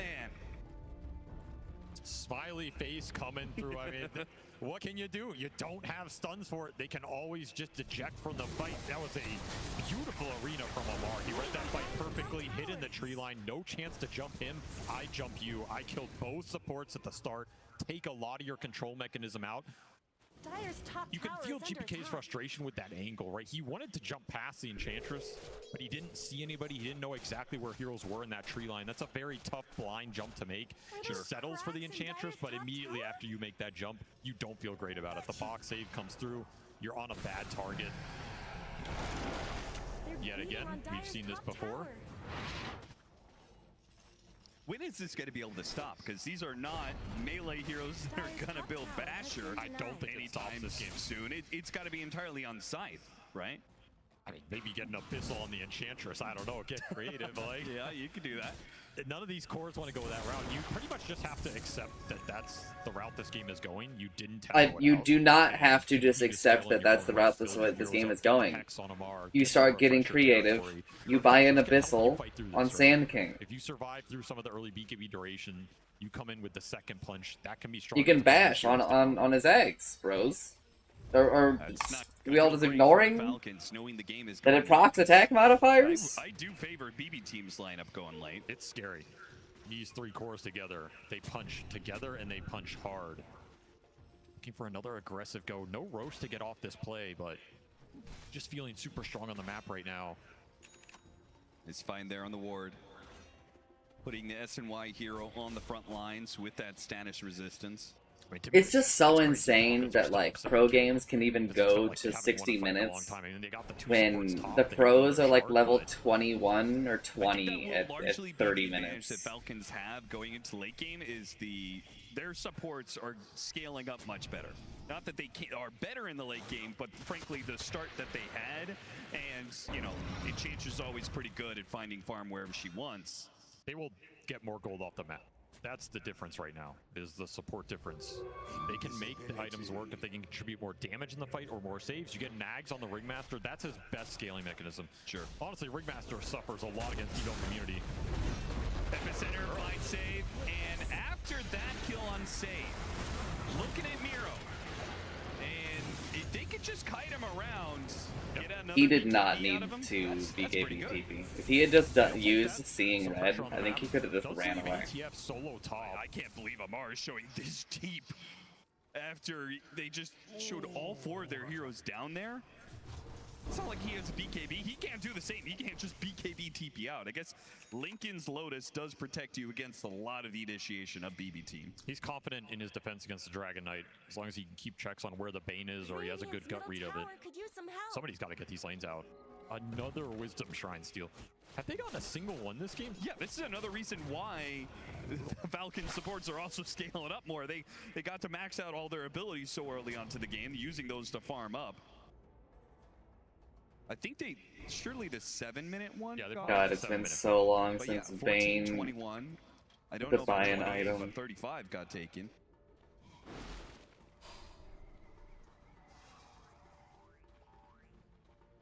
Though doesn't really make that much of a difference if you just end up losing certain team fights to BB team. You have all those levels, but it just gives them right back when BB team kills you. I can't believe they gave up on that. Probably just realized they don't have a stun. That isn't a basher? No basher. Who's the highest level in this game? It's pure out of everybody. Not who I would have guessed out of that laning phase, but he was almost level 25. Nice talent for him to pick up. Let's think about Butterfly here. When's the Scotty coming out? Not a conventional lifestealer item, but could be really interesting. Nice against the Furion in the man fight. Yeah. Haste. I mean, I think Abyssal is good for him as well. Still a lot of room for Scotty, Silver Edge, Magic Crit. Falcons grouping up. Roche, guaranteed spawn here very shortly. Got to get the vision out, got to control the pit. This is not an Aegis you want to give the BB team, given the way this game has gone. Especially Ag's done on the Dragon. They need too many items. Scaling like beasts, but you put an Aegis on the Lifestealer, this fight is going to feel real impossible. I think this is a must contest Roche. Yeah, I have a hard time seeing how they kill him one time between the Rage, BKB, Infest into another Rage. Give him an extra life, then that pretty much kills the only way the Falcons can kill that Lifestealer, which is through the initiation. But Amar does have that tool now, aside the Vice, so they have a way to get through this Rage or get in front of it. This smoke is slow from BB if they're trying to get here to contest. This Roche is just gone. Way too fast with the Daedalus Mjolnir on the Furion. Hex done on the Mars, Refresher done on the Sand King. Falcons, they're hitting a really big power spike right now, and they got a Roche for free in this game. Was this an intentional, like, BB team had to have known this was a possibility, did they? Yeah, it was a guaranteed spawn time. They just gave it up. They rather play for their item timings. They say the Aegis doesn't matter. This isn't that third Roche with potential shard or any kind of nonsense like that. Yeah, and you know, the butterfly timing that the Lifestealer just picked up is massive alongside level 25, so an extra second of rage duration as if the BKB wasn't good enough. He's just so high level. You have Black Dragon available as well. This next fight is very tough for both teams to get through these cores. There's just so much tankiness. A lot depends on the initiation. They double nullifier? If you're BB all on GPK, getting in there, starting the fight off, your bushwhack and grip can do some work once the fight develops. They're not likely starting it off. This Dragon Knight has to play fearless right now. And you have to keep crit in check. That escape act can actually ruin you. And BB team, they'll take that bait. They will quickly kill him. There goes the epicenter. They go straight to the back line, trying to cancel the support. They only got Katomi. They did not get save in that. Amar does manage to get the spear onto Pure. And GPK is beginning to be kited. Now he still has that Black Dragon. He can walk over these cliffs, but Malrine has got him with a burrow strike. GPK has to respond with his own BKB. Pure out with the rage, and they'll all retreat here. They did have to buy back on both the 5 positions. This fight was just too crucial. A true mirror match in all things here. Even the fights completely even. That was an impressive amount of kiting going into that Dragon Knight in the river. He just kept getting hit by daggers and vessels from crit. He just can't move. Pretty brutal. Was pretty nasty. I guess with the early nullifier, they can kind of ignore crit's positioning if they find a good core target. This box will not save you from the dispel. So in some ways, you can leave him a little unchecked, but if the fight goes long, he's going to be an issue. Yeah. I think that this Satanic is... Fight, well, Falcons have this Aegis. If you're BB team, you're probably okay with that outcome. You wanted more out of that if you were Falcons. You know how strong Skeeter is right now with the 2 lives. Just hit 25 as well. He has the removed teleport. Yeah, 2 lives and soon to be a Satanic, so in a way, third interesting TP from ATF. He left. He's gonna find him. Yeah, they did not expect this move coming through, or if they did, they were trying to get out last minute. I think ATF was looking for the split push setup bottom, but BB team making a very different call. What's the green room doing then? So retake some of that Roshan area, but of course, I mean, Roche has already been claimed. Still 2 minutes on the clock for Skeeter here. They want to try and force the fight with the Aegis, and they're going to do that. They get scanned. Amar goes for it. Side the vice on the bristleback. Lands the spear. Malrine with the epicenter. All in on this bristleback. He actually went to the backline, hit GPK with his burrow. Now he's been Fiend's grip, but that's fine. He got off the BKB. No problem in by Bushwhack, and they managed to burst him down. And Amar. What is that? Surprised that the Sand King did not just instant buyback. They just ripped through him, and now Skeeter is fighting this fight without his other 2 cores. They're trying to get him back to the base on this first life, but pulled back in by Save. That's life number 1. Do they have anything to buy back on the side of Falcons? Skeeter, second life, BKB, he goes out, pushing away Pure, and he's gonna try and teleport away, and he will be fine to do so, but what about his base? I mean, you're not TP'd far. BB2 win a fight right outside their base with a Black Dragon. They are gonna go to town. And the all chat swiftly return here. Just they're going straight to the tier 4s. They only know one direction. Call. Forwards into the enemy throne. They'll get 1 buyback out of him. But Falcons, they've got nothing left in the tank. They didn't see this coming. The tier 4 shredded, the throne completely exposed, and there Holy GG. Falcons can do to stop it. Maybe Yeah, they GG. delay it with a little bit of Shroud nonsense. They try for the Burrow Strike. They try and do damage, but you cannot stop Holy. BB team. You give them the win condition, and they will rip it away from you. What a game from them to start this What does the series gold off, graph look especially for that stealing game? a lot of Falcons playbook. They I just wish it ran was it easier back. for me. I wish that they would show the bans here in this post-game screen that's coming up. Wish that I could see the draft. Yeah. If you go to graphs, what does the gold graph look? It's not as bad as I thought it was.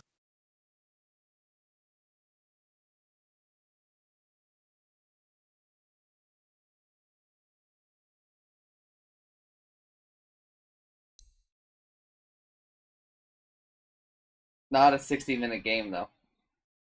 We're really lowering Falcons' average. Oh, was Falcons doing long games? Yes. To put it lightly. I haven't watched them do a game sub 60 minutes. Until now. So they're the reason the 60-minute games are so high. Yeah, they were like, we thought everyone was going long. To which the analysts were like, no. No. Well, except Enigma. But they just stand around for 20 minutes.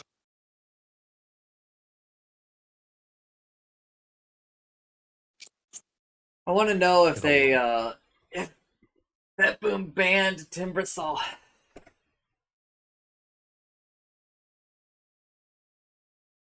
don't think I saw it in the band.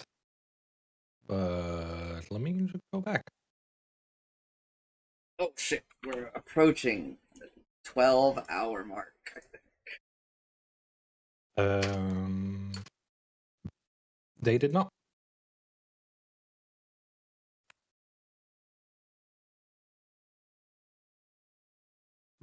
Yeah, I think that they're maybe a little too scared to pick the Timbersaw.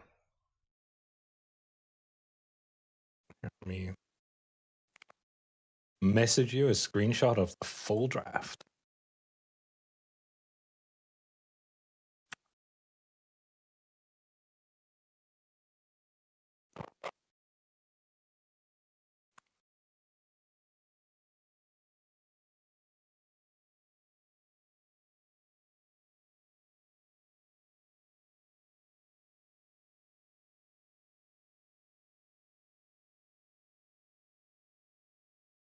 You put Chancer in the title for TI watching when he's not even here. He was here Or is like a million hours ago. That's still the title from. Yeah, from when I went to bed.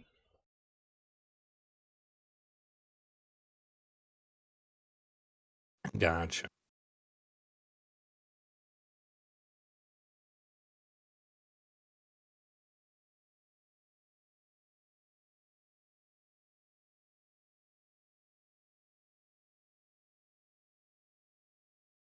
Yeah, no Timbersaw ban.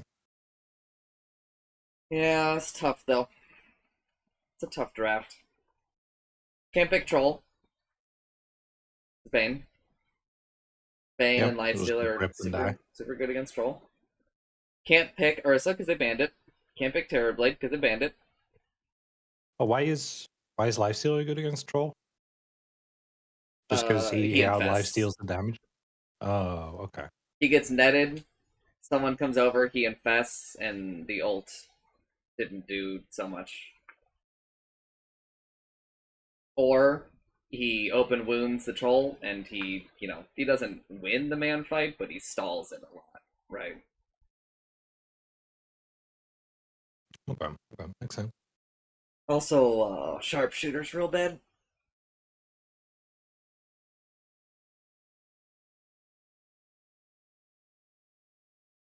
Yeah, I mean, not having like two of your important passives is like. I also think that the Mars Furion combo I think is good until you get later in the game, where I think Mars kills too many trees. And I don't think I think people have just kind of forgotten about this whole aspect of Furion, where he gains 3% damage per tree near him. People are actually spending their level 10 talent point on 4% damage per jug on a condition. But I think it's 4% that always works on Omni Slash, right? Yeah, but if I change the talent to 4% more damage in Omni Slash, people wouldn't take it, I don't think. That's crazy. Well, it works on creeps, I'm pretty sure. So it's like also like like a little farming additive, right? You can kind of justify it a little bit more. But if it was just Omni Slash, right, it's like I'm really benefiting from this as much. Yeah, fair.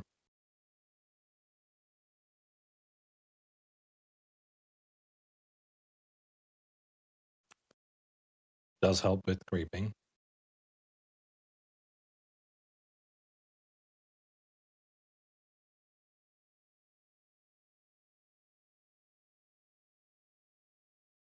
Or you could just, you know, take off 12 seconds off of like your most powerful spell.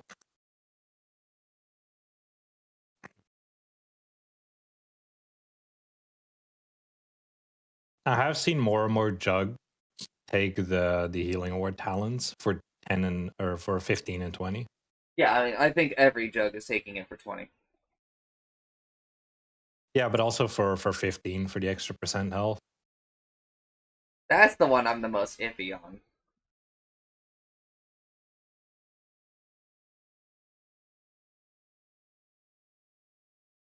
As in, like, you're not sure if it's like needed? Yeah.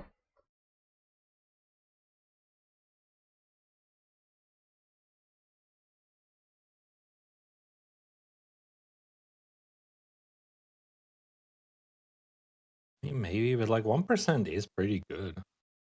Yeah, but movement speed is king.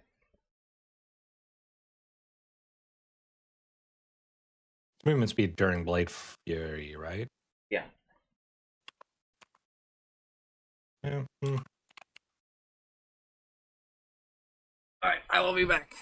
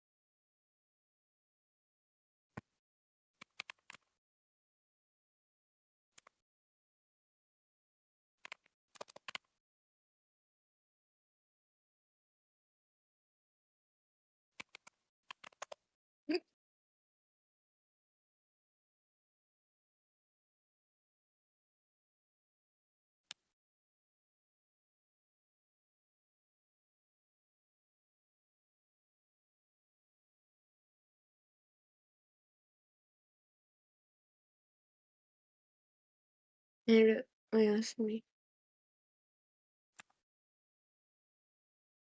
What did you say to me?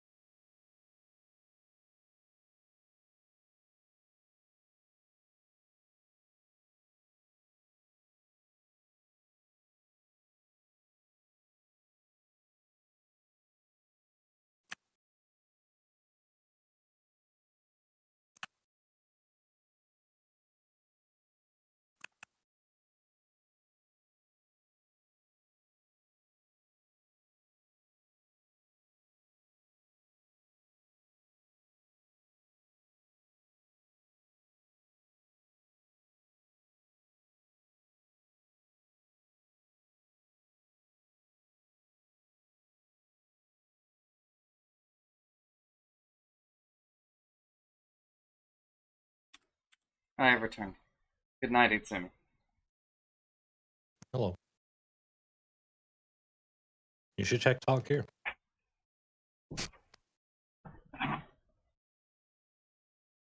I have now.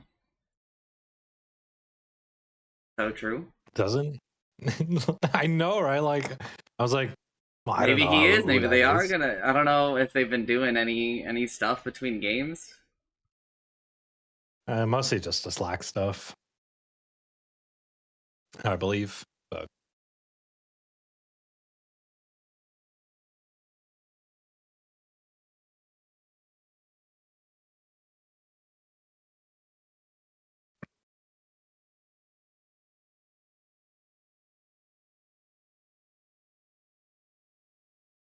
also, currently, if someone donates channel points or anything, it doesn't work. Okay.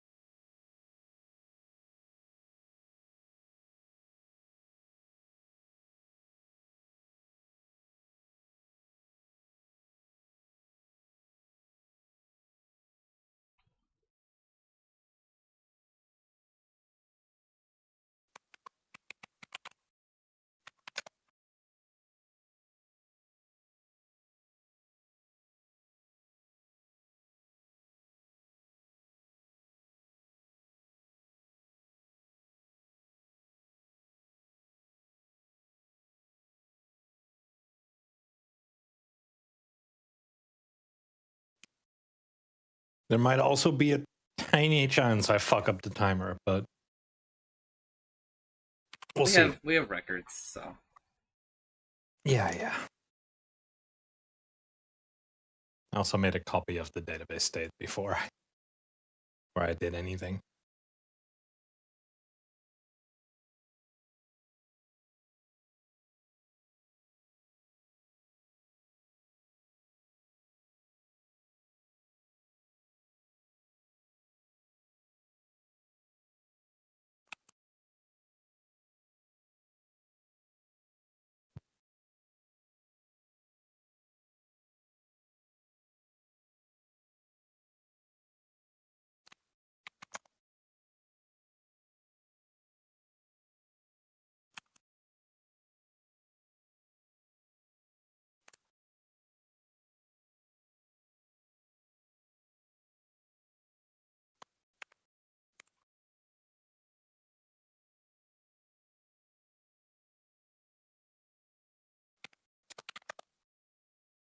I'm gonna try to fix all the bugs that I've left in.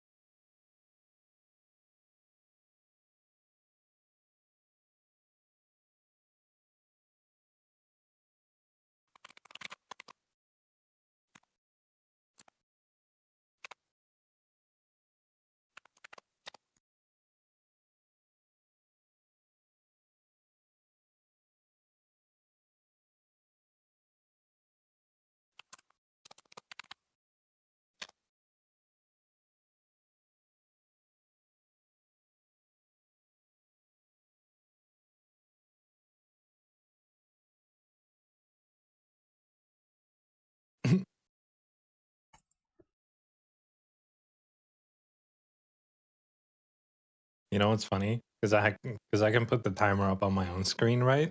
Mm-hmm. I can see what the delay is to your stream. Yeah, okay. I mean, you can just do that if you look at the stats for stats for nerds thing. Yeah, but that's like that one says it's like 1.3, and it's like less. I than have a not second. watched the direct yet, Fluff, so don't talk about what's in it. Like it says latency is like 1.8, but like if I compare the timers, it's like less than a second.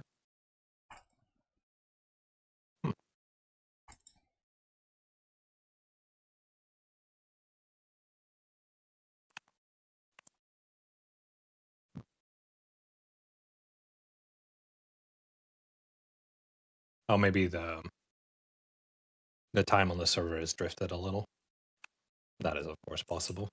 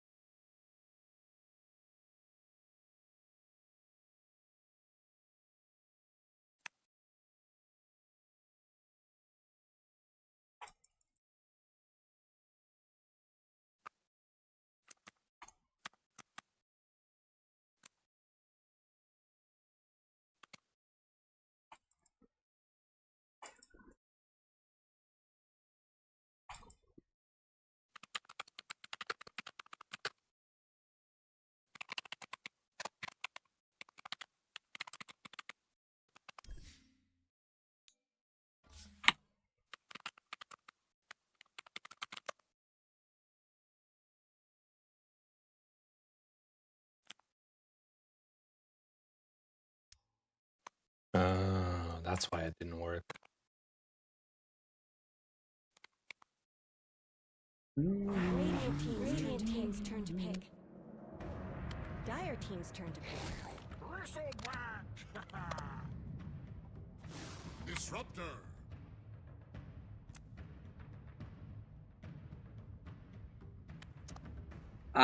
Before I went to the bathroom, I was going to say I expect them to pick Beastmaster early in the draft, and then I come back to Bet Boom, insta-banning 5 it. seconds remaining. Yerp.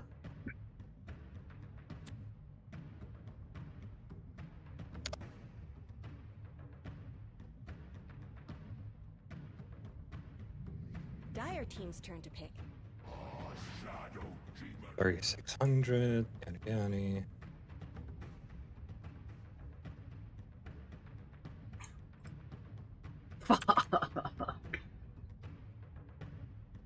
I hate Ink Bottle so much, 10 seconds so often. remaining. 5 seconds remaining.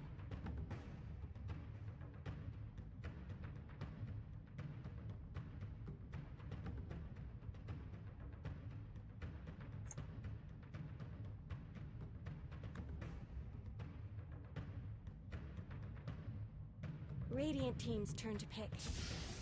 I have fixed the subscription thing.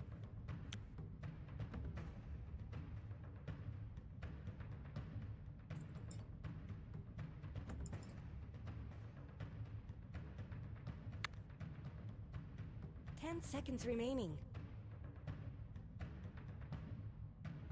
5 seconds remaining. Radiant team's turn to ban. Puck.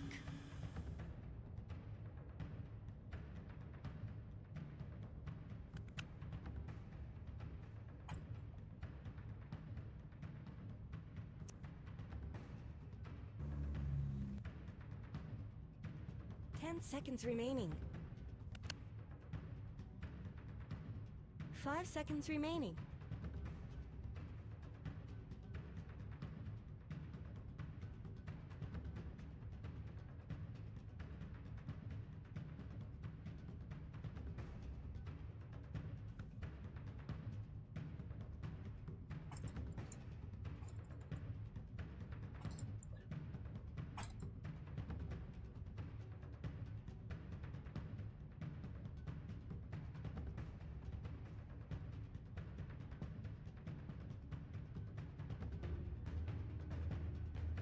Sven pick? Holy. Okay. Dire team ban.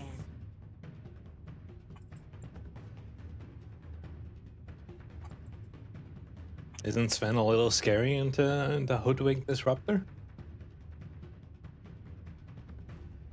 That was the way I think the pros play him. 10 seconds remaining.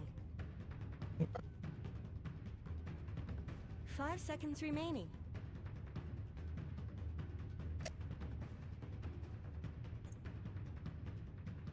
Dire team ban.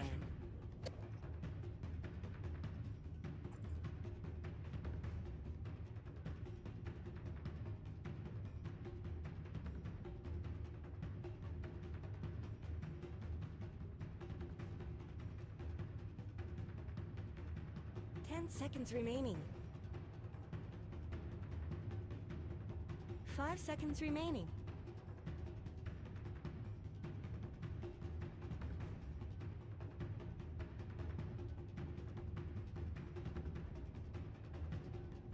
Like, one of the coolest things about Dota drafts is the reserve time.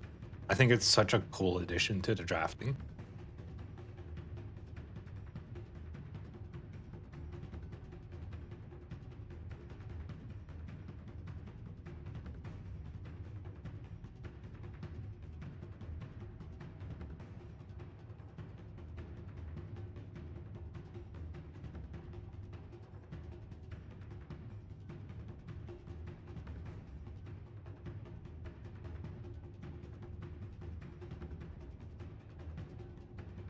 Radiant team ban.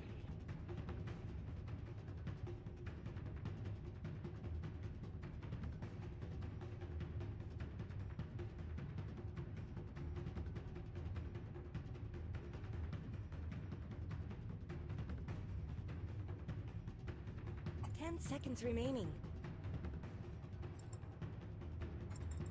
5 seconds remaining.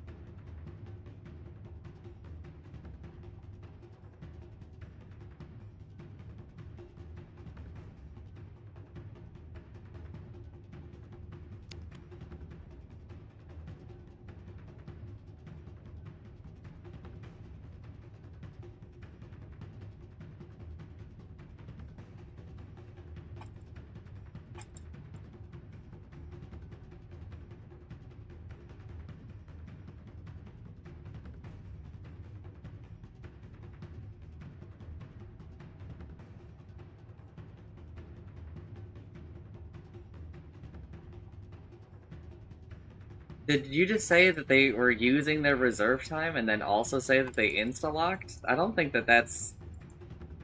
It's not what I said. Okay, it's not what they said? Okay, okay. Oh, if you're No, talking about the cat, the analyst, not you. Yeah, I don't know. Radiant team's turn to pick. But I I was heard what talking you about said, and this with- I largely agree, but I forgot to respond because I'm also spiring.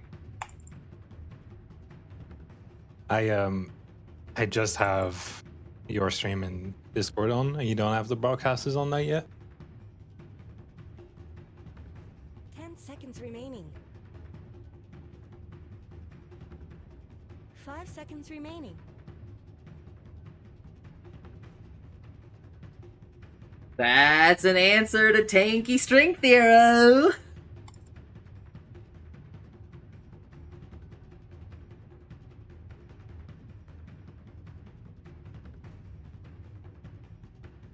The way that the caster, that they talked about how, like, you know, when you're up for elimination at TI, you turn to your carry, you ask them what they want to play, right? And the way they were like, and then that carry turns to their team and says, I want to play Morphling. That's how that hero, that used to be Animage.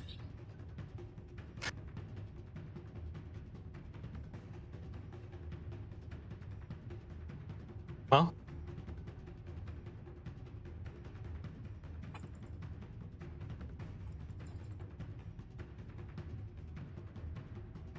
I hate how I like, you know, I see like 10 heroes I recognize, and then all like the people like lock in their hero, and it's just like, who are these people?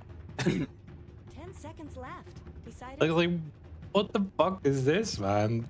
Like, some of them are just.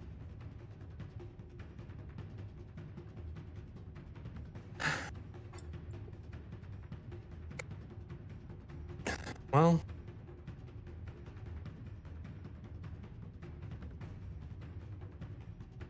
Imagine it was an anti-mage 3. That would have gone crazy. Because I'd be sitting over here like, look at the trends I create. Yeah, but who would they send one then, though? Like the Bristle? Yeah. I mean, it did happen earlier today, so like, but.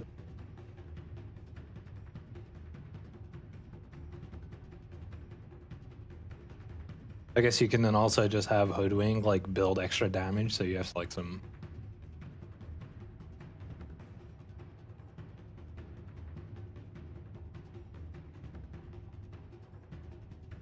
I am kind of done with the drums in my ear. I do wish that we had mixed it up a little bit over the years, for sure.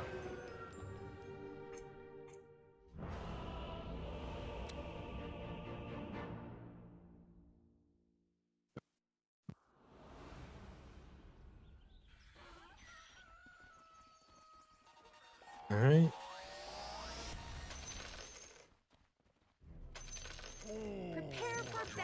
Falcons, where we had a very exciting end of that draft, but we'll go. Alright, I'm about to fight Donovan. This guy's got a 100% win rate with it. What's the idea? Oh, don't tell Candy. He'll just get mad. I mean, honestly, we're that means that Candy's not taking enough fucking powers. the best in this tournament, but we felt like the other heroes were more deserving of He's just failing like the but then some of the other heroes who maybe don't like the damage check. Anti-mage 23rd pick. Like the does your deck do enough by the time you get there check. I think Pure just wants to carry the game because I think like the lane's weird into SD because he burns your mana. But honestly, I don't know. Like we picked Huskar last. I also have no idea, so we'll see. Hey, I know you're a mechanics nerd. Huskar, no mana. What's going on in the right-click situation? Well, I assume his mana doesn't get burned if he has none, but I don't know. Nothing gets past you, Curtis. You're a real authority on the case. All right, then. I just gotta say, when Amar demands a last pick Huskar, do you ever push back? Are you ever like, I don't know if this is the game for that? And the thing is, he's clicking the buttons now, so you can't stop him. Like, we're just like, Amar, just pick your hero, and he just clicks it. We're like, oh, we thought we were picking Pangolier. Okay, it's a Huskar now. So, you know. I do agree with some of the casters that it is a little scary because I mean this motherfucker was playing Puck like a machine yesterday. He has picked himself the off-lane Huskar, and I can't really blame him for it, Avery. The man's feeling himself. He wants to get some revenge in this game to play his signature hero. The Huskar Masters have arrived at TI. How much damage is he going to do? It's not a question of will he do damage. It's Puck a question is of another how hero much that is shows up he at most Very TIs. difficult laning phase for Pure to get through, and then he has a long road of recovery. Or is he's against a Sven who might have a lot more time and stacks to go back to, and the all chat is just raining in. Oh yeah, Amar starts it by saying he's going to end the game by 20 minutes. Pure saying that Amar can only play cheese heroes. He's not good enough to play real heroes, apparently. It's quite the back and forth, and I'm sure we'll see more of it as the game progresses. Valid criticism to most Huskar pickers. That coach interview. I thought Jet included. Falcons are insane. Why are they giving GPK as Puck? Jet only plays one Jet, cheese hero. Oh, okay, it all comes according to plan. I mean, he only plays like 3 heroes. I know. To the Puck after the laning phase, but apparently that wasn't even the idea at all. Amar just went rogue. You can't stop him doing what he wants. I guess if not. If we learned anything, that is the reality. I do kind of agree with AUI's assessment. Like, most of the cores, as Save will go down to Oh, that was fast. First one, most of the cores that Falcons have in their arsenal are innately First good against blood Puck. for the It's a lot Sven of lane. Heroes, a lot of heroes with stun and disable, a lot of initiators, right? You think of Skeeter's hero pool. It's all these carries that go in, stun, lock heroes down, give you some utility on top of the damage. These kind of lineups can be really difficult for Puck to play into because he has a trouble bursting them. Yeah. He's constantly getting jumped. I agree with that assessment, but it is a scary hero player. Oh, they changed Puck's erectile dysfunction faucet. What are you talking about? He certainly has. I think Maureen's hero pool as well, right? Talking about Three heroes curveball? to come to mind right now for him: Beastmaster, Sand King, Earthshaker, all great answers against the Puck. Seeing this laning phase already heat up for Falcons, they absolutely want to push it to a game 3. They are hungry to get that game 3. They may have gone even in series against BB Team this year, but last year at TI, Falcons were the ones to eliminate BB Team. Give me a faucet. Now, this is not an elimination match. We're here in the upper bracket, but revenge is still on the table for Pure was the one to eliminate them. Excuse me. That's true. Do not forget that detail. So there is definitely F some for faucet. revenge on the We're legacy keys now, boys. Towards Helm. These early waves have not been pretty. Burning spears, nothing you can do about it. Overprotective wisp. No mana to burn. Very little defensive potential, no offensive potential. It's not even skill in it. Just get your helm up and try and evacuate this. Like everything I said about faucets earlier. I did agree with sometimes it's worth it just because they do shit like promulgate. It's really rough for him. The hero needs experience. He doesn't function that well in the 3-on-3 fights. They just make a joke about this hero having fucking names for shit that nobody knows. Like, we have played a lot of games where Pure's laning phase is really difficult. We believe that, I mean, they have a lot of experience here, right? I mean, there's difficult, and then there's flat out impossible. What is going on? Pure is gonna gank the Sven with a bushwhack blood grenade. They slow him down and they will get that kill. And now they might get sinking as well. No, too many heals, and Pure's gonna die for it. Wait, one more hit for the tower and he falls. Was it worth it, Pure? Kind of. He couldn't buy out the helm. He's very close to it. He just cannot lane bottom anymore. You have to do something around the map. I like the creativity. You gonna buy this crown? No. This is what you're gonna have to do. He's gonna hop. Unlaneable lane. The equilibrium got pulled back very quickly. Crit knows how to play these kind of lanes super well. Is he sitting in well, waiting for? Okay, I was about to say, there's no shot. He's sitting in well, waiting for 20 fucking gold. Looking for, you know, you're just looking. He's looking. What's up? He is looking for sure. I'm sure not finding it. Oh my god. So the casters don't know why he just did this.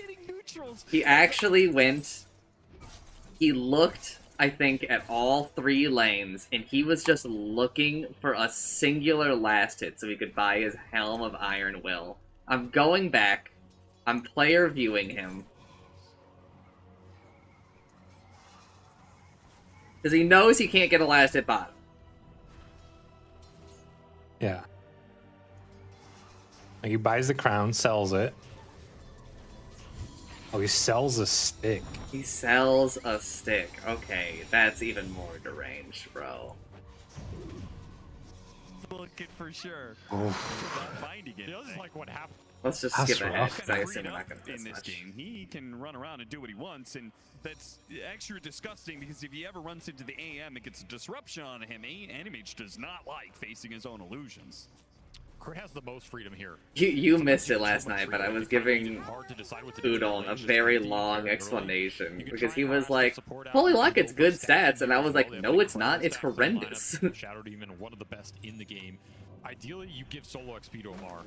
Wow, how much stats does it Half a gain? second too late to stop the Lotus from being grabbed. That's Holy Locket is 2,000 gold for 9 all stats. Flood grenade gonna be used on Miro there.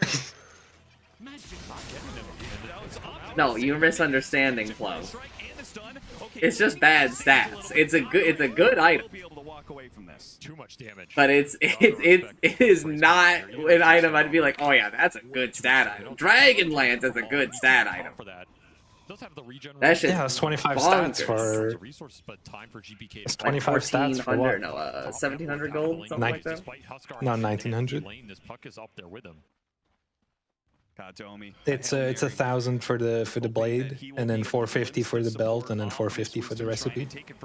It was like a 15-minute explanation because I was going over like item theory for him. So he will not be ultimately punished, but that does leave Pure alone in lane, which he was already kind of alone. I mean, he TP'd down. He TP'd down here just to get the 1 CS before the Huskar came back, and that is all he's gonna get because he's about to get ganked. No, he's been burrow struck, and now he's gonna be silenced, and the spears Bro. will finish him off. That Helmet Dominator Whoa. may have unlocked Animage as a hero, but what happens if the Helmet Dom is just far too late? He needs to find 1,000 gold Jesus, somewhere, bro. and it's going to be a difficult 1,000 gold to find. This bottom tower is just going to go down here. No one can come and defend Is this game just over?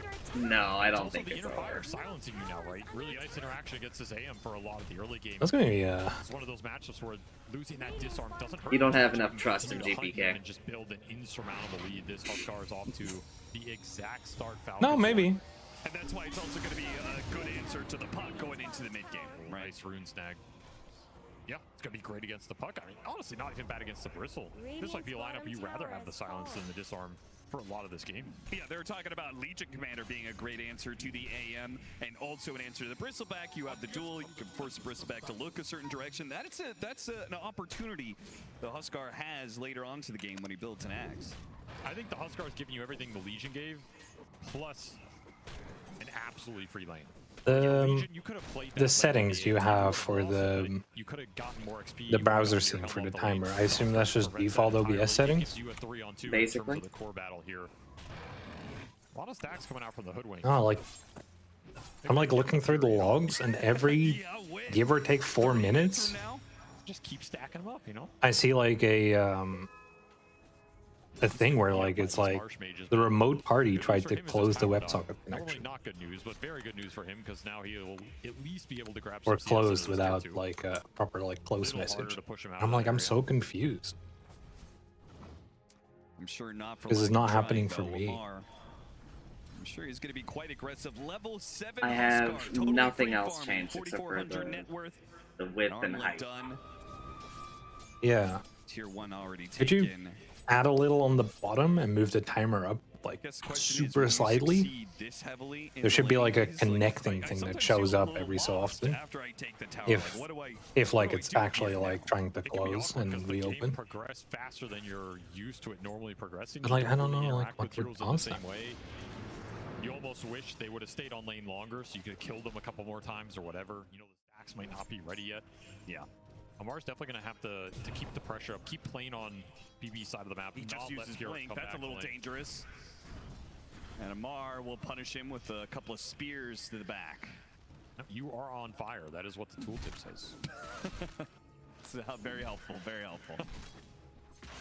I mean, fire is kind of self-explanatory. You should know what comes And with then that. we go to YouTube because I can actually like, Get an XP on the hoodwing. you know, look GPK through the is gonna VOD. Just sit mid.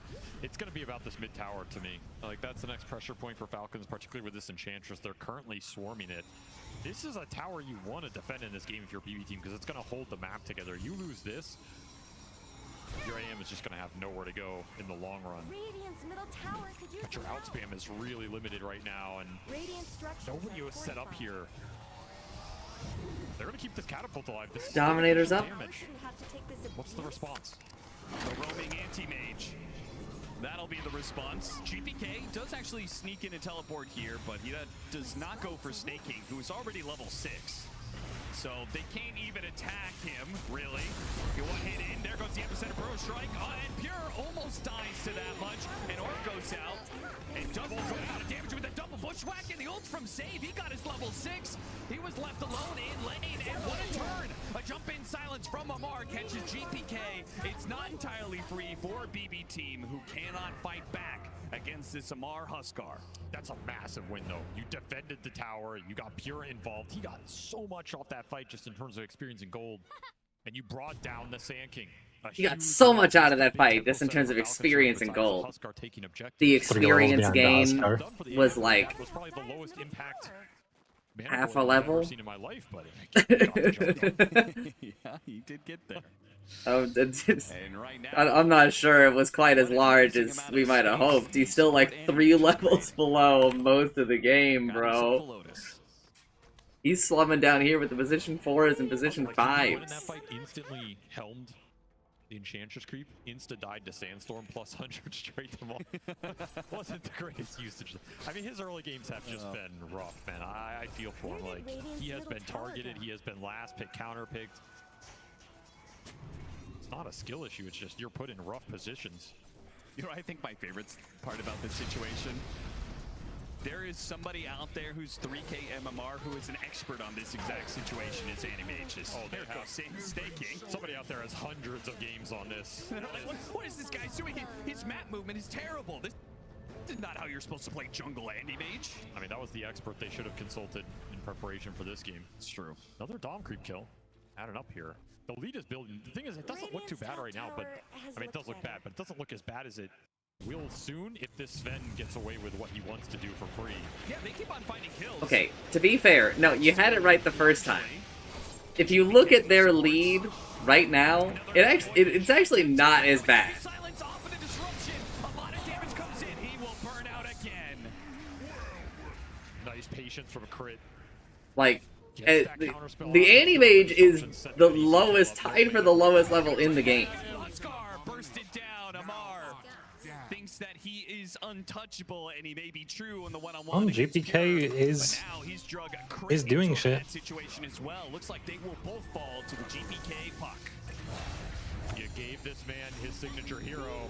It's gonna do work. Maureen trying to counteract the play. 2 minutes to get the epicenter right on top of GPK. This is gonna be a decent amount of damage. Bushwhack pulls him away, and GPK with the coil and an orb will be able to escape. Snaking is here on the other side. GPK does have enough mana for TP out. Oh, Maureen catches him right on the tail end of it. What a hit from Maureen. And now to run down Save as well, who's going to stick himself in the trees, but that scurry, it'll only last so long, and the Sandstorm surrounds him.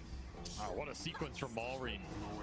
Turns that fight around completely, puts this amp damage and blink dagger to use. The push will come from the AM, but not enough to secure this tower. He's got a haste rune. He's got mobility for days to relocate around the map. At least Miro's getting some time to hit the tower as well, so there was a decent amount of space on both mid and top. Seeing red. Being done. They're just farming so much. Seeing red go used. He's done it. This BB lineup is a bit gimped.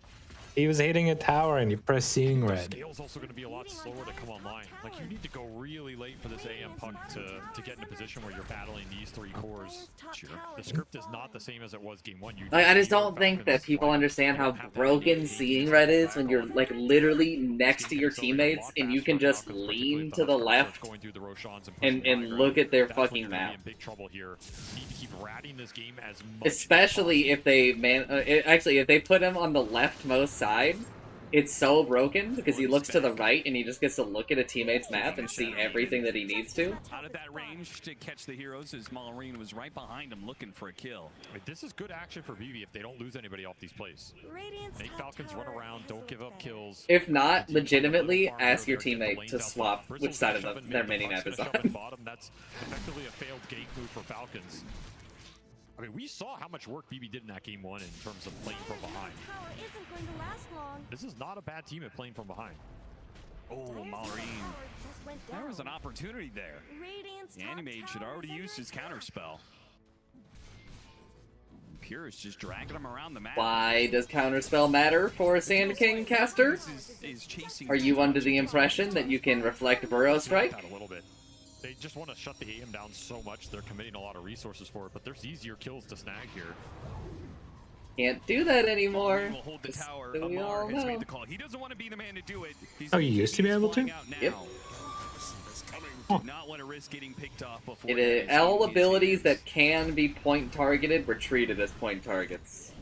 Now that it's here. Except for Ice Pack. I would imagine some of Falcons would love to be able to take a fight, but initiation is a little bit awkward unless Malorine is the one to do it. If Malorine is trying to clean up lanes, they don't really have anybody to start. And shows you know where the catch is.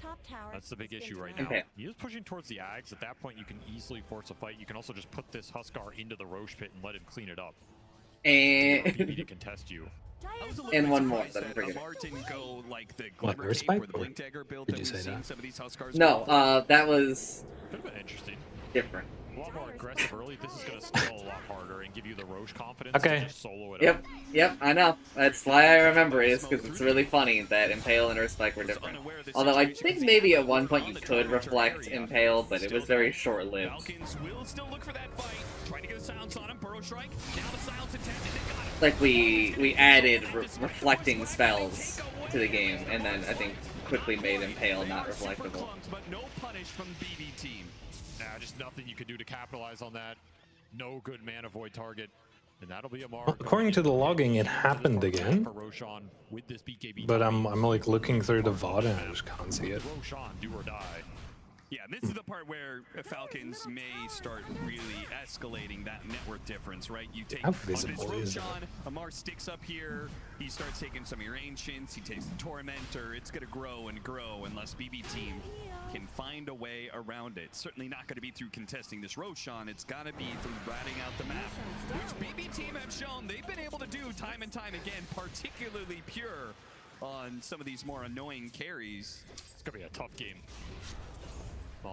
Okay, Dominator into Battle Fury is just so fucking greedy. That was so close. That extra bit of epicenter damage that found him as he was teleporting away, I think, spelled his demise. Yeah, he got hit by Searing Signet off the Shadow Demon plus level 3 Disseminate. Little bit of extra damage boost to help you push through that. True. Nice pickup from them. I mean, every time you take AM out of this game... Crazy that the pros have realized what Disseminate does. Maybe even more minutes that you're going to have to push that high ground. Second Roshan, that window's going to be a lot better for you. Sure. And then, it's a little lower than I thought it was. You still have the problem of Sven versus Animage, which, you know, is still a matchup that Sven can take to the lake. Oh, yeah. Skeeter can just take this 1v1. No problem. You get super far. And great Silver Edge fire. Slime's surprised on that AM if the counterspell's thrown out early. Huge burst damage, huge physical burst. Miro trying to draw attention, but he's going to draw perhaps too much attention as both Amar and Skeeter double down on him and will take away that tower kill they were hoping for, denied. This feels like game 1. Falcons taking an early lead off of a lane victory. This time they did it with a little extra cheese. Falcons taking a bit of an early lead off of a lane victory. That's a way to phrase it. Huge kill, they can get it. Static Storm, they just need a bit more. They're going to dance around him a little bit, but look at the heal coming out from Staking. It's keeping Skeeter alive, and if they miss certain things like that orb, it's not going to go well. They actually go back into it. Now that Amar's here, Skeeter goes after the kill on Nakatomi. They claim that. And an extra one. Crit in from behind, gets the disruption, and the Demonic Purge on saved. end his life. 7-13 and 8,000 net worth lead now for Falcons. This game is not going to be as easy to wrap for one big reason. You can't BKB TP out. Like, your heroes are just not going to get it online super early. I mean, you can, theoretically. They have no BKB Pierce, but you're not going to build it early on AM. You don't have the Lifestealer Rage that's going to let you rat around super early, right? You're not going to get it super early on the Bristleback here. Puck's not going to want to buy at this game. So you can't play as confidently super deep in the lanes. The Helmet Dominator is going to have to give you the same type of action here. That's what Pure's trying to replicate, but it does make it a lot more difficult. Does he Falcons should be know able to find more here. you can't They can reflect play on BB side Burrow map and Strike? restrict the lanes, particularly with how strong this Huskar is. He's just going to be able to push lanes in and show. I'm not sure. I actually think that these people Bring him down, but are convinced. I'm almost 100% sure that you cannot reflect a Burrow Strike. I'm going to go check the Dota 2 wiki because I feel like I'm going a little crazy. you have a disruption to play around this game as well, and I think Falcons are going to feel a lot more confident scaling in this game with Shadow Demon versus the Ring. This ability ignores spell reflection sources.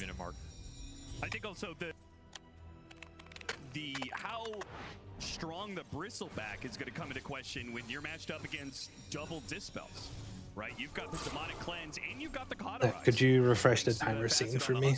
So Or like the timer browser not thing? really going to be too impactful against the Huskar most of the time. It's done. Thank you. Yeah, I've seen this one before. Yeah, but they do get it because Falcons are, they're not. If it happens again, I'll be a little bit easier to see. Right now, they want to stay on the Radiant side. Instead of making it like light gray, what it was, it's now pure red. If I'm Falcons, I don't want to turn this game into trying to catch the AM. I want to turn it into we buy pipe and go high ground behind this Huskar with pipe, Solar Crest, something If I'm like Falcons, I don't want to. I don't want this game to be try and catch the Anti-Mage. Yes, thank you for your insanely knowledgeable deduction that you're not supposed to do that. I want it to be let's go high ground. Yep. Thank you for the expert analysis on how to play against Anti-Mage. Although, it is a little contradictory to what you were saying earlier, where you were like, they don't need to worry about Anti-Mage late game, because Sven just dominates him. Kind of feels like maybe there's a little bit of contradiction in that casting there, but you know, maybe that's just me, someone who pays attention to the words that come out of your mouth, talking man. He's working his way towards his Manta. Once he gets to the Manta, you've got full rad action. I mean, even more disgusting than traditional anime. But I understand. I make many of these contradictions as well.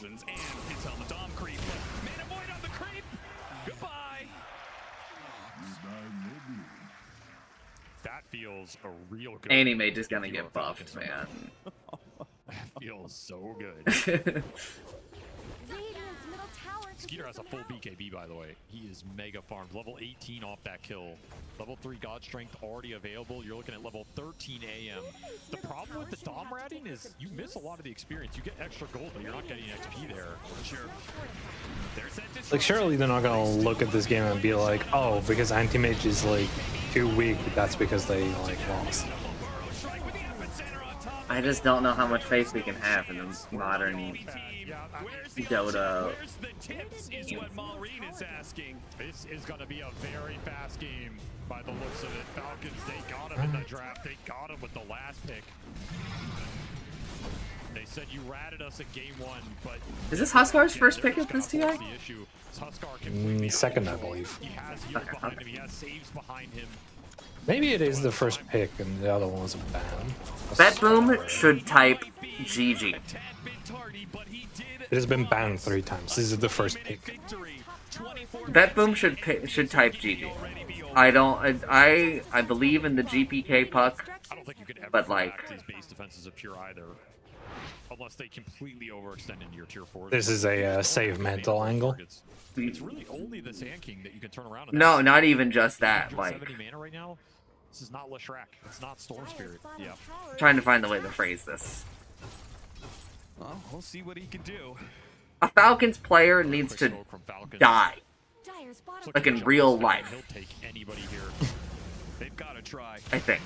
For them to really have a realistic chance. They got the coil on him. Any more damage? Anybody? Anything? Nothing. Surprise heals him up, a disruption goes out. BB team was close. Well, he managed to get really close to killing the Oscar. And now that high ground push is coming. Falcons, they don't need to wait for an Aegis. They can kill you without any of all that. That anti-mage kill that they got, that Skitter got at that ancient camp bottom, was just game losing for them. And Pierre's hitting the tier 3 like he's really a threat, but he doesn't have the damage to actually hit buildings yet. He probably shouldn't have been there. Just completely backfired with the last. I mean, he has to be there. That's why that slot is so hard. Yeah. Because you have to pick a carry. It's like kind of hard, right? Because he needs to farm. Heroes Yeah. that ATF has that can ruin your day. You will always find one. It's really difficult to find a carry. Anti-mage hasn't taken a level 10 talent yet. Just rushing straight to Yeah, I think that it's the only chance that they have to be able to burst down the there's Huskar. been some fine. macro And decisions some of this damage, the hoodwink with the as boomerang well and that everything are else. not great. They really have come close sometimes. Not that But also, there feel aren't like really they like changed the game too much. any good mana bombs, and Disruptor, I mean, Shadow Demon is like really good against That's anti-mage the as scary well. part here. All that execution can count for nothing. You have to go for that route, though. I'm not even sure he can afford to go something like A on Deskir that he's looking at. Yeah, you have to just go full damage, full throttle, try and go for that kill. Pray that's enough. Full Daedalus now online for Skeeter. He is looking to double up his opponent's net worth. Like, I'm just very surprised that right now, Falcon are not just like 5 heroes bottom. Very nice timings for him. You're looking at second Roshan, guaranteed spawn in the minute here. You get that, you go high ground again. This game is just over. Might be over even sooner if they stop what is one of the only high ground defenders that they have. Miro is spotted. Deactivates the blade mail. Mars gonna wait out the blade mail, but Skeeter, he doesn't need to wait so much. And they've got him controlled. He's just gonna put himself in a corner, beg for his life. But Falcons give you no Oh my god. That was a close call. I mean, Skeeter blocked the shot anyway. Oh. Self in a corner, beg for his life. Oh, okay. Falcons give you no mercy. Disruption there. I mean, Skeeter aggressive. We'll make sure he thinks. Roshan pit, they go.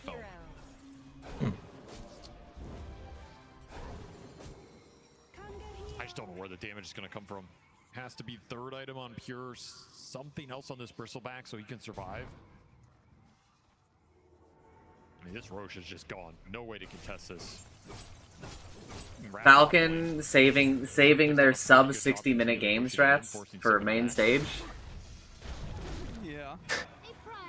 Plus 100. Middle tower shouldn't have to take this abuse. Tower's not really in danger of falling anytime soon, but he can draw their eye. So, that's actually the reason why I liked them, is because they were taking games to 60 minutes. But I actually, when I watched every game that went to 60 minutes, I was like, yeah, this game was supposed to go to 60 minutes. Falcons have the read. This was like good Dota that they were playing. It's going to be on the offense. Boomerang goes out. Amar, he's already gone out the BKB, so it's Oh. too late to get that kill. Miro, he'll run after the supports as best he can, but Skeeter is making short work of him with all that extra damage. Alright, we don't need to finish it. No, they should finish throws. They don't know buybacks. Okay. For them. Yeah, this one looks like it's just in the books. I mean, you tried to go for this crazy play, you didn't get the angle. Falcons were ready for it. You jump the AM in, hoping you find an isolated Shadow Demon. Guess what? The whole team's there. There's the Enchantress. This will break the high ground completely. The only question is, will there be any more all chat in this game too? I think that's what we're all waiting for, bated breath here.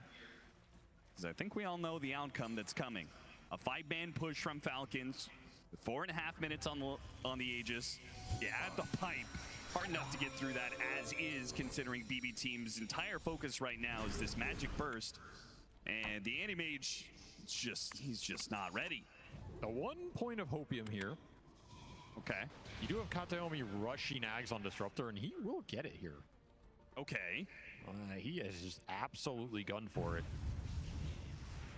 Always a powerful item. I don't know if you have damage to bring the heroes down under it, but Falcons might confidently group into it because they've done it time and time again, and they've just shrugged it off. Might not expect this Ags to come out in this game, given how one-sided it is. Yeah, there's a real chance if, like, Puck really needs a fucking Ags, but I mean, they don't have the other shit. Shadow Demon can always bail a hero out under it anyway. Yeah. But hey, maybe you land a 4 or 5 man here. I mean, Falcons, DK. he hit a 4-man static storm earlier. Falcons have not been shy about clumping up. They think it burns out the Enchantress at the start. That would be beautiful. Unfortunately, it doesn't quite work. And now Miro, now the epicenter goes out. There goes that sandwich over to BKB. It's already activated by Skeeter. It's not good enough. It would never be good enough. Falcons, they'll stay healthy. Hey, GG. Up as 5. They will not lose a man as they push into the high ground. Going to a game 3. Already asked for the tips, and he received a few as this series will go the distance. The all chat's heating up, a little toxicity heating up, and some good Oscar old Warrior. last pick Huskar. I mean, that was a great Oscar pick. Yep. Insanely good draft. But I do very much appreciate the insanity that was like all of this Animage game.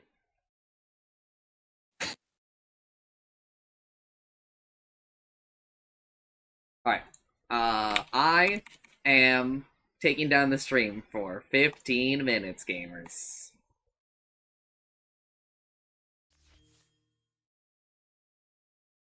I think I'm at the YouTube limit, basically. So I'll be right back.